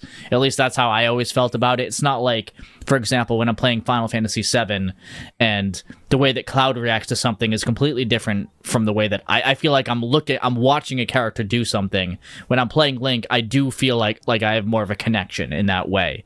But if they were able to strike that balance, since Ocarina of Time on my N64 back there, right over there, then they can do it on the Nintendo Switch on Tears of the Kingdom, when you have some of the heaviest storytelling with Zelda turning herself into a dragon and essentially completely sacrificing yourself, this girl that may or may not be a love interest for you, and you're just sitting there stoically. And I get it, because it says in his diary that he doesn't show his feelings so he can be that strong knight or whatever. but really is... Which makes sense for Breath of the Wild, but not for Tears of the Kingdom. Well, it's the same character. But yes, but he should have, like, grown from that. That's why I even brought up Majora's Mask in the first place. I just... I feel like either Link has way, grown. like seeing him emote regardless of that would have been more powerful. Because you know what they say? It's not a character that cries that makes you want to cry. It's a character who's trying not to cry. Mm-hmm. You know? I mean... Yeah. I don't know. I have a lot of thoughts about this little guy right here. Like the thing I'm just trying to drive home here is that as far back as N64, regardless of not if you are someone that puts yourself in Link's shoes or not, he was always a character that, you know, would react to the things happening around him, that at least had characterization, regardless of being a silent protagonist. Which is why I think Link is, like, the best silent protagonist that there is in a video game. Because, like, he still feels like his own character. I would say Lucas... He still does... I haven't played Mother 3, but Link maintains his own character through and through, from Ocarina of Time, you know, through Skyward Sword. Or even Omori is another game I'm playing right now where the main character is silent for a really good reason and retains their character as well. But I just wanted to bring that up because I'm playing through it right now and I'm really enjoying Omori. Okay, good. Yeah. But yeah, I left how I said I was going to go last and I just started screaming about the story. Like overall, okay, it's not like I really didn't like the story of this game. I liked it because I got all the memories in order and stuff like that, and I like the characters. I like Zelda. I love Sonya. You know, these are characters that I just enjoy and I got a little attached to, especially Zelda, and seeing her sacrifice herself. The ending of the game made me tear up. I loved like Link. I loved Link catching Zelda at the end. I thought it was really thematic, especially because at the start of the game you couldn't. You know, and it all comes full circle at the end. I really liked that. It was thematic until I decided not to grab her, and you just kind of stop and. Well, yeah, it's not going to let you not grab Zelda. You have to eventually. I mean, it just would have got a game over and then restart it. Kill wife. Yeah, right. I like the game is going to let you do that. Listen, come on Pura's now. better. I mean, other games will have. I'm just saying. Listen, Pura sweeps. That's all I'm saying. Oh God. I'd say Sonya, but she died. Like, okay, if we're gonna talk about Zelda's sacrifice, I guess I'm gonna say about it. Go for it. Go. Okay, so, like, okay, I learned Zelda became a dragon. She sacrificed herself for the people and also to help Link. And I'm going, okay, that's pretty powerful. I like that. But immediately I thought to myself, she's going to come back to life, isn't she? That's totally going to happen, isn't it? And yes, it did. And I'm going, okay, yeah, of course, because I guess we can't have stakes anymore that have permanent consequences of our actions. No, we can't. Okay. And, like, how I'm thinking to myself, didn't, not Sonya, Minerva, is that her name? I'm thinking of, I'm thinking of Crisis Core. You're thinking, I was like, Crisis Core? The goddess of the live stream? Bro, hold up. The goddess of the live stream. Holy shit.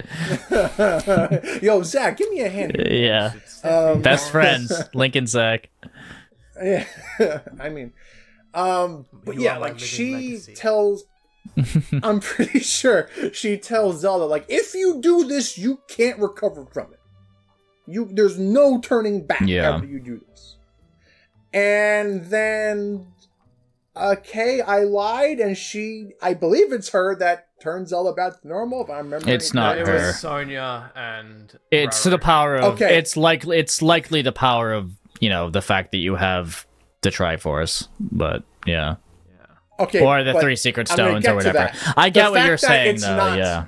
Okay, the sacred stones or whatever, I don't care about those stones.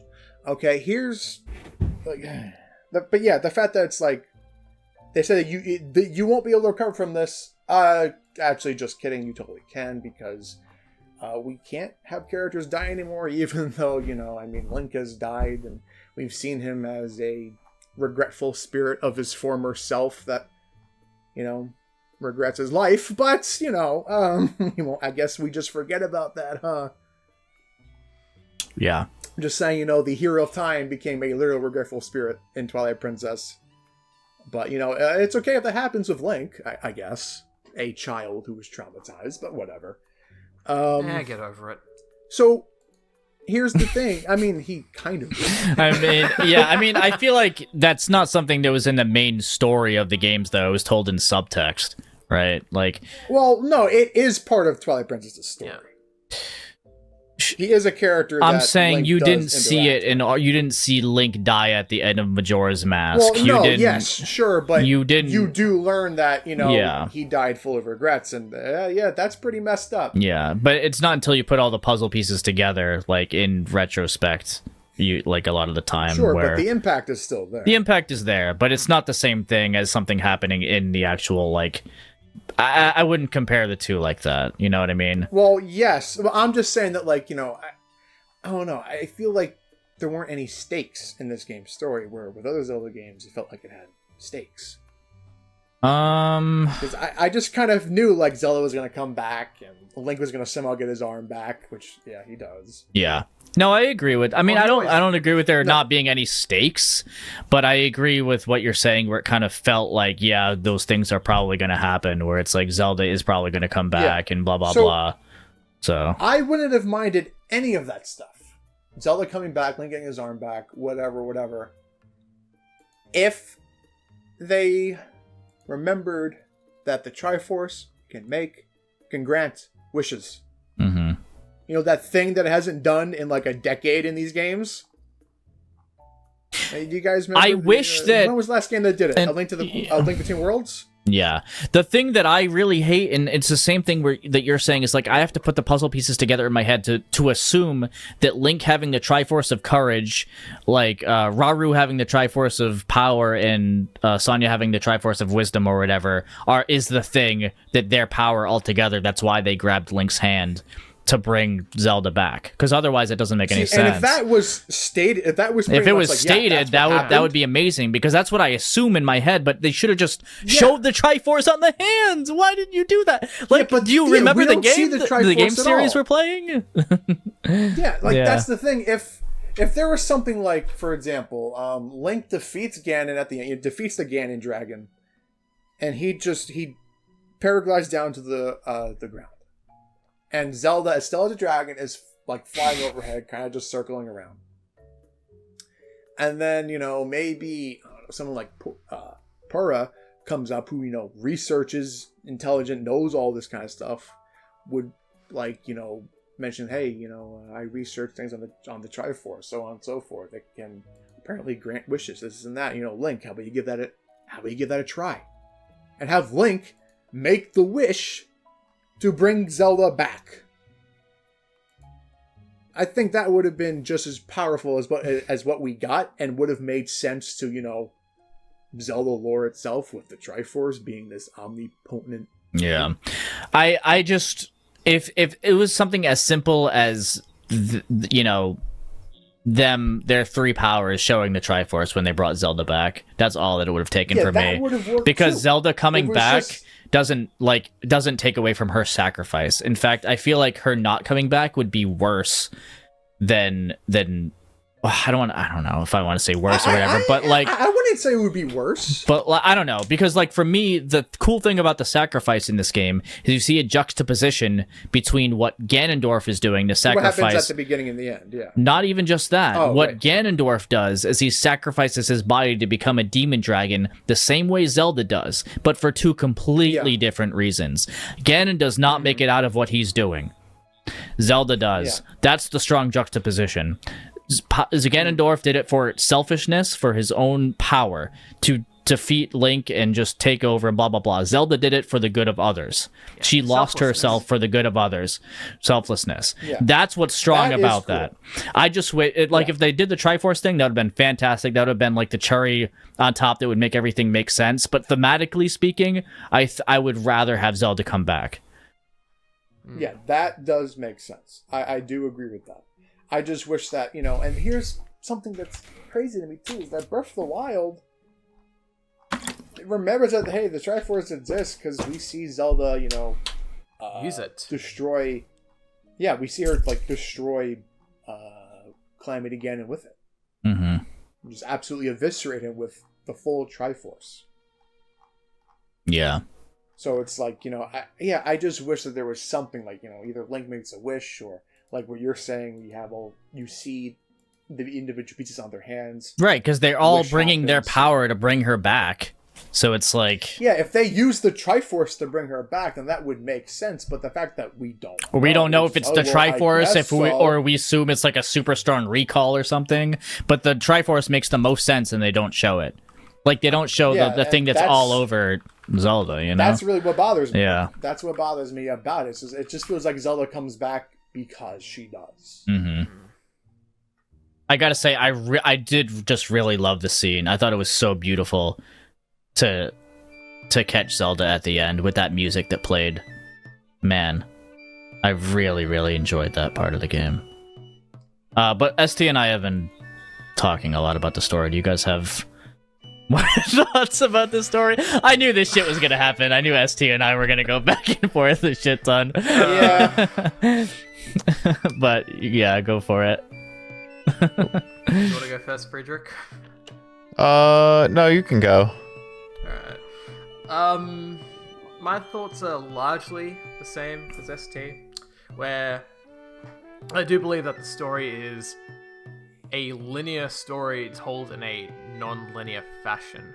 Like, as I was mentioning before, you need to do things in a certain sequence of events in order to not accidentally get spoiled on one thing way ahead of everything else. Like, my second memory was the dagger near Lurelin Village, and that's the scene where Sonya dies. Like, Nice. I'm pretty sure that was one of my first ones as well. Yeah, so I got spoiled like straight away. I'm like, okay, so she's dead. Great. Any emotional attachment I would have had is just completely kaput. Yeah. Yeah, and then then ST told me, oh yeah, Master Sword's here. Go to the Deku Tree. I got it. And yeah, Zelda, I had like a strong suspicion that Zelda was the Light Dragon. Then I'm like, I'm collecting all the tears. I'm just gonna get this out of the way. And yeah, it's like that basically confirmed my suspicions. Zelda's the Light Dragon. Mm-hmm. And then from there, I was kind of miffed because it's like any emotional attachment I really would have had is just gone. Because yeah, I did things out of order because I wanted to play the game my own way, and I felt punished for that. Yeah. I felt the same way. Yeah, so my experience You got felt soured. punished for playing a Breath of the Wild sequel like you played Breath of the Wild. Crazy, huh? But yeah, It was really upsetting. That's why I yelled so much when I talked about it. Even though I liked the sequential events of the story, I hate how it was the told. ending was great. Like, I did think the ending was great. With the whole final boss. That final boss is amazing, by the way. Oh, yeah. Yeah. I liked catching Zelda falling from the sky. It felt dramatic. And at the time, I did not know you could just let Zelda fall. Like, I just dove straight for I mean, her. I did it because I'm an asshole. Yeah, you're an asshole. Well, she never falls to the ground. It's an infinite like loop of being in the clouds. Yeah. So I'm like, all right, I need to catch her. So that part did feel emotional, and romantic. It would have been great if like they somehow pulled the Triforce out of Zelda, because she still has the Triforce, and if they use that to make the wish to turn her back to normal. But fortunately, it can't always be that way. Yeah, again, like, because I knew like she was gonna come back, and I knew it probably wasn't going to make sense because I just had a feeling they wouldn't utilize the Triforces. They haven't for like a decade, and I'm just sad that seems to be the case, because it's like, guys. Yeah, you're setting up everything to be this impossible event, and you have the impossible solution in the Triforce, and then you don't use it. You have the Zelda equivalent to Dragon Balls. Yeah. Wait a minute. Did Zelda lose the Triforce? You're only allowed one wish on the Triforce, right? At least if I'm remembering correctly. In A Link to the so. Past, well, it doesn't like disperse after Ganon uses it. He's protecting it, for example. Like he used it to turn. Yeah, it's not like the dragon. Yeah, Realm. he used it to turn the Sacred Realm into the Dark World, and he was going to do the same with like the Overworld if when he broke to it using the whatever. And then it's still there, and then you touch it and you turn everything back. It doesn't necessarily have those rules. To my knowledge, it's just been split so many times that we don't even see wishes made on it very often. Yeah, because what I just like in thought of Skyward is- Sword, isn't it still there up in the sky after whatever? Yeah, It's with the statue Yeah. after it falls, Mhm. even so. because my idea is But yeah, if Zelda still has a Triforce, then yeah, she would have used her wish to maybe destroy Calamity Ganon. Mhm. So maybe that's why she couldn't really do anything, because even though she has the Triforce, all she can do is safeguard it. And then maybe something happened with her turning into the Light Dragon, and then Sonya and all correct that. me if I'm wrong. Every time we've seen the Triforce be wished upon, it's like the physical Triforce is there. Yes. The Not only on someone's Yeah. the only time we see the Triforce do its own thing after it's being used physically is in Wind Waker. He used them and then the Triforce goes flying up into the sky, doesn't it? Yeah. Yeah. Well, we also see it in Link Between Worlds and Skyward Sword. I'm saying the only time you see it, I said A Link to the Past too. I'm saying the only time we see it being dispersed after using it is in Wind Waker. Oh, dispersed. Yeah. I'm sorry. I thought you meant like physically being wished upon. Or maybe they were like going to the surface to be safe or whatever after drowning. I don't fucking know. It's kept mysterious. Like we don't know the full rules. So I mean, yeah, the Triforce has always been kind of vague. yeah. So who the hell knows? But yeah. But it's just, I don't know. I wish that if, they brought Zelda back, that they just used, the kind of big main MacGuffin that Zelda has always kind of been known for. Just to end this segment, I'm really happy that Tangent. I saw the memories in order, that I looked at the wall and I did it like that. But it also ruined the fact, I talked about the main quest and the mystery and everything, which is part of the story. So there's like no winning no matter what for me, and I just wish that there was a better answer. Like, Yeah. And Yeah. Like, so go back on the fact that it's a linear story told in a non-linear way. If you stray from that linearity, then the dupe Zelda means nothing, because you know it's a bloody trick by Ganondorf. yeah. You can tell from straight away. Yeah. At least I don't know. I was able to, as someone that's played. You could all these games. also think that Yeah, it could be what's it called, a Yiga, because Yigas transform into other people. That's a big thing that happens all the time in the game. In fact, there are multiple times where a Yiga will be Zelda. So Yeah, on the Great Plateau. yeah. So that's another thing. But yeah, it's most likely linked to Ganon, especially with the way Zelda talks in the Blood Moon and the juxtaposition between Breath of the Wild. That's not fucking Zelda. She's like, really ooh, cool yeah, is, the Blood Moon is rising. Ooh. And what's really cool is after you defeat Phantom Ganon in Hyrule Castle, Zelda's gone. She's not in that cutscene anymore. Oh yeah. So that's a cool detail, but yeah, it's like you're meant to go through all the regional phenomena, and then you're supposed to go to Hyrule Castle, then you're supposed to find the Master Sword, and then you're supposed to find... No, you're supposed to find all the tiers first, and then the Master Sword. Like, if you break that sequence, story spoiled. Yeah. Yeah. But okay. Last thing on story. Fred already talked about it. Did you have any more thoughts on the story? You already went over the memory. You guys kind Or of did- said what I was thinking pretty much. I mean, Okay. I spoiled myself so early on in the game, and then I was so Yeah. unincentivized to watch the rest. I was kind of like, okay, this is an opportunity for me to talk to chat. And then I rewatched it at the end of the game, like after beating the entire game. I watched it all through, and then I just watched it again today. And Yeah. Seeing them all sequentially is definitely better than seeing them out of order, but that's the nature of the game. And you told me that. You literally told me to do that, and I was like, hey. Yeah. But last do it my thing, way. to end off story, I'm gonna talk about my favorite quote unquote memories, and we didn't even talk about Ganondorf as a fucking villain. We didn't talk about the narrative of this game at all. But like, I would rather not. Yeah, probably not. I'm not the biggest fan of the narrative in general. Ganondorf as a villain looks cool. A little less cool. A little less interesting than Ocarina of Time, Twilight Princess, or Wind Waker Ganon, in my opinions. I agree. But still neat. Just because, yeah, you don't need a villain to be like complex or anything, but at least having a little bit more of a motivation for what you're doing is more captivating for me than just being an asshole. Like just a little bit. This is a bit of a hot take. I don't know if this is a hot take because I stay away from the Zelda community as much as I can now. But I think since Skyward Sword that the writing of these stories hasn't been as strong.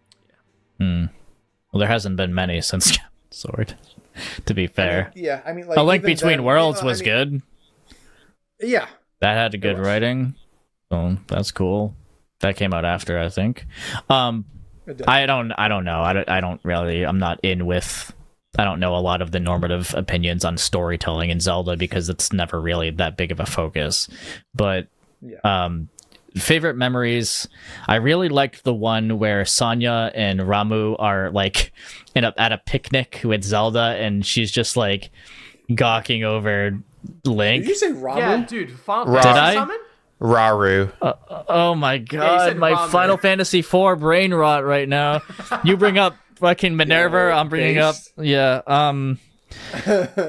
Raru, the furry dude. We love the furry dude that everyone is simping over. Okay, I'm leaving the call. Well, that's true. Are you kidding me? Juicecast over. Do you know how many people I heard are like, "Oh my god, Ramu's hips, bro"? I would rather not. No, please shut up. I already hear enough people. Well, Fuck Sidon.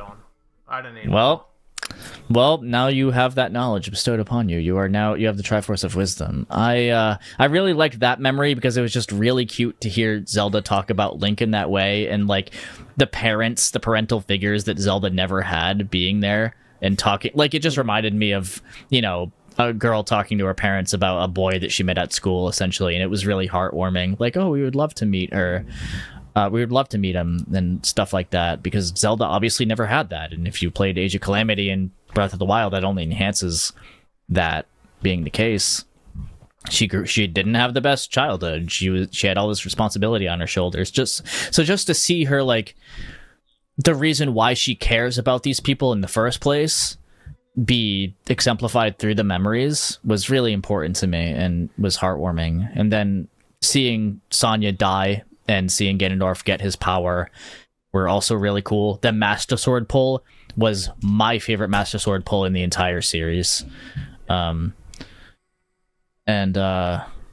those are my favorites. I don't really have a least favorite.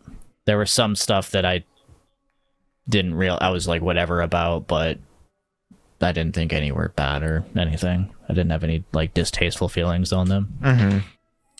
I can show my favorite memory. Mm-hmm. Oh my god! Oh yeah. Just this. I forgot Just about that this. Face. Just this. Just that. That alone makes it my favorite memory. My favorite memories were just whenever Ganondorf was wrecking house, dude. Because I'm just like, I'm happy to see you again. Mm-hmm. Yeah, I don't know. I didn't get too invested into this game's narrative because I'm just like, there were a lot of things I thought were questionable, but yeah. So why don't we go into the bonus topics of this podcast and then conclude? Bonus topic number 1 is, how does this stand with Breath of the Wild? And I've heard a lot about people's opinions of the game, comparing the two and saying that, Breath of the Wild is a tech demo of Tears of the Kingdom, and that it completely replaces Breath of the Wild. And I expect stuff like that because of how Tears of the Kingdom a lot of the time does take what Breath of the Wild does and turn it up to 11. So if people like that stuff about Breath of the Wild, then yeah, for some people there's not going to be a reason to come back to Breath of the Wild. right? Like for if they really like the exploration above everything else, then so be it, right? But for me, and I think for a lot of us, and maybe for all four of us here, I think that there's a reason to go to both, and I think that they stand with each other and complement each other. So, yeah, I would say Tears of the Kingdom stands with Breath of the Wild, not against it. They've got their moments. They have their hype So, that moments, would and be they my have their opinion. lulls. I definitely would say that you could easily sink your teeth into either option. I don't think either is better than the other. Personally, I think they're about equal on my heart. Yeah, same here. I think they both have aspects that I both like and dislike about both of them, and I can go to either one and still have an enjoyable time either way. Or a frustrating time.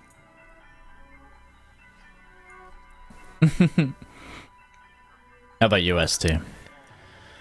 Well, I definitely don't think one like replaces the other or anything like that. Like I've seen people be like, "Oh, Tears of the Kingdom is better than Breath of the Wild in every single possible way." I'm just like, don't give me what you're smoking, because I certainly do not agree. I'm in the boat where I think Breath of the Wild is the better game. I have a lot of criticism towards Tears of the Kingdom. I think Tears of the Kingdom is a good game. Don't get me wrong, but I do find Breath of the Wild to be more enjoyable, personally. Again, like fluidity of its combat and things like that, and generally, I think it feels more polished in a lot of areas compared to Tears of the Kingdom. Like there's a lot of things in Tears of the Kingdom that just feel a little like, why is this the way that it is? You know, I didn't really get that when playing Breath of the Wild. And a lot of that we went over, like with how the dungeons are, how the sage abilities are, and several things like that. Just why does this function the way that it does? I like them both for two unexplainable reasons. I like them both separately for reasons that you couldn't even explain. It's just the way it makes you feel. Yeah, no, I mean, and there are definitely things like that where it's just really hard to explain how you... It is how you... Yeah. Right. Yep. I think I've gone into... I mean, I've talked so much about Breath of the Wild in the Breath of the Wild podcast, and I feel like in this podcast as well to really point out the things I like about both of the games and why I feel like why I enjoy or don't enjoy aspects of them. People who are saying to skip Breath of the Wild or whatever and go straight to Tears of the Kingdom, I would say don't play them back to back, but don't skip Breath of the Wild, because the way that you explore the world is so much different than the way that you explore it in Tears of the Kingdom, and you're going to want to see the differences between the two games, and you get more out of the Tears of the Kingdom if you play Breath of the Wild, in my opinion. So why would you? That's like skipping Ocarina of Time. I don't regret playing them back to back. I think it was enjoyable for both of them. Well, you played 20 hours of Breath of the Wild and then went into Tears of the Kingdom. I'm saying, like, if someone's putting, like, 100 hours into both I put back 160 to back, that hours could be a little into bit. Breath of the Wild. Know. You told me that you just did what you I needed to started do from the to beat beginning. it. Breath of the Wild? No, that's what I mean. Yeah, you only played it on... Did you play it off stream, too? No, but I streamed it for, like, almost a month and a half. Yeah, I played... It had to have been, like, 160, I believe. And then I put 260-ish in Tears of the Kingdom. All right. Yeah, I remember you telling me that you just kind of put as many hours as you needed to beat Breath of the Wild. That's what you said at the start of the podcast, so that's why I had it in my head. So maybe that took you 160 or whatever, but last time we spoke about it, you said you pretty much just did the main quest, did the memories, and then... I did a lot of the shrines and stuff, too. I did most of the shrines. Cool. So, hey, I mean, I guess it really depends. Like, at some point, I feel like it could be monotonous to play them both back-to-back, but that, how someone else feels could be completely differently. I am glad that, like, my Breath of the Wild playthrough was spaced out. I think the most, or like the best you can get out of this game is if you played Breath of the Wild a lot, like when it came out, and then now you're playing Tears of the Kingdom, and you're re-experiencing everything, and it actually feels like that time gap, you know? Mm-hmm. Like that was about a 3-year. But that's just what I think. My 100% run of Breath of the Wild, and then playing Tears of the Kingdom for the first time, and it was great to get back into the world and see how things have developed, what's changed, what is new, and oh my god, I just remember one of my biggest criticisms: no Guardians. Like, there's nothing from the Calamity in the game. Oh yeah. Speaking of story and narrative, I mean, we're not gonna get into it, go? but like, where are the divine beasts? Where are the Sheikah stuff? Like, it's just gone. And when asked about it, they were just like, Yeah. Yeah, that's really weird. Like, you go back to the Shrine of Resurrection, it's just not explained. Gone. Like, where did all this go? Mm-hmm. Yeah. Yeah, like, it's just a Yiga hideout now. The, what led to the Divine Beast for Link is not there anymore. Like, all that's gone. Yeah, like and it could have been really cool if like that stuff still remained, but it was just not active, and so it created more mystery for the person exploring the world now to uncover like the past of what happened with Link before. Yeah. And it would have been neat, but it also might have been weird because it's also like if all that shit is there, including all the shrines and stuff, I feel like it'd be way too much. There would be way too much stuff. Not even just like that, all but it's like the shrines, like the previous shrines in Breath of the Wild, I can understand like those are just gone, but stuff like the plot significance of the Divine Beast, you can't just shrug that off. Yeah. You can't just be like, oh yeah, they're gone. How and why? Anyway, have fun with the game. Like, no, you can't just like that's what it does. You can't just like, where did this stuff go? It's really weird. Like, I understand why they did it as like first timers for Tears of the Kingdom, for example. Like, I think it hurts it because it's like no, it hurts like because Zelda is a series that has a good reputation of keeping its continuity intact. Yeah, where did this stuff go? They were just like somewhere. Majora's Mask didn't need to sacrifice anything from Ocarina of Time. Despite it taking place in a different dimension, or however you wanted to interpret Termina, there are still elements from Ocarina of Time that exist in Majora's Mask. Mm-hmm. Yeah, there's a lot of different ways to interpret Termina. Different dimension, dream state, after falling, a dream whatever. fabricated by Skull Kid, so on and so forth. There's different ways to go about it. A whole Alice in Wonderland type beat. Mm-hmm. But yeah, I don't know. It's really weird that they're gone. For a little while, I remember exploring the same areas I did in Breath of the Wild and feeling like, oh, this actually feels a little bit more empty without the Guardians chasing me down. But I guess you have other stuff there in place of that, like different caves and different locations for Koroks and stuff. But Guardians being around the corner, I felt like it definitely did like dust that world with more aesthetic, like a lot of like the fields and areas like that, like where the war took place, for example. Not having those there anymore kind of feels weird. So to brush it off, like, I mean, the Guardians not being there, I get, because you have all the cleanup going, you have the community aspect of the game, all these. I didn't even talk about fucking. I brought it up earlier, but I'm sorry. I have to bring this up, otherwise it feels like I'm going to be skipping a huge part of the theming of this game. Is the community aspect of the fact that you're going to these main regional phenomena, regardless of the reason for you doing it or not. Link going out of his way to help these people, and like you seeing the differences in the towns after you're done with them is fantastic. The fact that you're never alone in this world, because I wish it was the actual party members instead of the spirits or whatever, but it's still a representation of the goods that the good deeds that you've done in the world and everything like that. In a way, it is reminiscent to Majora's Mask, like when Link obtains the various masks of the different races that he can transform into,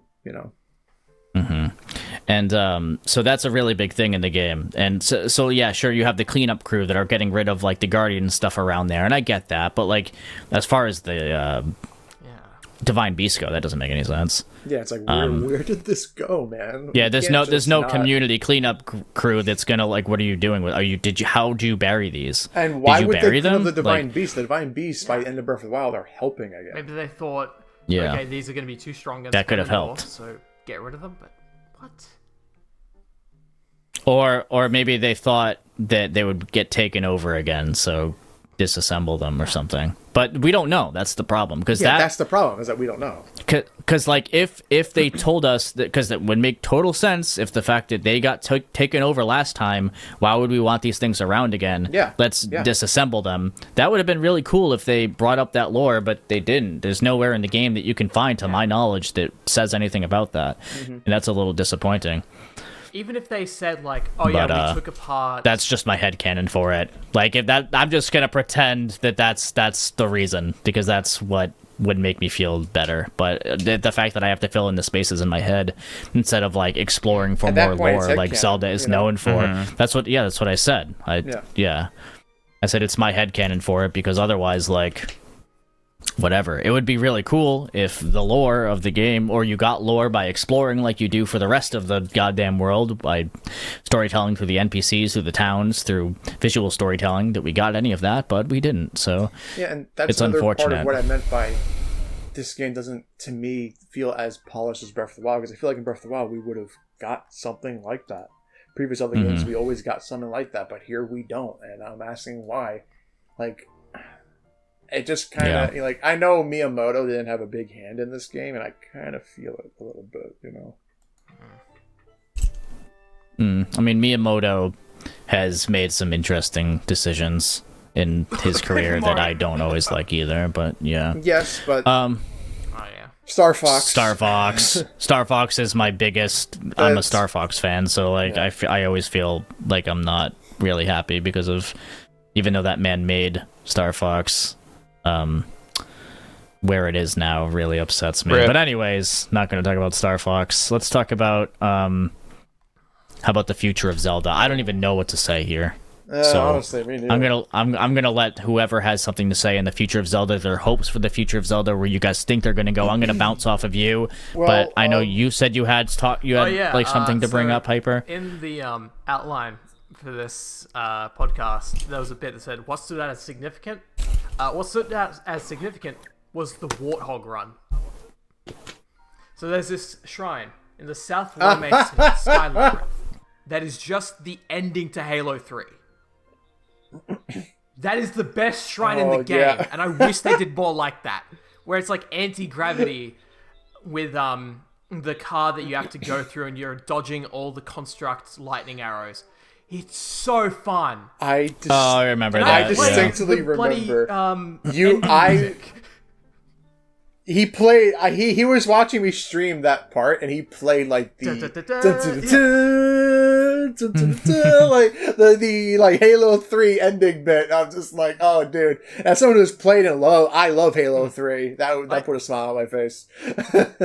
Speaking of the anti-gravity, I completely forgot about it, but I thought it was really cool. I liked seeing those giant orbs. Me too. I like those giant orbs those are in the cool. sky. Yeah, those were cool. That was neat. If Yeah, and changing these, I forgot to bring it up in the sky. I'm so sorry for interrupting you, but before we conclude, the fact that you completely change the landscape in the air as part of the puzzles as well, like using the Ultra Hand to move the things around was really cool. But anyway, you can go ahead now. Sorry. Zelda. Speaking on Tears of the Kingdom, I just hope that it's not as focused on trying to tell a non-linear story as much as Tears of the Kingdom was. Like, this next entry, I hope, invokes more of Breath of the Wild's dynamic, where the player is free to explore the story as much as they want, but trying to find that balance of writing a really good story and telling it in a non-linear fashion is difficult, and I completely accept that. So if we get more stories like Breath of the Wild, I'm fine with that. But we know they're going to continue with this series of open world games for the Zelda series in the foreseeable future. So I just hope they find a non-linear story for the next one. But besides that, since the industry has been remaking a lot of games from the mid 2000s, I think it'd be really great if they remade Twilight Princess. Because I feel like this dev team would do really well working on a non-linear game. Just because of how sort of rigid. Linear yeah. game? Or... Yeah, I feel like they would Or work you're better saying- on a okay. linear game. This dev team. And I feel like Twilight Princess is probably the game that... the Zelda game that probably deserves to be remade the most. Just because there's like a lot of things I do agree with that. wrong with Twilight Princess that are still like... It could be argued that they're nitpicky. Like, not being able to change the time of day. Or, Well, yeah. Not being able to change the time of day. Hyrule Field That's- feeling Like- very bare. Yeah. Hyrule Field Yeah. feeling like the worst field in the entire Yeah. series. Sorry. and Yep. I as love much as Twilight I Princess. Love it, yeah, like I love Twilight Princess. It's my second favorite game, but also the Yeah, pacing no, of the it's- third it's act is not great. that good. So I feel like... Also, why couldn't Zant should have been the final villain? Sorry. I know, right? But yeah, no, I feel like this dev team could really Yeah. do a good job with Twilight Princess being remade. I feel like it's the one that does deserve it the most, yeah, because I feel like there's a lot of things that could be improved because that game is already great, but there's a lot of things that could be made Like, Wolf Link even could be much fun. better about it. I feel like even more so than Ocarina of Time, Majora's Like, Mask, and even Wolf Wind Link's Waker. combat just sucks, but that's getting off topic. So yeah, Yeah. and then finally, I need about 20 figurines of Pura, like ASAP, Life size? and a body pillow. I can show you Life some size? pictures I have in my... Maybe not life size, maybe like Yeah. a first 4 figures. I have a life-size Monica body pillow anyways. Why did Yeah, I... that's fine. So, Yeah. Zelda New Stories and Twilight Princess remake.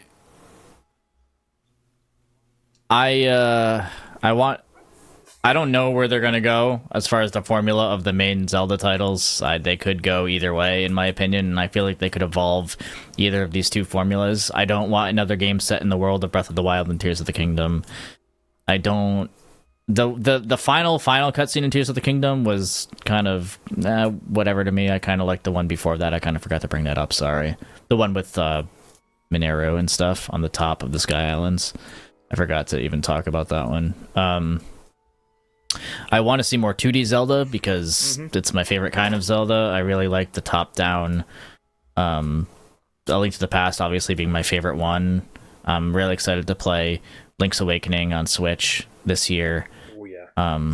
And just replay a lot of the 2D Zeldas that I love because of how snappy the gameplay loop is of games like A Link to the Past. And if they can make... So one of my favorite things I've done this year was play A Link to the Past randomizer a bunch because it goes and it takes my already fun experience of the Link to the Past and it makes it so I can rediscover everything for the first time again with a randomizer in that same snappy gameplay loop. Yeah, or an Ocarina of Time randomizer. Like you can only experience the linear Zelda games once, right? You can do some things out of order and get you can get like heart pieces and other stuff out of order. Everything feels significant, at least in A Link to the Past. So to have it be randomized and have it so you never know what you're going to get in this chest, it always feels really cool to me. If they were to ever make an actual Zelda game that's a randomizer, I think that would be really smart.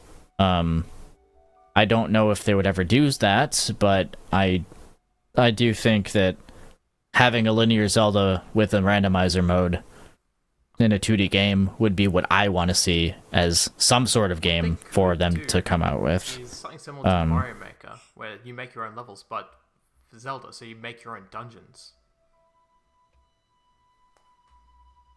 Yeah, I've seen stuff about that too. I just mean like I guess if they had like imagine they make a game like A Link to the Past, but it also has a randomizer mode with different That'd be settings. sick. Yeah, I feel like that would be pretty cool. Same thing if they did it with a linear 3D game too. I think it would be really cool if it had a randomizer mode because it's not like it can't be done. But I feel like that would make it so every single playthrough of the game you play after the first one is still unique. you know? So seeing something like that as a drastic direction change for any Zelda game that comes out next would be fantastic. But as far as where I think they're gonna go, I don't know, but I'll be here for it, and I'm excited for it, regardless whether it's a linear entry like the ones that I love, or it's a non-linear entry like the ones I love. We'll see. I just hope whatever they do is fun, and there's a lot more unique moments, and that there's a lot less homogenization that Breath of the Wild and Tears of the Kingdom Same. introduce. Something in between would be nice. I agree. Yeah, I'm in how the about same you, boat as Friedrich? you. I think it would be cool to see some more 2D Zeldas. I think it would be cool to see. I liked that idea about remaking Twilight Princess. My favorite entry in the series. I can't see any of it happening. I see them sticking with this more open world style, totally open world, because they sold 5 million copies opening weekend. I see them making a lot of the same. It could, and it still could be fun if they nail it and they just take the stuff that made Breath of the Wild and Tears of the Kingdom good and mash them up in a better way than either of them could be. You know, it still could be fantastic and a whole new world for us to experience. It could be amazing. Could be everything that's like we a big want. thing. We need to get out of I know this they Hyrule, said they're like done with this version. version Yeah. of Hyrule, and they're definitely sticking with this formula. As much as I love the characters and have grown attached to Ready to this move on. Hyrule, I'm ready. Same. Yeah. Yep. Is that everyone on the future of Zelda? That's my piece. I mean, yeah, I can't really like. I would rather see a more linear Zelda, like the older 3D games, but I know we're not gonna. I agree, but I don't see it happening either. Yeah, like I don't know. There's only so much open world I can take Yeah. before I'm just like, okay, I'm gonna stop now. All right. Well, then, if that's the case, I think it's finally time to wrap this podcast up and conclude. Over 5 hours. Hell yeah. I'll let you guys go first because when I conclude, I'll say goodbye, and I'll shill you guys. So whoever wants to go first. ST, you go first. I'm gonna call something out before everyone stalemates. I'm sorry. What was the question? Go first with what? Conclusion. What are your final thoughts on Tears thing. of the Kingdom? Well, I mean, yeah, a conclusion about Tears of the Kingdom. It's a game that I did enjoy. I had fun playing it, but I wish it was more met with my expectations of someone who has played Breath of the Wild so much. It did leave me disappointed in areas, and I don't know how often I will revisit it. I do feel like things like Work and other games that I was really looking forward to coming out around the same time as it did kind of unfairly hurt it in a way. So I will replay it probably next year. Hopefully I enjoy it more. But at this point, I personally do think it is the weakest 3D Zelda. Now, that's not a bad thing because I think all the 3D Zelda games are amazing. Like, being the worst of the best, I mean, you're still doing pretty good, right? Agreed. That's what I think. Sure. I know people are like, oh, you like Skyward Sword more? Yeah, I do. I don't. I haven't played it. I mean, it's all about our subjective opinions, and I feel like we've been able to agree on a lot more than we've actually disagreed I'm surprised. Yeah, So- which I'm Very kind of tame surprised consensus. about. Yeah. Yeah. Hyper, how about you? What's your conclusion? Tears of the Kingdom is a very good game, for one. I know I've been saying a lot of criticisms for the game, but that's because I really like it, and I only speak about them, and I'm only on here because I think this game's amazing, but it does have problems, and people should be aware that it has problems. But nonetheless, it is still an amazing game. Do I think it's better than Breath of the Wild? No. I think they both stand equally to each other. They complement each other, as you guys said. It's ultimately a game that I feel is hindered by the story and the sort of lackluster combat. Combat's still good. It just...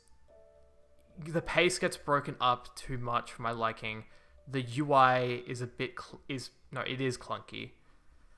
And... it's a game that I know had a year of polish, but it feels like it needs more polish.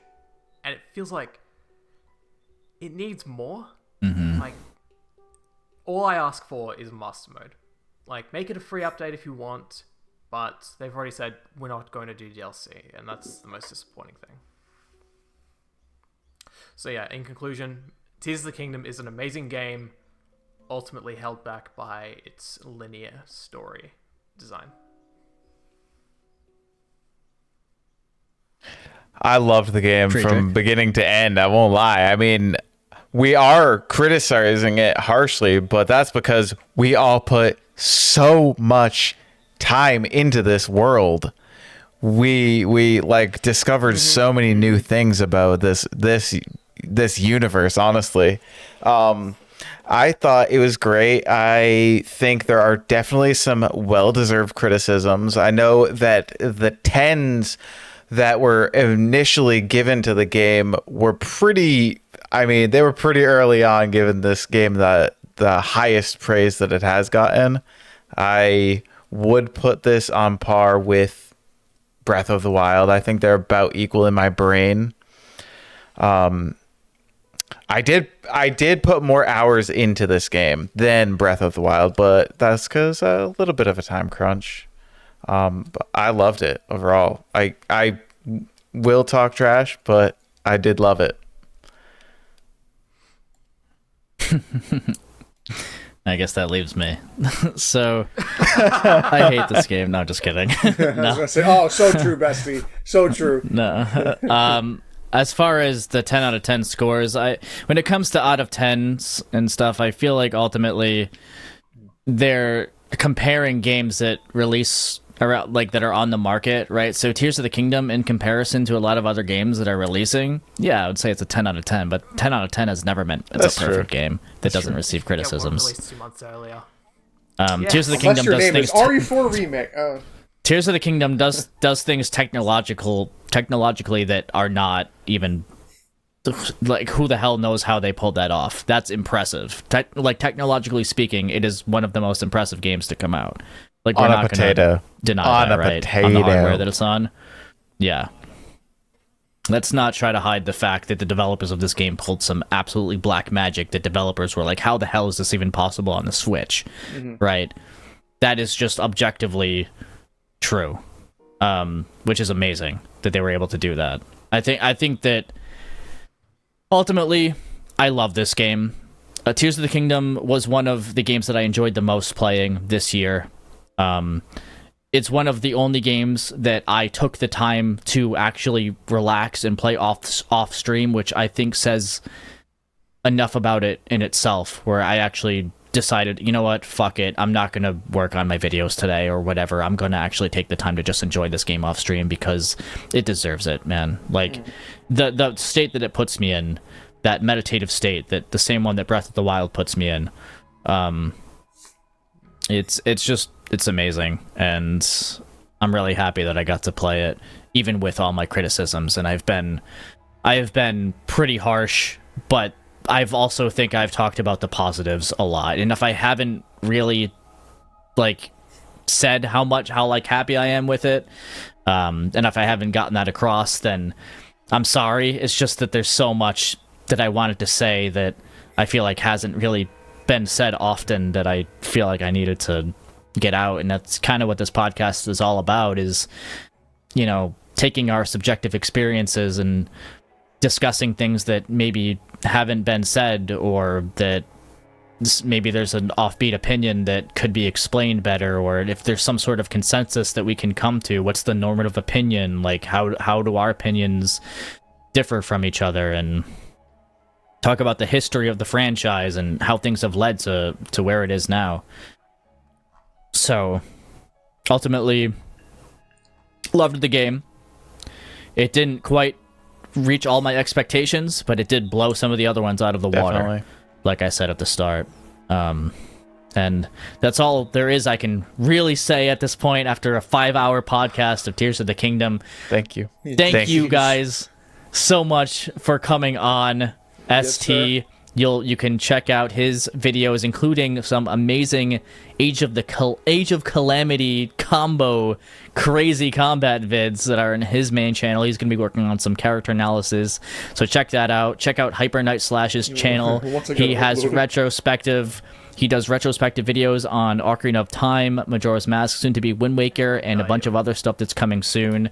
Make sure you check out Lux and Tux's. I run a go ahead. 15 online tournament for Oceanic residents every Tuesday night at 7:30 p.m. Yes. Make sure you check out Lux and Tux Live, the main channel where he streams Monday, Wednesday, Friday at 6:30 p.m. EST.